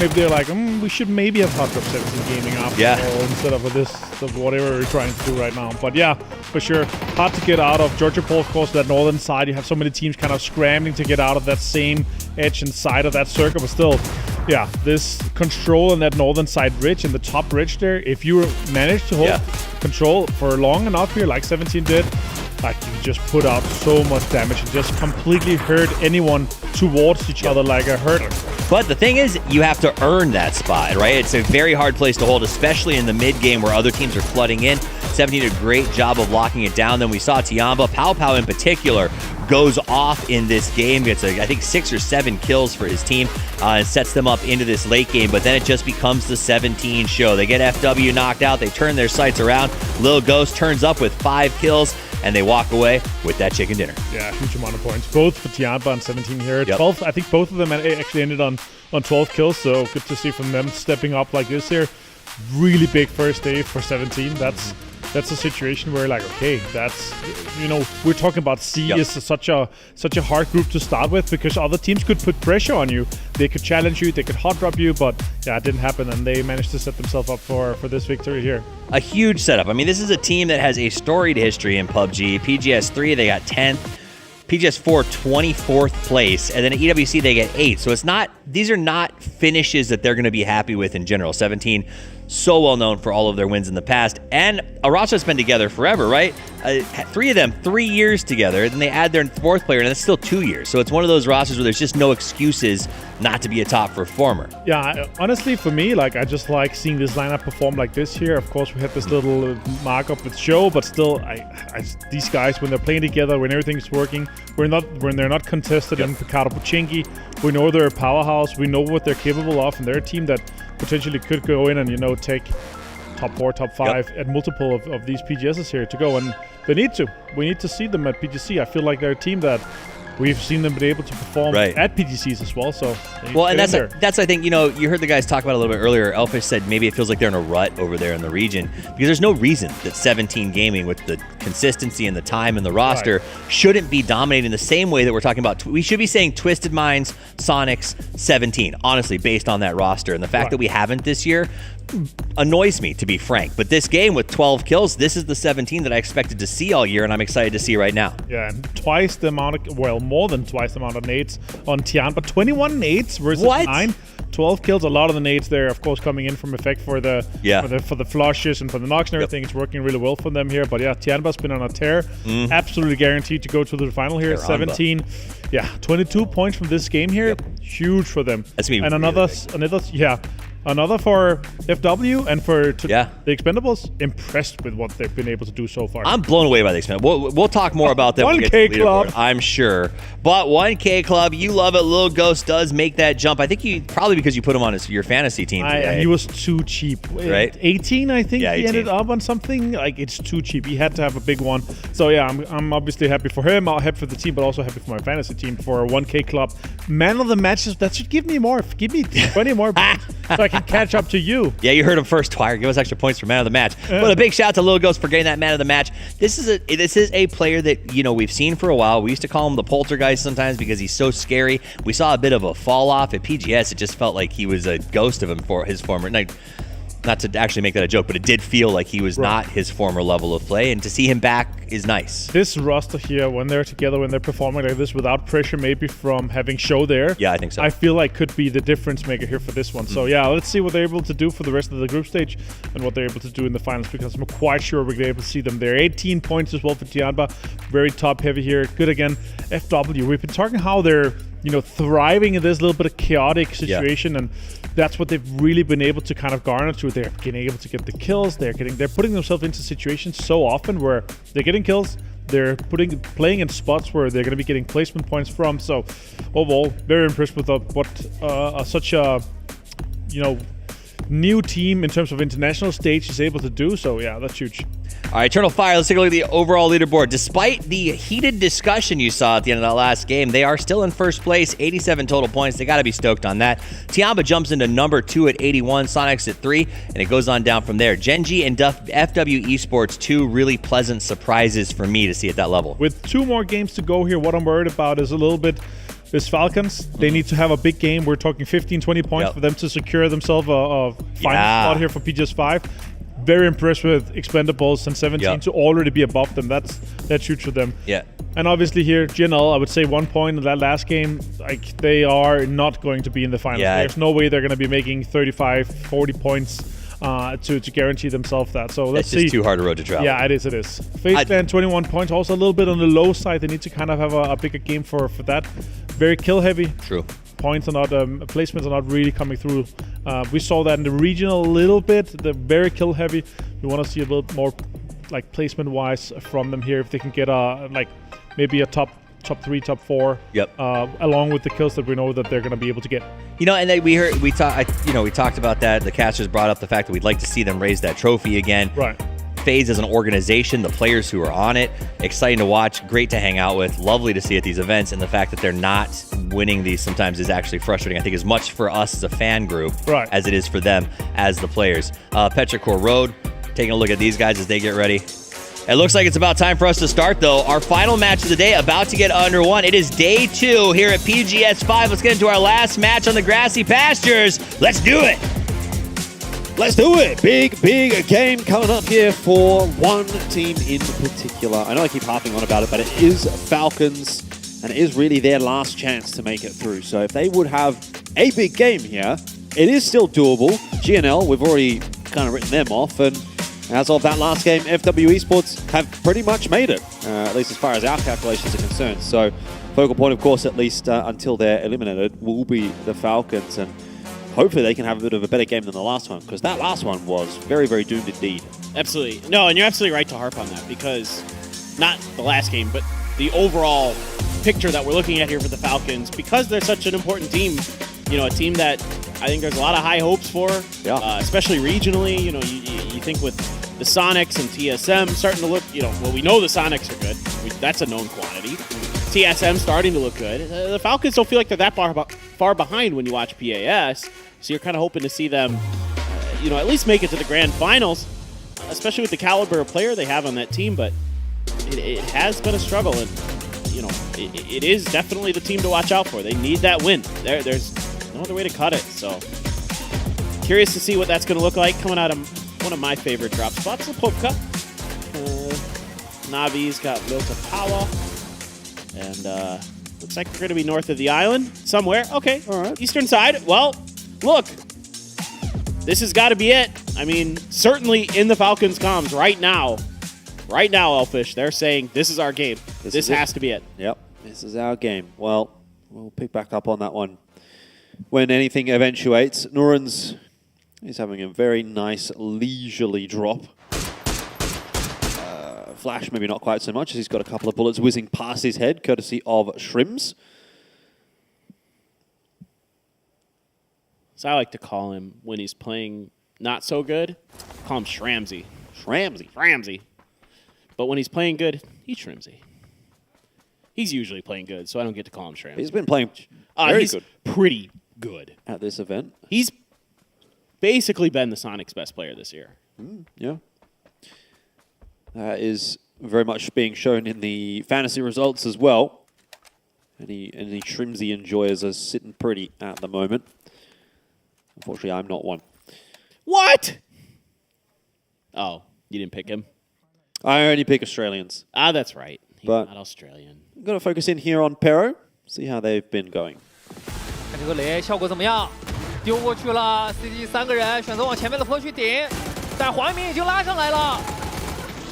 Pero 把这个坑打下，转起来了吗？直接清完，前点威胁，有点机会啊，炸残，炸残，不管了。左子轩47滴血，最后被蓝圈给带走了，好像是的，也是恭喜飘柔这一局成功吃鸡。争取到了换位置的机会，艾瑞其实能瞄到的，崔哥秒头秒掉了，崔哥立功了，战斗能终结吗？他现在缺乏一个终结的机会，这个点也不是很好过，不能这样拉出去吧？投注还是打了闪想拉出去，过拉枪，漂亮，崔哥，大崔哥，五星上将崔琦出来。So once again, just to reiterate the point, Pero, no eggs left. How big of a deal is that? Huge. Absolutely monstrous. Arguably the best player in the world. I mean, there's a couple others I'd definitely throw in that conversation, but in terms of raw individual skill, I think in my book, Akesleft is probably the best player in the world in terms of just that, part of his game. Is it a case of no Akesleft, no Pero, or do we still have high expectations, high hopes for this squad? I could see them making it into the grand finals, but I can't see them getting very far. They have good players on their team. They're really good. But, without that extra oomph that he's bringing. The X factor. Yeah, that 2 kills a game, basically, that he almost averages. Like, he is the X factor. And I don't know. But T1, another team that kind of have some high hopes for, a big org.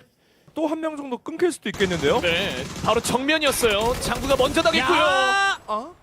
그래서 서울 만나고 있습니다. 서울까지. 우리는 기쁜데. 자, 하나 좀 잡아내서야죠. 이렇게 되면 1대1. 자, 현 남아 있습니다. 현 기다리고 있고. 타이밍. 네. 하나 더. 자, 뒤로는 머리. 우와, 잡았어요. 자, 더 크게 돌아서 같이 내려오고 있어요. 위에서 떨어지면서. 전기포. 예. 갈아버려야 되는데요. 타임의 술탄. 자, 세게 맞고 있습니다. I'll say it's been neither here nor there for T1, and I'm going to shut up about that for now because I'm seeing something much more important happening on the kill feed. Roth already down for Falcons, and talked already about how important this game is going to be for them. They're now having to play it out as a trio. It's just going to be bad vibes. That's extremely frustrating for the Falcons. It has to be, because you have Prio on so much. What's going on here as well? Purdy just sitting and building, waiting for Rossiter Jr. to walk around the wrong corner. They have called in the cavalry. Can't imagine he's getting away with his life here. That's a very nice little play from TSM. Very quick rotation coming in from the lads. And Purdy calling that across. We'll be very happy with the result. I didn't catch this because we had so much going on in the beginning part of this game in terms of talking about different players and everything that it looks like it's just a trap set up by TSM. If you look up at if you have the map feed open, you can see him up in the northwest, quite a bit away from the circle. So it seems like that was just a good read there. I mean, Kurt, a guy who studies his absolute butt off. So I think he found something in T5 where in a circle like this. Oh, great shots from Vex. Love that. It's not just Vex as well, by the way. They've definitely 3-2-1 that. You could see Vex just lining that up for a little while, waiting for the counter to come in. And especially with such a slim angle like that, that's one of those little things that you do need to be sort of keeping an eye on. If Vex fires his shots too early there, they probably don't get that knock. But James and Vex, by the looks of things, have just counted that one in. It's not going to result in a point by the looks of things. Code Marco is going to be getting out of there with the assistance of Ruin, but still a bit of pressure put onto Eternal Fire. Yeah, and you get a little bit extra space, a little bit extra breathing room, and you do some damage to the armor and the helmets, and give yourself that much more of an edge. I mean, every inch, every little detail matters in PUBG Esports. So that's why you're seeing these teams constantly just finding these opportunities, taking shots, doing whatever damage they can, even if it doesn't necessarily net knocks. In this case, it did, but you need to be doing that damage because you never know when that extra bullet that connected with a vest ends up breaking it in the late game and gives you that extra bullet advantage in an even fight. Stuff like that happens all the time. So, yeah, love to see it. Oh, Linshu's gone for a bit of a tumble down the hill, but it's all good for Tian. But I think their job very much done. They will be very happy with today. Definitely a better day 2 than day 1. Not that day 1 was terrible, but they've even been able to overtake Sonics now. So sitting at 2nd place overall. Well, now you got to start thinking for the finals. This is a threat. Well, yeah. definitely in contention to win this event. It's sort of in line with that conversation I was having a little bit earlier today about China as a region having had not too much success lately this year. I mean, didn't do super well even at Nations Cup, which that's a bit more of a fun sort of tournament, I guess. But just indications that maybe the region was struggling a little bit. But now with Tiamba back into international competition, you feel like you've got a solid team that are in form as well, hopefully, and they've definitely showed up where maybe some of the other Chinese teams haven't really done so this year so far. Yeah. No, for sure. And I would love to see it. I mean, they did win a PCS back in the day, but they haven't, won a international event, even though that was just Asia, right? So it's just Korea, Japan. Right. But I consider that a domestic tournament, PCS. More or less, yeah. It's like a sort of domestic tournament. I mean, when I say domestic, I do generally refer to PCS events as domestic because at least as far as Asia is concerned, and Asia they kind of are. That is your domestic. APAC definitely was. Yeah. All right. Well. Shots fired. Yep. But no, I mean, regardless, Lin Shu's just a great player, a great leader. Now you have Pao Pao, who seems to be unlocked. CC and 7-7, from what I've seen, doing a really good job playing that support role, playing those kind of midline players who are going to set up the fraggers. Mm-hmm. And it seems like the chemistry is, really starting to come together for them, and I'm really happy about it because I like these guys. They're phenomenal players. Yeah, still early days, obviously.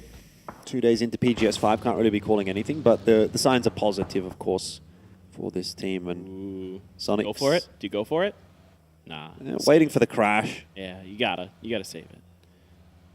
Would have been sick to see that arced long range Panzerfaust shot, but I get it. But come on, H, when you've already qualified, go big or go home, right? True. Right? Well, again, just to bring up Falcons one more time, they have copped a fairly reasonable feed there. Tickleton, by the way, in the meanwhile, getting a knock onto E-End out the vehicle as T1 were trying to rotate past his position.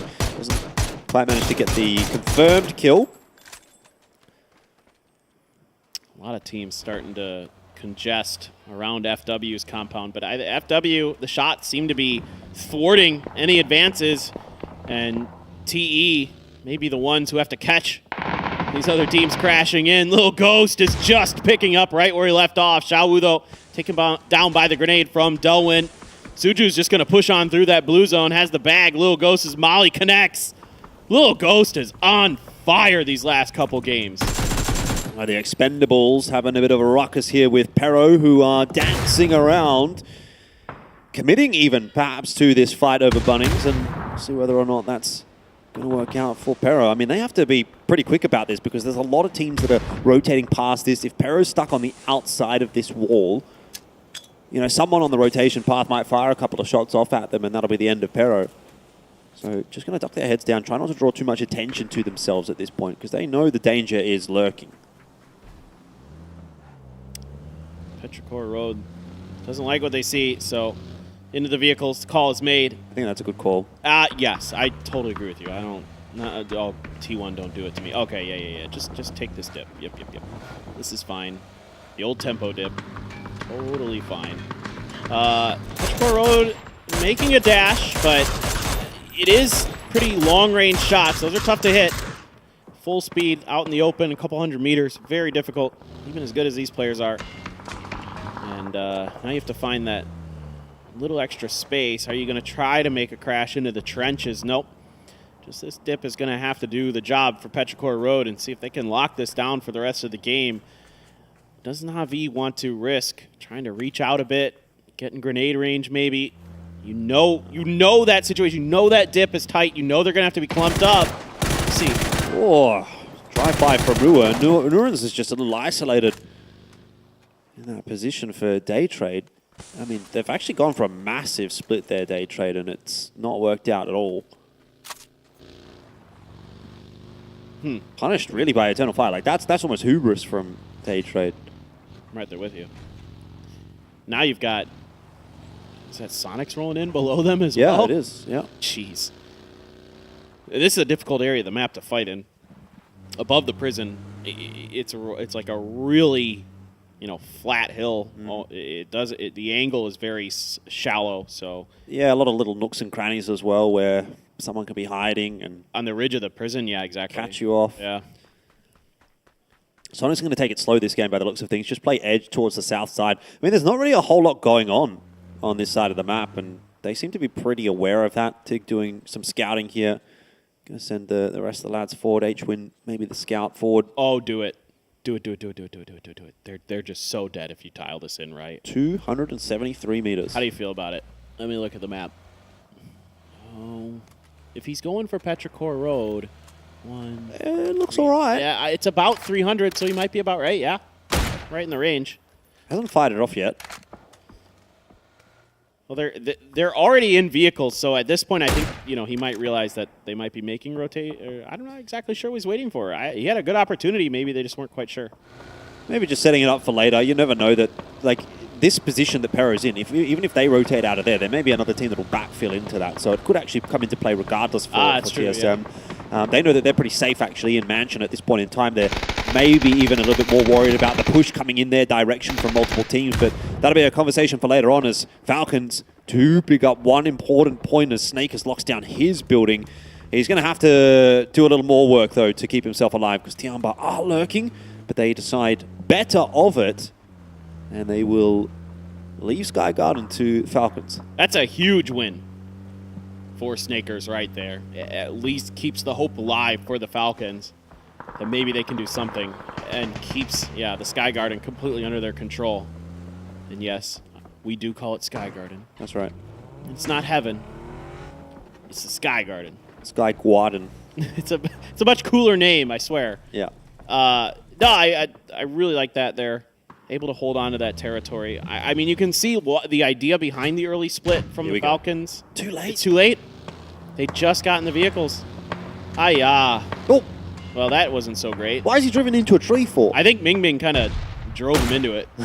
Ming Ming was getting shot and I think panicked a little. Or, excuse me, just Ming.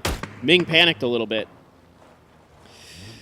How do you feel about this position? I hate it. Every time I see a team pull up there, I'm like, man, you don't have many options, do you? It only works if you're the absolute last team on the southern edge.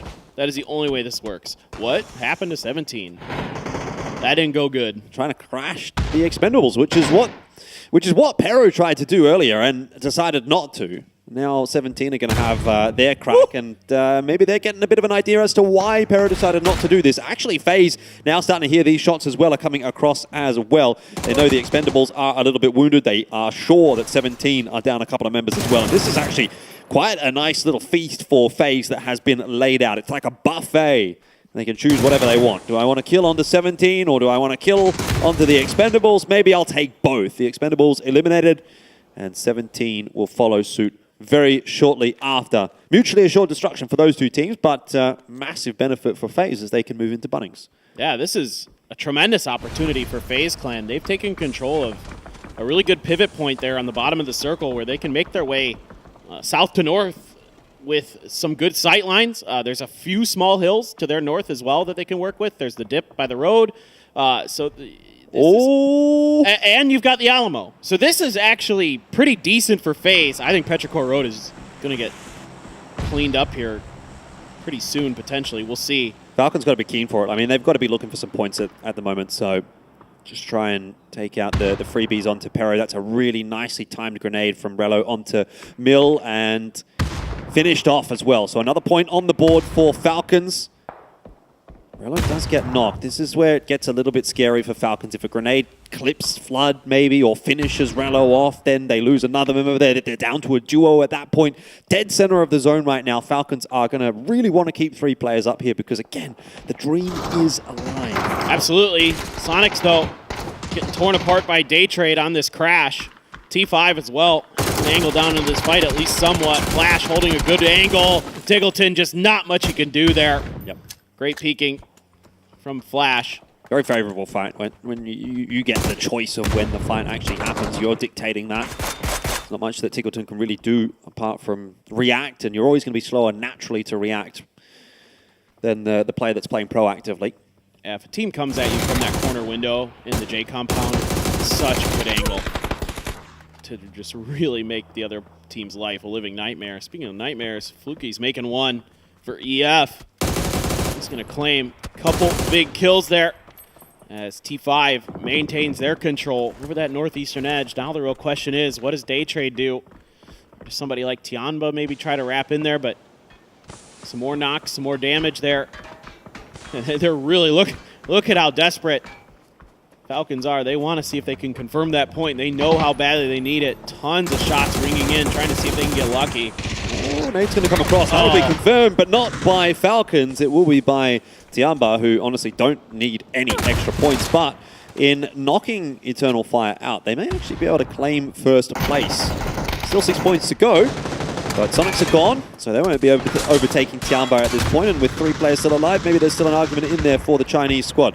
We'll move back over to FaZe, who are now having a bit of a back and forth with FW Esports. That's a nice spray from Jeans inside the smoke. Ooh, will be another knock onto Six Sacks. The nade affects his land, but he's going to get taken down at range by Raze. 2 players up still here for FW Esports as they try to dance their way around those smokes and find Jeans. Trying to do what he can, but Banana one up and over the grenade, however, from Correxy was good enough to finish the job. Now is FaZe going to be able to get those reses. T1 busy fighting GNL on the other side of things, so that might provide the opportunity that FaZe needs to keep themselves in a decent chance to win this. EN gonna clap Taekyoon right out of this lobby. And they are under crossfire. I mean, GNL is really hurting. Oh, Falcons. Look where Summer is. I know. I've actually been watching that for a little while. He's been in that position for a good 5 minutes or so, and I'm almost certain that Falcons are not aware of it. So he could still play spoiler, but this is coming together for Falcons. Remembering they won't, be able to lock themselves in by any stretch of the imagination, but if they can get to 54, 55 points, that might just give them enough to hang on.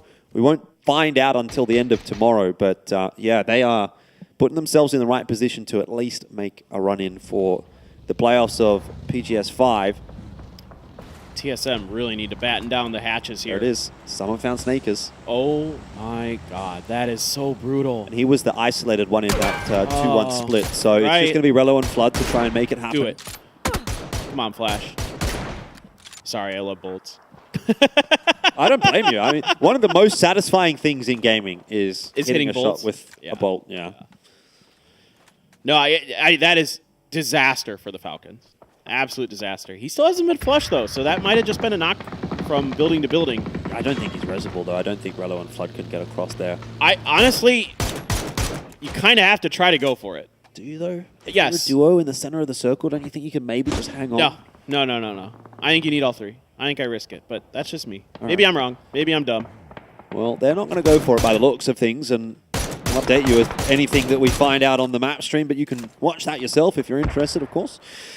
TSM looking pretty good in this one. Belmoth has been knocked down at the hands of Luke 12, will be confirmed as well. Been a steady performer today for TSM.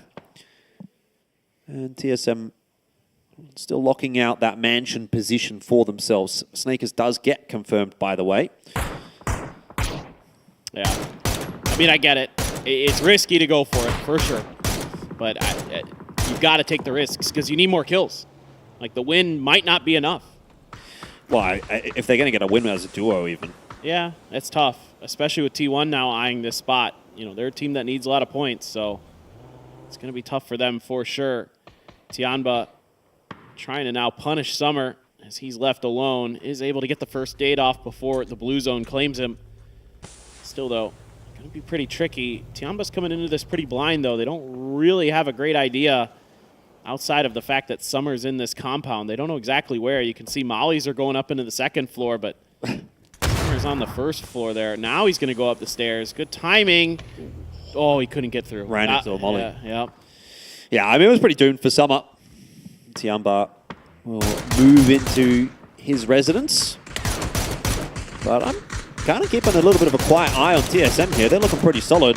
Obviously, Na'Vi down south there, you can see with 4 players alive, but that zone shift away from Na'Vi is going to be quite problematic. Definitely more favorable for TSM. Keeps Falcons in the discussion as well. So, still a lot that can happen in this final game of the day. But TSM are trying to do their best to dislodge the position of Theraton 5, which might actually be something that they're looking to take a little bit later on. If they can get rid of T5, it'll be a spot that they can shift over to in their vehicles if it comes to it. Oh, yeah. I mean, if and very likely when TSM clears out T5 here, they're in a phenomenal position to potentially win this game. That is a really great spot. It's if you have all 4 alive and you control that eastern edge of that hill, you've got control over so much space in this circle. And you're giving yourself a really good opportunity. Hakatori looking to tap some heads with the Dragunov, but just a little bit shy. And Sosa doing what he can to spot out anybody, but really Navi's going to have to make some kind of maneuver. South side of the hill is open, and now this is an opportunity where that position that we saw Pero in earlier is actually not too bad, because there's not going to be too many teams behind you. It still is tough. It's still not as good as where T5 is for the most part, but definitely doable if you can get there. It's just a matter of, is anybody going to let you? Pow Pow just peppering and observing. Could go for the tire there. Yeah, nice shooting. Got one down. TSM are just trying to play the dodging game. If you could dodge a ball, you could dodge a bullet. You can dodge a wrench. Does it work that way? If you can dodge a bullet, you can probably dodge anything. Yeah, that's real. That's pretty much true. Well, TSM and Na'Vi having back and forth as well from range. But Na'Vi are being crept up on by, well, crept up on is maybe a stretch as Gustav has just come charging in the Dacia alongside James. It's a Hail Mary from FaZe and it might just work. They've just done an absolute number to Na'Vi. What is that? Na'Vi out of nowhere are down to just Hakatori. 2 of those points have been stolen away by Falcons. Flood and Rello watching that with eagle eyes, keen for any possible point, anything that could get them closer to getting to the grand finals of PGS 5. What have I just seen? That was awesome. I love that from FaZe. I respect it. You're in a terrible spot. Just go for the points. You know, you don't have much access to the rest of the circle. T1's already claimed this edge of the Sky Garden, so you know, you either fight for that or you just claim the edge points and see if you maybe win that battle on surprise, and it almost worked. You'd end up knocking Na'Vi out anyway. They're fine, but definitely a decent move there from FaZe as we find our way to Phase 7. And there are 5 teams remaining still. And that's a good grenade there from 7-7. And that's a quick flush, but it's actually Kurt. It's going to take the point for TSM. Every single second matters right now for Falcons if they can get themselves another couple of placements higher. You know, maybe get to even 52 just off of placements. That might be enough if it's a weaker lobby in terms of the overall points required. The Cloud Car coming through from TSM offers up another opportunity for Flood. He takes down Sparking, confirms that kill. In the meanwhile, Purdy gets rid of T5. As I mentioned, TSM wanting to sort of backfill into that position that T5 had later on in the game. It's exactly what they've done. It was always the plan for them. They do have to sacrifice a player for it, but that's overall, I would say, a win for TSM getting over there with 3. No, this is perfect. You know, you'd like to get through with 4? Yeah, of course, absolutely. That doesn't matter. You still made the right play and a fairly effective maneuver. I mean, you're going to have that opportunity. You're going to give that opportunity, I should say, to the Falcons. And yes, they're able to claim 1. The Falcons, by the way, knocking on the door. 50 points. There's a world where they do this. They've done a great job from this position, really connecting their shots when it mattered most, getting those kills when it mattered most. And yeah, they may not be the highest percentage team to win this, but there's definitely a world where it happens, and Phase 8 hasn't even shown itself yet, so who knows? They don't even need a winner. They just need to stay alive at this point. You know, maybe get into the top 2 or take a kill point or 2 here and there. If TSM and Tianbar end up fighting one another, knocking one another out, that's going to open the door up for Falcons. Again, another couple of placement points, and that certainly seems like it's kicking off. Pow Pow low. Whoa, another great grenade in there from Alo onto 7-7. And it is looking pretty doomed for Tianba at this point in time. It's just Pow Pow who gets finished off. Luke 12 on the floor, but should be resable for TSM. And you can see T1 trying to take the advantage, and that is perfect for Falcons, actually. I love this from T1. I mean, you need the points. You know that they were down a player. The res did come through on the Luke 12. Not seeing any frags out just yet. Just a bunch of stuns. Purdy Curdy, though, has a frag of his own. Lets it out, but went a bit too far there. Flood, he got taken down, though. E-End, unaccounted for. Flood gone. Rello, the last hope here for Falcons. He's just got to keep his head down. He has to survive for second place right now. I don't know that it's going to happen, though, because TSM is starting to push into his building. T1 will stay down on the low ground. It may well be doomed for Rello. If he could even get one, if he can get this one onto Alo, how many more does that give Falcons? TSM down to just 2. I don't know the exact points total now for Falcons. I think they're probably at 52, 53. Is that the point? Was that the one they needed? Exactly. Every single point is going to matter, and we'll find out how that plays out tomorrow. But if Rello can hang on for even one more, that could go a huge distance for Falcons. T1 are happy to let this fight play out, though. They're not interested in getting involved in that. They'll just let TSM deal with Rello, who might just survive the 1v1 now. He'll confirm the kill onto Luke 12. You have to in these circumstances. And he gets it done. He holds on to second place. Rello might be the savior for Falcons. T1 will push their way in 3v1, but you'll consider this a win for Falcons. Oh, look at Roth. He knows it. He knows how important that was. You could see it right away. The relief, the joy was palpable there. Surely, you know, this is nearly impossible for Rello, but that might have been enough. That might have just done it for Falcons. Rello, cool, calm, and collected, spotted out by Raining. Can't quite connect. Takes a smidge of damage there. Gonna reposition. En trying to get underneath Rello's nose. Raining letting loose with the molly to keep Rello pinned inside if possible. Clear out that balcony as best as he can. Again, this is all just kind of setting up for this maneuver from maybe Zenith as well. And they're just taking their time as En has gotten in the building. Does Rello know as he heard the footsteps? Yeah, It seems like it. He's got to just try and find another isolated duel somewhere, but this cross is an ill-fated one. It'll be Falcons out in second. T1 take the final game of the day here at PGS 5, day number 2.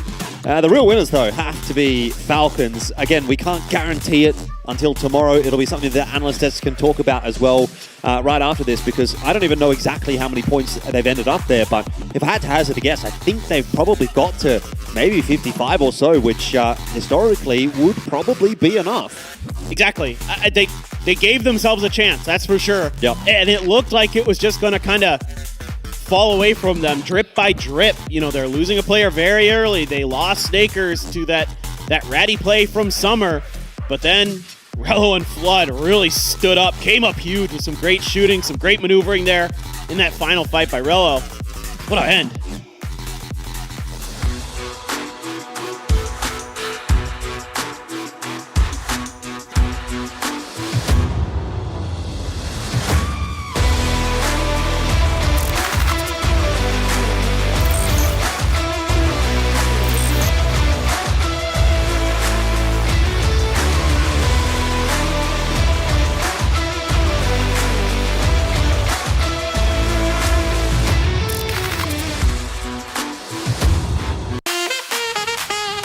T1 gets it done, and lots of fun as they push the high ground, take down the Falcons after a vicious hold, and get themselves a chicken dinner to wrap up the last game of day 2 here at PGS 5. Yeah, and if it hadn't been for Rod dying early, Snakers losing, if Falcons had been 4 guys alive on Heaven, that would have been a 15-kill win for them. But what I love when you start a game by saying, you know, what are we watching? And the caster said it, gotta watch Falcons. This is the game where they decide their future, and it really did come down to the very end. I can't wait till we get to the highlights, because I cannot wait to watch Rello on that double hold. What's the highlights? That you can't wait to get. But the end of the highlight. The end of the highlight. Oh, did you see the Tanwu Panzerfaust into the AK? It was crazy. Nice. It was really good. Really like them. You see some good Panzers today. Yeah, overall, really crazy good fights, to be honest. The FaceTime pull up here. Yeah. The pull ups multiple times here. TSM pull up on T5. Yep. Many good decisions to be made there. And then face up pulls up on Navi. Completely destroyed any chances of their game. Yeah.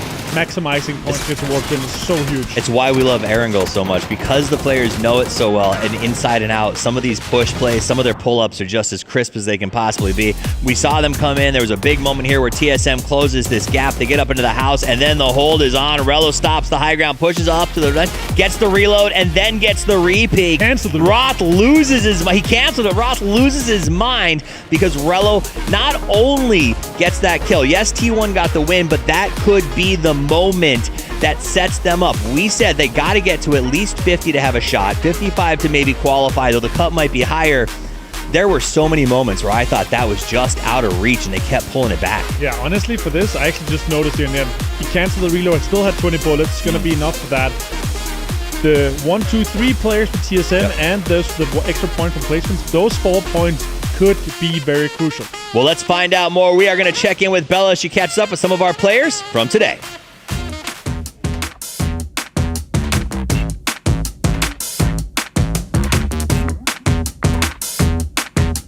Great today. How's your experience here at PGS5 been, playing at home here in Thailand? รู้สึกยังไงบ้างที่ได้เล่น PGS 5ในประเทศไทยค่ะ ก็แอบดีใจนิดนึงครับแต่น่าจะดีกว่าถ้าเล่นต่างประเทศเล่นมาตั้งนานครับ I'm a little bit grateful that we can play in our country, but I will be so excited if we can play like other country. Already ready for more, right? Okay. We're ready for more.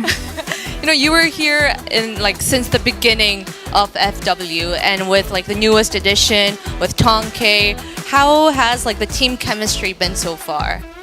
ก็ได้เล่นมาตั้งแต่ไลน์อัพแรกๆของ FW เลยตอนนี้ก็มีการเปลี่ยนไลน์อัพมาตองเคที่เพิ่งเข้ามาใหม่ตอนนี้เคมีในทีมเป็นยังไงบ้างคะก็กำลังดีครับแต่ตองเคก็ยังติดมึนอยู่ครับตอนนี้ What do you say? Yeah, he said that we going to be better, but Tonke kind of dizzy sometimes, but dizzy? It's gonna be better. Okay, dizzy, but we'll get less dizzy. Yeah. All right. And I also noticed that your ex-teammate Rashi is here with Daytrade as well. So, do you have any words of encouragement, to a fellow Thai team? ก็เพื่อนร่วมทีมก็คือพี่ราชีนี่ก็อยู่ Daytrade อยากจะฝากให้กำลังใจอะไรหน่อยไหมสำหรับทีมไทยค่ะสำหรับ Daytrade แล้วไม่น่ามีอะไรเป็นห่วงครับเพราะว่าซ้อมกันทุกวันกันอยู่แล้วโดน Daytrade ยิงทุกวันน่าจะกลับมาได้ครับสู้ๆครับfor Daytrade we might not have to worry about them much because we practice it with each other a lot and we getting them shooting on us quite a lot, so I think they will gonna come back tomorrow. Oh, because they were good with us, they're gonna be fine because we're strong FW. Okay. Yeah. All right, thank you so much for the interview.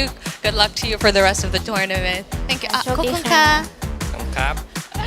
All right, that was FW Esports' Banana One with me for our first post-match interview. And next, we are going to have FaZe Clan's James join us on the stage. Come on up, James. Let's go. Bum, bum, bum, bum. Yep. Oh, watch the hand. Hello, it's me. Hello, it's the superstar, James. All right. How was today, your first day here at PGS5 like? Warm. It's really hot in here. I'm sweating all the time. But yeah, the games were a bit rough, but I think we got close to 30 points in 4 games, so because the first 2 were pretty bad. You guys made a last huge leap at the last matches, so that's good for you. So, playing on your first day, was there anything that added more pressure for you going into tomorrow as well? I mean, yeah, just the fact that we didn't get so many points put pressure on us for tomorrow. But I think our team has always played better and performed better when we are under pressure. Hustle makes you bustle? Hustle gets you all the points, I guess. Yeah. All right. You also saw A and B play yesterday. So after watching them play yesterday, was there anything that you will take into tomorrow playing against Group A? I think you just have to be wary that some of the teams have basically already qualified and not get in their way too much, and that's about it. Yeah. Just do your thing. Yep. All right. Well, I hope you get a chance to cool down. Thank you for the interview. Good luck to you tomorrow. Thank you. Get those kills, all right. Bye-bye. Bye-bye. That was Faceland's James for our last post-match interview. And now back to the boys by the barrel.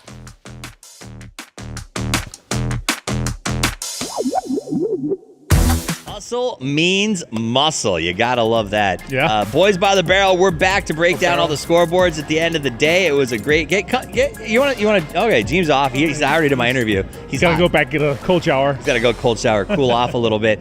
Great to see FaZe have a great end game. The Falcons push at the end of that match was exciting to say the least. I loved the interview with Banana One. Like, FW Esports. This is their first real S tier experience. Seeing these guys play at this level has been exciting.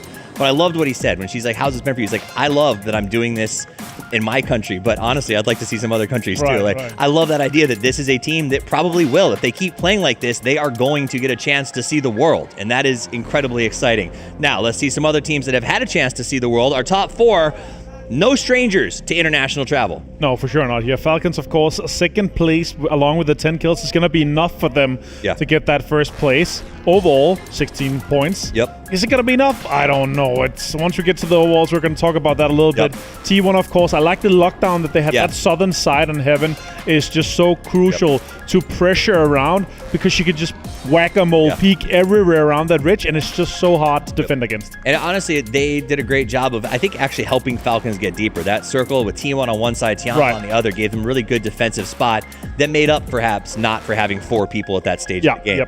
TSM, aggressive. That push that we saw onto T5. Oh my God, it was sexy. It was so good. Super well communicated. Falcons tried to destroy it a little bit. I like that they kind of tried to have that impact, because you need to weaken them by the time that they're fighting them. So that was kind of crucial. They also got that extra point here. EN with the 3 kills, 500 damage. Not too much on the other guys, but still, it is the winner chicken dinner that matters here, and they were able to close that out under pressure from them not being full team strong there, and also a lot of teams on that around them, they had to come in from the western side. They had to stick under and survive for as long as they could. And you survive, and in the end, it's the man of the match. 542 damage, 3 kills, 3 knockouts. But what it came down to is they had a good spot. They managed it. They made sure nobody pushed into them, so they don't have a lot of kills, but they also, that's a tough spot to manage. You have to manage to keep those folks away. So they did manage to have everything on the upside of the fight, fighting uphill towards Heaven. I loved watching it. Congratulations to N. And honestly, it's nice seeing T1 do something. And when you get the win, in the end, nothing else matters. Nothing else matters. All right. Nothing else Great day today. We're going to walk over some leaderboards in just a second, because we do want to set us up for what's going to happen. Falcons does walk away with 16 points on that game. T1 does manage to get 14. TSM, we're pretty happy with that 14 as well on a good day 1 for them. FaZe only with 8, but as James said, we often play, there's a reason that FaZe Sunday has been a meme for a long time, right? On when their back is against the wall. Tomorrow's Wednesday, so what's going to be happening? But it's like a Sunday. I know. But when their back's against the wall, they really do step up. Navi gets 5, but Tiamba and T5 also putting up a good performance. They get the kills, but they are lacking those placement points. So you see that's the same situation here for them. 1 placement, 7 kills coming their way. They're making good decisions, and if they survive that Navi situation, that could have been way more points coming their way. All right, let's break it down. So the teams that have played 12 matches, they are done and dusted. We're looking for the top 16 to advance to the grand final. We have 2 more groups coming in tomorrow to finish out their 12. Let's see where that cutoff looks like it's going to be. Team Falcons does rise to 55. Now, that is very likely, based on statistics, right around that cutoff. So this does mean that tomorrow will be exciting for the Falcons, or terrifying depending on what seat you're in. It comes down to if Expendables, 17 Gaming, Twisted Minds, and TSM continue to carry, even KDF comes back, continue to carry that average, because then that could be enough. It really depends if it evens out quite nicely, or we have these 4 or 5 teams that's going to sponge at the very top, like we've seen historically, because then that could be even higher cutoff. We're talking potentially maybe 58, 59, something like that, but still 55. Falcons could be that 16th or 17th team, depending on how top heavy it gets tomorrow. You gotta love, though, the TSM and Expendables, 2 teams that came out here day 1, 6 games, and they're already qualified essentially in terms of where that bracket looks like they're projected to go to. And the good thing for them, right, is that they are in this situation where there's not being put pressure on from being hot dropped, gate kept, third party. They can play their game and focus on that. But I gotta say though, Eternal Fire and Tiamba getting 54 kills, super impressed with that. Insane amount of damage coming out for Sonics, though they didn't have the greatest day today, but yesterday was a testament to how good they were. And that's also, I mean, that's the Sonics way, right? You have these huge days, and you have days that are just middling, but at the end of the day, the averages are so high. Tiamba with 54 and Eternal Fire have been absolutely phenomenal to watch. Eternal Fire seemed like the late game was just what they were made to be in. Every single game, we kept seeing them push into that top 6 or higher. Now, we are back tomorrow with more action as group stage A, C comes together. B is done, and they're going to start off in the grassy pastures, wrap up over in the dusty dunes. A little bit of a change from the norm. I think that'll be pretty interesting for some of these teams to do it that way. And it's going to be a race. I think especially since the Falcons had such a crazy last game, largely on the back of that Relo hold, it could be a race for a lot more teams when we get to Yeah, if you're a B team right now, you're going to be watching glued to the screen, hoping to see if your 55 or more points are going to be enough. I would say 60 plus, you're safe, you're sound. I don't think we're going to see that many teams passing that mark, but still, we're going to have these teams, 4, 5, 6 teams tomorrow are going to be going out. And we're going to see a lot of teams around that 70 to 80 point mark. The question is really, how many breaks are triple digits? Yeah. How many teams are sponging that much? Could happen. I could see Expendables do that.